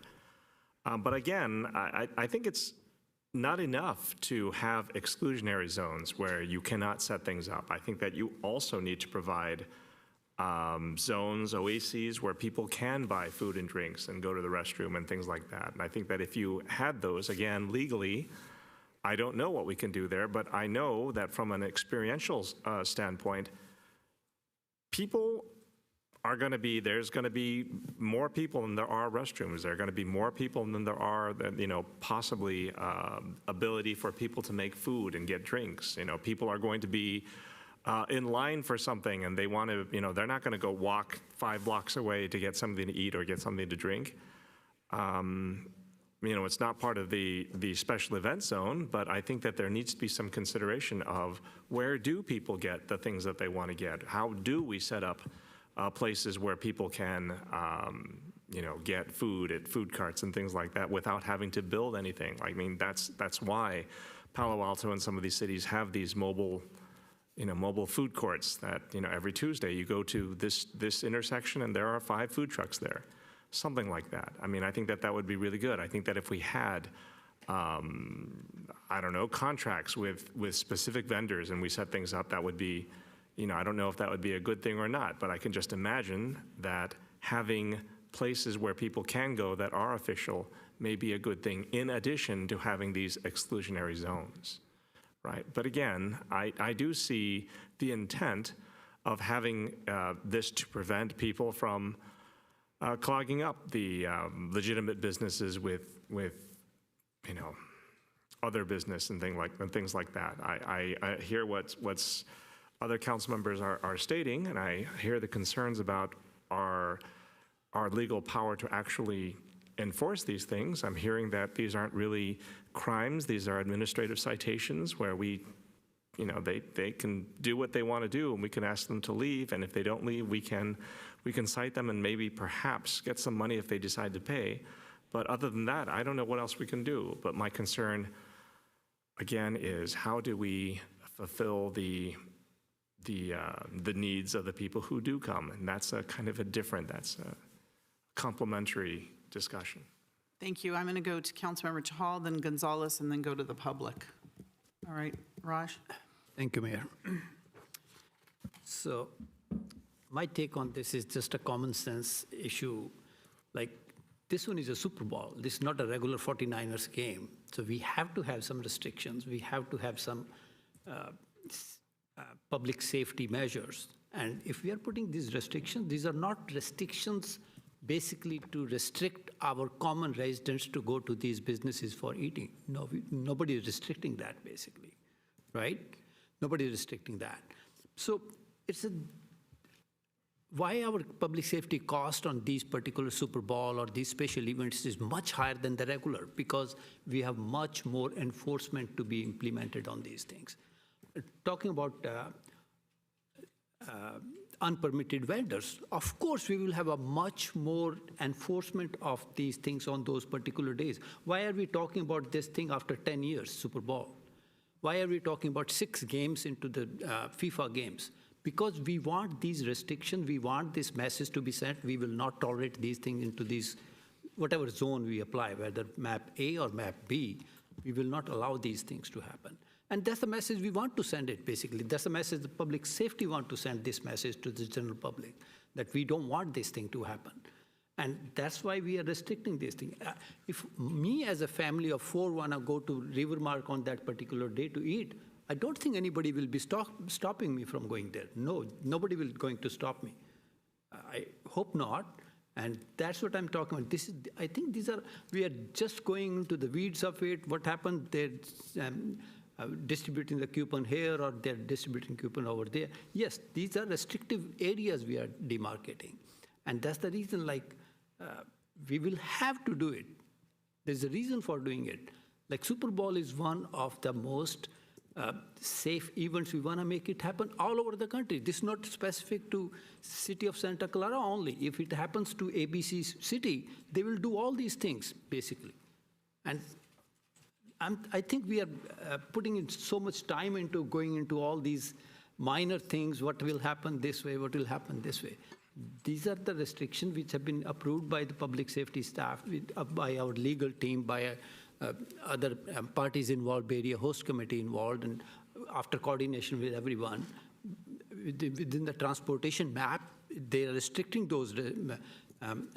Local trains will not be going within that particular area. So these are restrictions. So I think these are common sense issues we are just dwelling into beyond what we need to, basically. Councilmember Gonzalez. Thank you, Madam Mayor. And sorry, I was going to make a motion, but I forgot we haven't gone to the public. But I would make a motion to extend the meeting. I'm optimistic. I think we can end in 30 minutes, including the other two items. Say that one more time. Make a motion to extend the meeting for 30 minutes. Yeah, that's fine. Second. Motion second to extend the meeting 30 minutes. Oh, I like that. Okay. 12:34. Got it. Okay, let's talk fast now. Otherwise, that last item is going to have to go next week. Look at his face. All right. Motion and a second.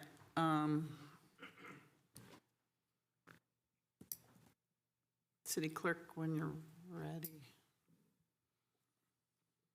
And that means I'm adjourning at 12:34, wherever we are in the process. Please register your vote. Can I find it? Okay. That passes unanimously. Do you have comments, Councilmember Gonzalez? No. Okay. All right.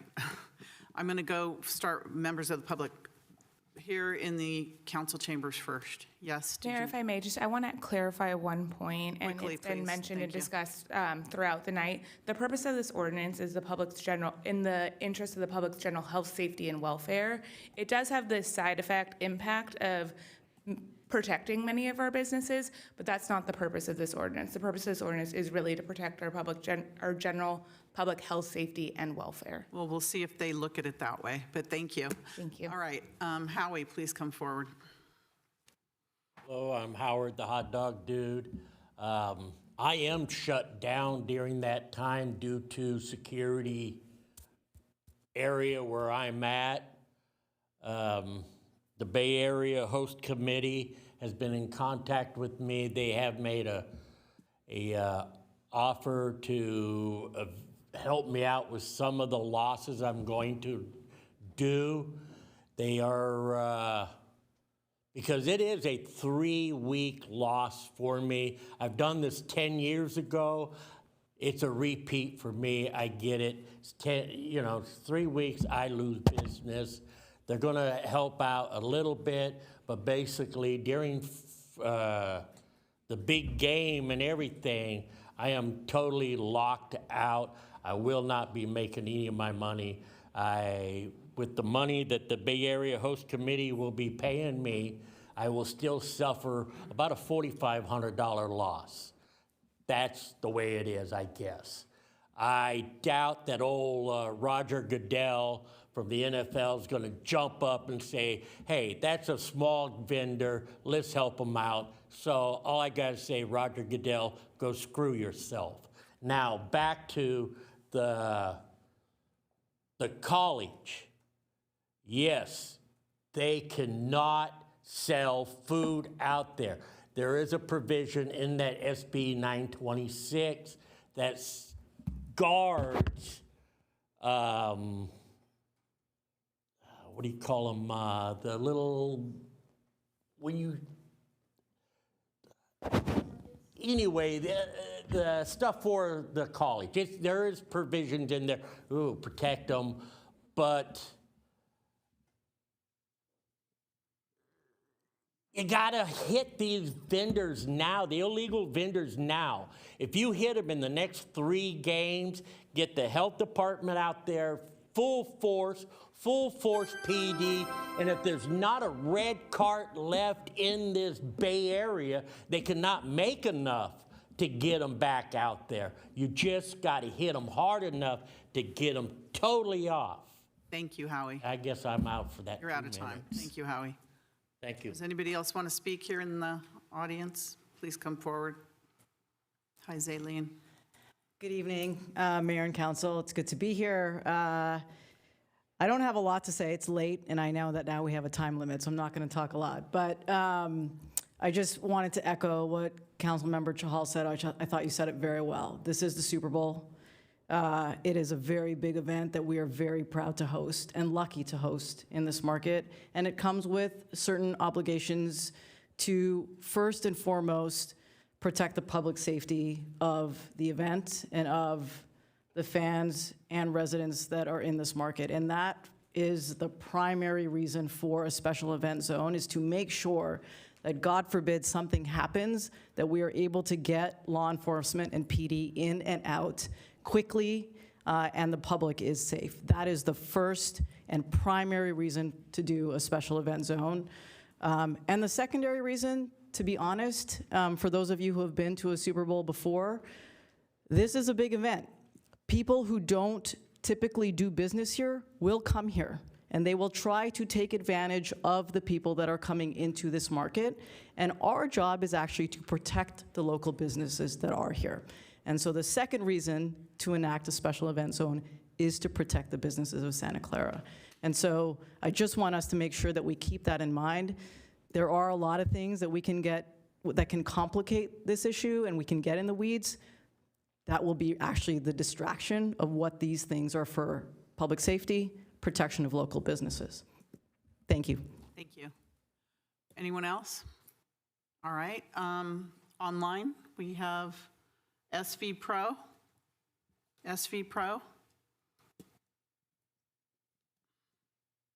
Unmute yourself. Oh, can you hear me? Yes, we can now. Okay. First off, good morning, everyone.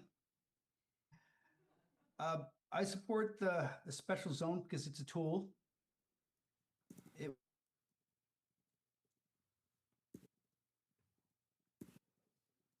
Hello? Wake up. Hello? Steve, hello? Hello, hello? Okay, we'll come back to him. Jeff, go ahead, please.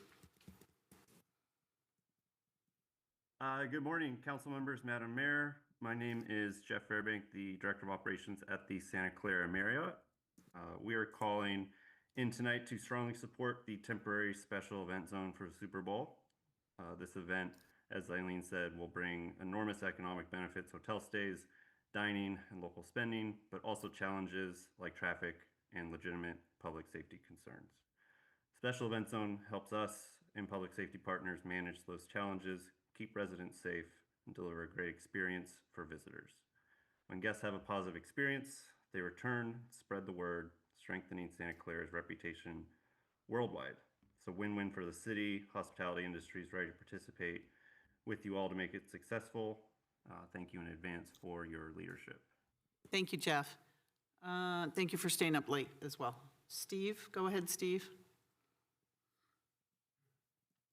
Hi, I'm Steve Edwards with Ensemble Investments. We own a number of properties and businesses in the Tasman East, or the Clara District, which is directly to the east of the stadium. I think the clean zones in general are a good idea to maintain some additional control or regulation during these really unique events. As we're building out this district and as we're kind of establishing these businesses in it, it'll be helpful to have, you know, ability to enforce like things that might be happening willy-nilly out there. So I think it's another tool, as one of the other speakers spoke about. I do agree with the council members' comments that I think we do want people here before and after the games, even if they're not ticketed. I mean, this is going to be an entertainment district in the future, and it is now. So I think more thought towards what and how to activate the different areas would be wise before we get to World Cup. And that's it. Thank you, Steve. Edward, go ahead, Edward. Yeah, I remember when Joe Montana wanted to build that hotel direct across the street. He even came to the city to talk about it. I don't know if it was the NFL owners or the York family that put a stop to it, but that was very frustrating. I don't know if it was separate from the related project. And I believe the related owner is the Miami Dolphins owner. So maybe, like he said, it has something to do with competition. But is there a way maybe get some catering trucks into that former golf course? Would that be a safety issue? It's really a shame that Related's really just slow walked this whole process and had so many groundbreaking delays. It's just really frustrating, especially with the soccer event happening, international event, and the Super Bowl. There's a lot of money that could be made with the city, and it's a shame that they slow walked this. And I think that maybe they should look at the OC Vibe project that's going on over by Angel Stadium in Anaheim. They're talking about using gondolas like they have at Disney World in Florida, maybe connecting some of the gondolas to help alleviate pedestrian traffic in the future. Maybe if the related project, the people that are leading that could look at OC Vibe again and maybe get some ideas from them. But hopefully, yeah, in the future, another 10 years, if we have another Super Bowl, I know we probably won't have an international soccer match like we did for this year, and that's water under the bridge. Yeah, I just wanted to give my idea on maybe how we can alleviate some of these issues we've got. Thank you very much. Thank you, Edward. Eric, go ahead, Eric. Hi, good evening. Thanks for having me. Just very supportive. I should tell you, I'm the owner of Puesto Mexican restaurant in Santa Clara Square, and I agree with Jeff over at the Marriott. I think it's great for our guests. They want, a seamless experience. Happy to host them and excited for them to be able to go to the event. With the special event zone, I think it's going to be much easier for them. And, we want them to have the best experience possible. Thank you. Thank you, and love your restaurant. Okay. Anyone else? Okay. Councilmember Gonzalez. Make a motion for staff recommendation and for map, what is it, B?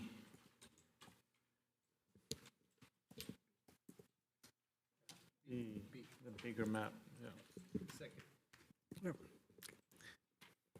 All right, we have a motion by Councilmember Gonzalez, second by Councilmember, was it Hardy or Chahal? Chahal. Councilmember Hardy.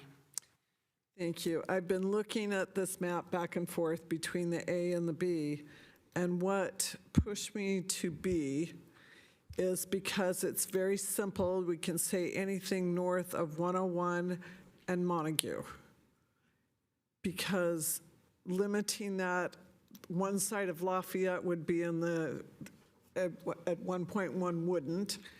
And we have 3 parks within this area that this would now capture, and that's our historic park down there around by Oracle and Live Oak, and then right across on the Guadalupe River.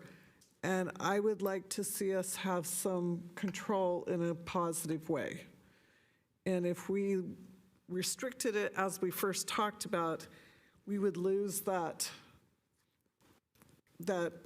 direction that we're giving. And I think it makes it very simple to just say north of Montague, end of sentence. I think that's easier. We're going to have to get the word out to all our businesses, and we do want this to be safe, and that is the most important. We want a positive experience, but first off, we want safety. And I can support this motion. Thank you. I'm going to go ahead and support the motion because I'm thinking that we're going to see how this works before we look at the World Cup one, clean zone, because that's going to be over a long period of time.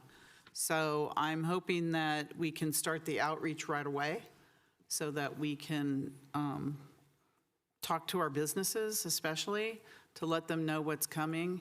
But I'll tell you, we have to get a hold of the illegal vendors that are around the stadium, because we can do this all day long, but we're still going to be inundated with those illegal vendors unless we have some teeth in something that allows us to move them out.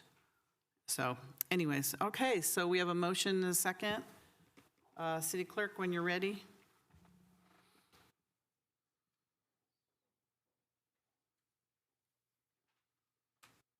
Did you want to say something, Liz? No, I just want to say thank you. We haven't voted yet, Liz.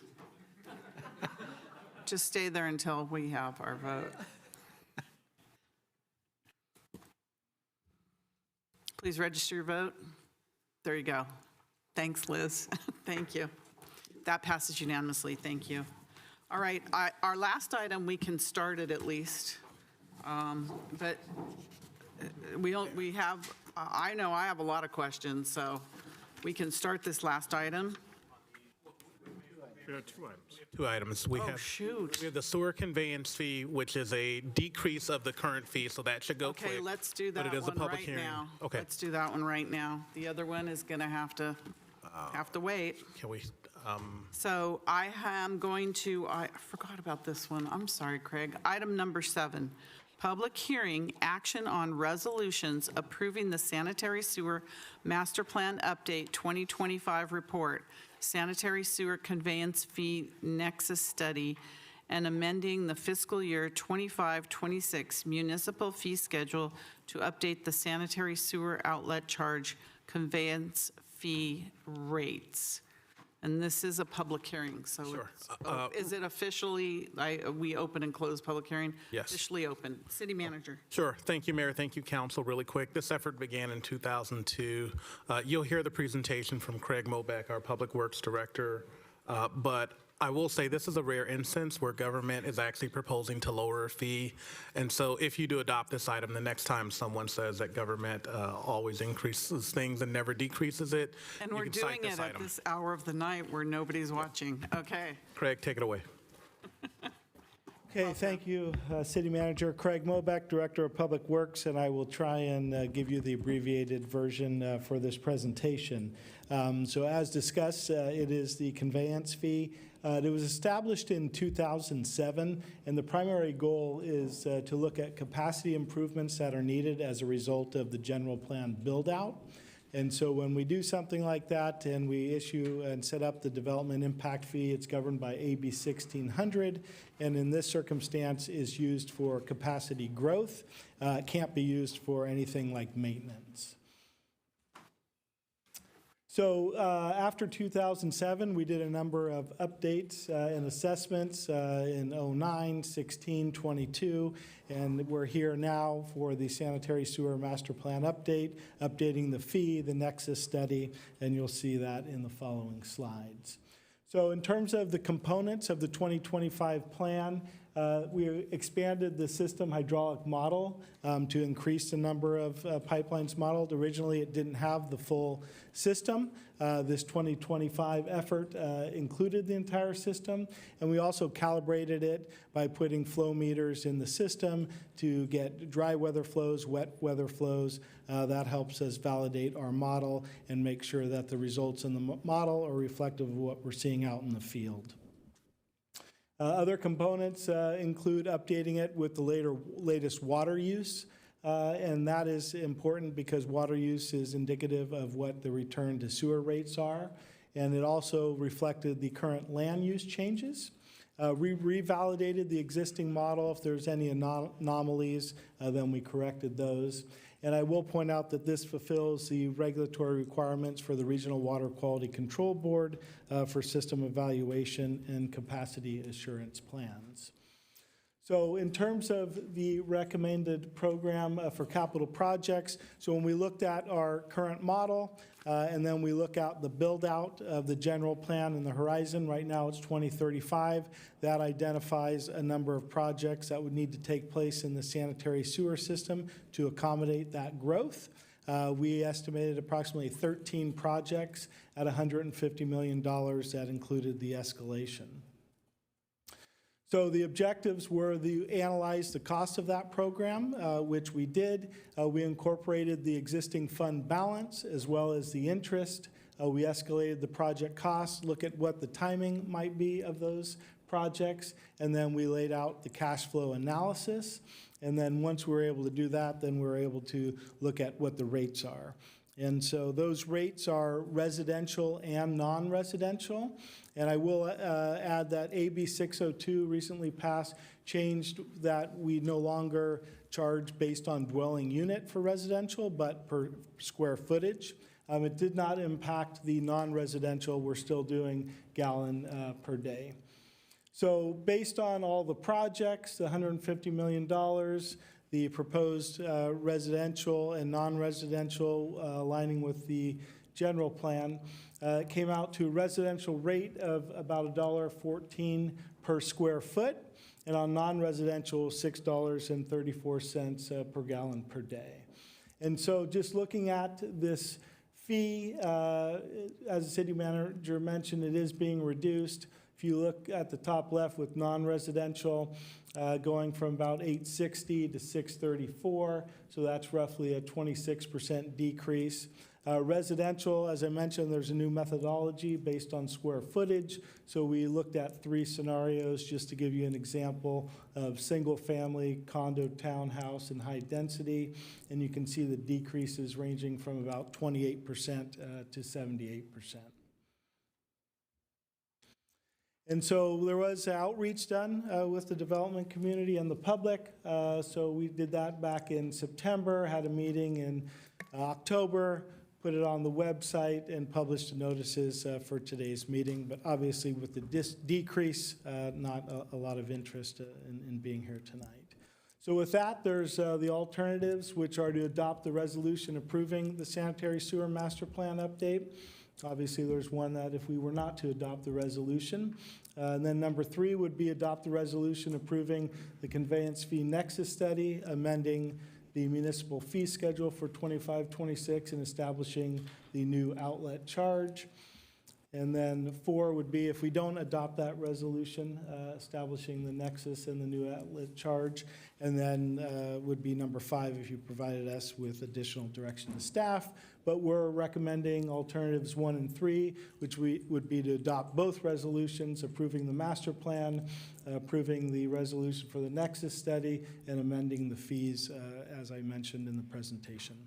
So that concludes everything, and obviously here for questions. We'll start with questions, quick questions. Councilmember Hardy, followed by Councilmember Jane. I will admit, I had way too much fun reading this report because this is my wheelhouse. But I want our residents, if anybody's still awake, if I'm understanding this correctly, this is the conveyance fee that will go down, our costs for our sewer. We still have our water treatment plant, and they will not go down that much overall. This is just the conveyance, if I'm understanding correctly. And I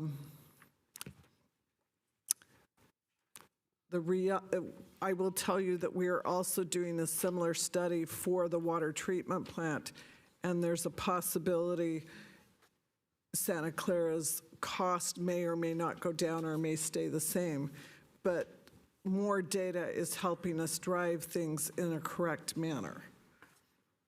I will say that. Thank you. Thank you. Councilmember Jane. Yes.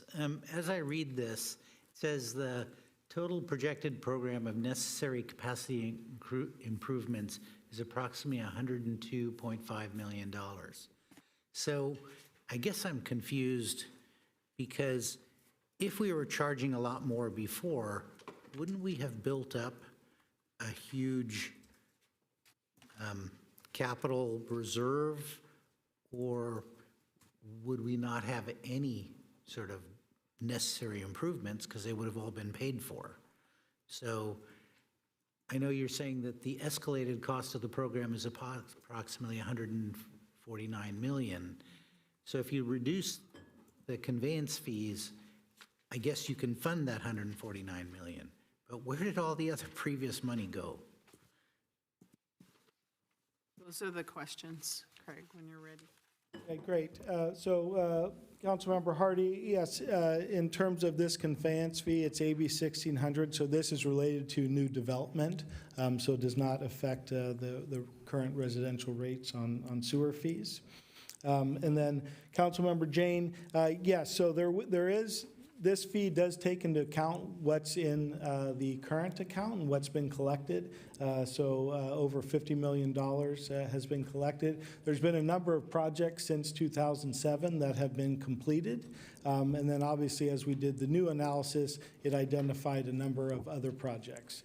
And so when you take a look at the escalated cost, because you mentioned the 102, that was non-escalated, so 150 is escalated. We have 50 million roughly that we've already accounted for. Then we look at, okay, how do we collect that additional $100 million? So that's how the fee is set up. Okay, I think I understand. Thank you. Was that all the questions? I had one, I'm Okay. sorry. Vice Mayor Cox? Sorry, I'll do it fast. So if I'm understanding, this is really dependent on proposed square footage of development upcoming by 2035, and it leaves a very small margin of error. I mean, I think if we have a $58 million surplus that we're using right now to kind of support this, by the end, we expect our fund to be roughly $100,000. So, yeah, so this is a fee that's calculated to build out what we feel will be necessary if the general plan fully builds out, right? So we can't collect more, we can't profit off this. And so, yeah, so it's $150 million. If we set aside the roughly 50 that we have, then it would collect that additional amount to build it out within that period. But we know that, development doesn't always happen that quickly, but that's how this fee is set up. And that's how it has to be, because we can't be in a position where we can't provide sewer service to new developments as they're ready to come online. And really, that's what this is all about, is making sure we have a plan to build out our capacity to match that of the general plan. So I guess my question is, if the development doesn't materialize, does this then come back and hit the ratepayers again if we've misjudged? Yeah, so it doesn't go to the ratepayers, it's based on development, but we update the sanitary sewer master plan. Roughly we like to do it every 6-7 years. And so we are evaluating and also watching how growth happens. And then we also would be taking a look at future fees to determine what's being built, what hasn't, what we have, in the account. Right. If I'll just piggyback on that, it becomes a living and breathing document because we constantly update it, right? Also important to note, a conveyance fee like this is truly a best practice. Important to note that on the water side, we do not have the same fee structure. And so you will remember, and we have some live projects that are going on now, because we don't have this fee structure where we build a reserve to build out the sewer, the water system. We have projects that just because they're the project to come in now, they have to pay for the upsizing for sometimes a half a mile, even a mile, right? So having this type of fee where we're building a reserve to upgrade our system is the best practice, and we actually need to replicate this for our water system, and so we're taking a look at that now. Councilmember Park. Oh, wait, Vice Mayor Cox? I was going to make a motion, but. No, we can't, it's a public hearing. Oh, I'm so sorry, yeah. Okay. Councilmember Park, and then Jane, and then we'll go to the public. So, and I understand and I appreciate that we're reducing fees, reducing costs to the people that need it the most. But when I think about products, cars, they usually don't reduce the cost. They usually give you the same price, but they give you additional features. And I think one of them is to just lull you into not expecting the price to ever go down ever again. And in this case, I know that a couple of years ago, we talked about sewer laterals, and there were a number of people that were talking about cost of replacement for sewer laterals, and it's $10,000, and people don't know that they own the sewer laterals, and that was the cost of replacement.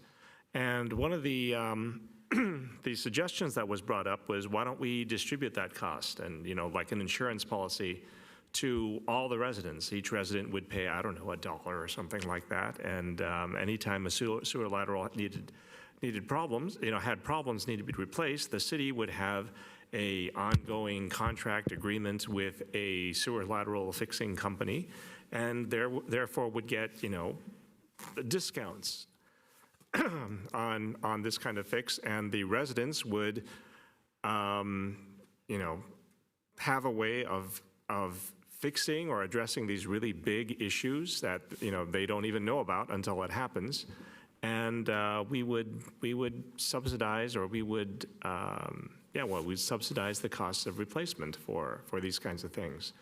Do we consider additional features? Do we consider services like this? Because it's come up. We didn't vote on it then. We didn't approve it then. But I think about this all the time, because I've heard about sewer laterals going bad more than once, which is, I guess it's not uncommon, but it's more common than I would have expected. Councilmember Jane? Then I'm going to the public. Yeah, so I think the city manager sort of spurred this question. When we, let's say we're building out Tasman East, and we have to build a big sewer line to support Tasman East. The first developer pays all of that and then gets paid back over time by the next developers, which is a huge disincentive for that first developer to come in and do that project. And I think the city manager said that if we had $50 million, we could actually cover that and then get paid back, because otherwise we have a disincentive for the first person at Tasman East to start that project. And it also applies to the downtown. So is there a target reserve that we want to do that would then spur these investments of our specific area plans? Is this on this topic? I mean, are you able to answer that? Okay. Okay, so just first covering Councilmember Park, you talked about sewer lateral. So this is a development impact fee that's tied to AB 1600. That's specifically for development and increased capacity in the sanitary sewer system. So it cannot be used for maintenance. Therefore, it does not consider the programs that you mentioned lateral. That would be a different program under the Water and Sewer Department. So not part of the development impact fee. In terms of Councilmember Jane, so this master plan looks at the growth with the general plan, right? And so it modeled our current sanitary sewer system, as well as took a look at running that model as we start building out. And so having this in place protects against one developer getting stuck with something, because it recognizes that developers, whether you're in different parts of the system, you still impact it, right? And so based on that analysis, it identified 13 projects that would be triggered through the course of developing towards the general plan, and money would be there to be allocated towards it for conveyance, right? For capacity. My question is that unless the city wants to float it, there's not going to be the money there to build that big sewer line to Tasman East. Let me clarify. So that is the express purpose of this fund, so that we can build those capacity improvements. The point that I was making is that we do not have a similar fee for water, right? So having it for sewer is the best practice. And so it in effect does exactly what you're saying. It allows us to upsize the sewer for our new developments, because it's captured within the plan. We do not have that for some of our other enterprises. All right, thank you. It's a public hearing. I'm going to the public. Is there any member of the public that would like to speak on this item?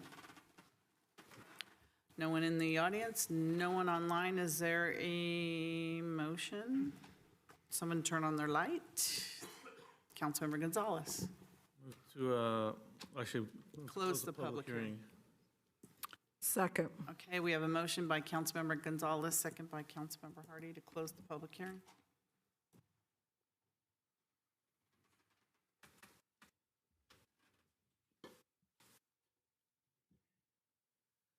Please register your vote.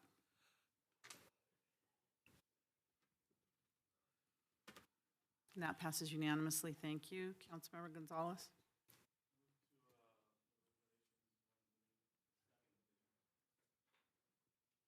So we have a motion by Councilmember Gonzalez for staff recommendation, second by Councilmember Chahal. Councilmember Park? Yeah, so I just want to get a couple of things clear. The first thing is, I understand that the fees for this cannot be used for sewer laterals because sewer laterals are maintenance and it cannot be used for maintenance. I guess my question is, if we take monies in, at what point do they become like disconnected with the source so that we can use them for anything, or is there nothing?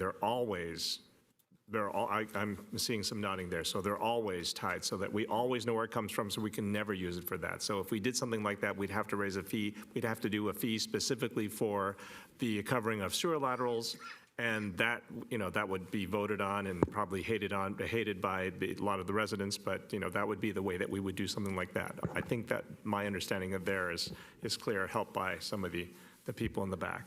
The other thing I wanted to say, can I get the city manager to repeat what you just said, which is, we don't have a similar fee for water, what allows us to upsize, and then can you just repeat what you said to Councilmember Jane? This is a conveyance fee that allows us to increase the capacity of our sewer based on studies for the build out of our general plan. It is a best practice. We do not have a similar fee for our water enterprise. That is why we have some projects where they're the last one in and they have to trigger, they have to undertake that upsizing, and it may be cost prohibitive for that project. And so we are looking at similar fees for our other enterprises. Is that helpful? It's not, I can articulate. Okay, but I mean, along the way, let's say that we've built out the sewer, and then we build another development, and then we need to upsize that sewer. So how does that happen? How does that cost get distributed? So for sewer, as we said, this is a living and breathing document. We redo the study periodically, and it's updated when we update our general plan. Okay, but I mean, the plan updates, but how do we actually upsize the sewers? Through a capital improvement project funded by money in this fund. I see. So then the project would be fully funded by whatever came next, or it would be? It's funded by the conveyance fee fund. The conveyance fee fund. Okay. Call for the vote. City Clerk?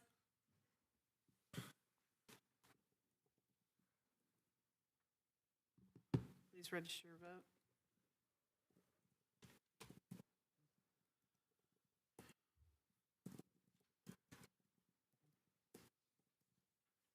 Please register your vote. And that passes unanimously.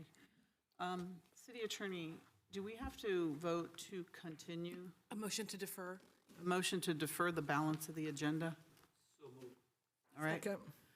Thank you. Motion by Councilmember Chahal, seconded by Councilmember Hardy to defer the balance of the agenda. Mayor, just want to clarify that it's a motion to defer it to a meeting non-specific.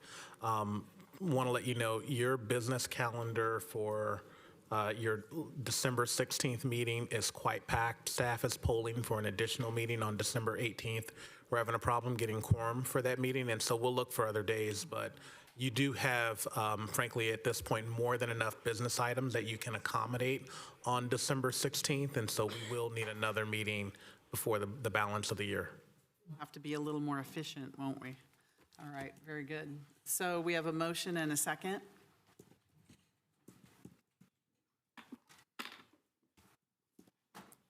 Please register your vote. That passes unanimously. This meeting's adjourned. Thank you, everyone.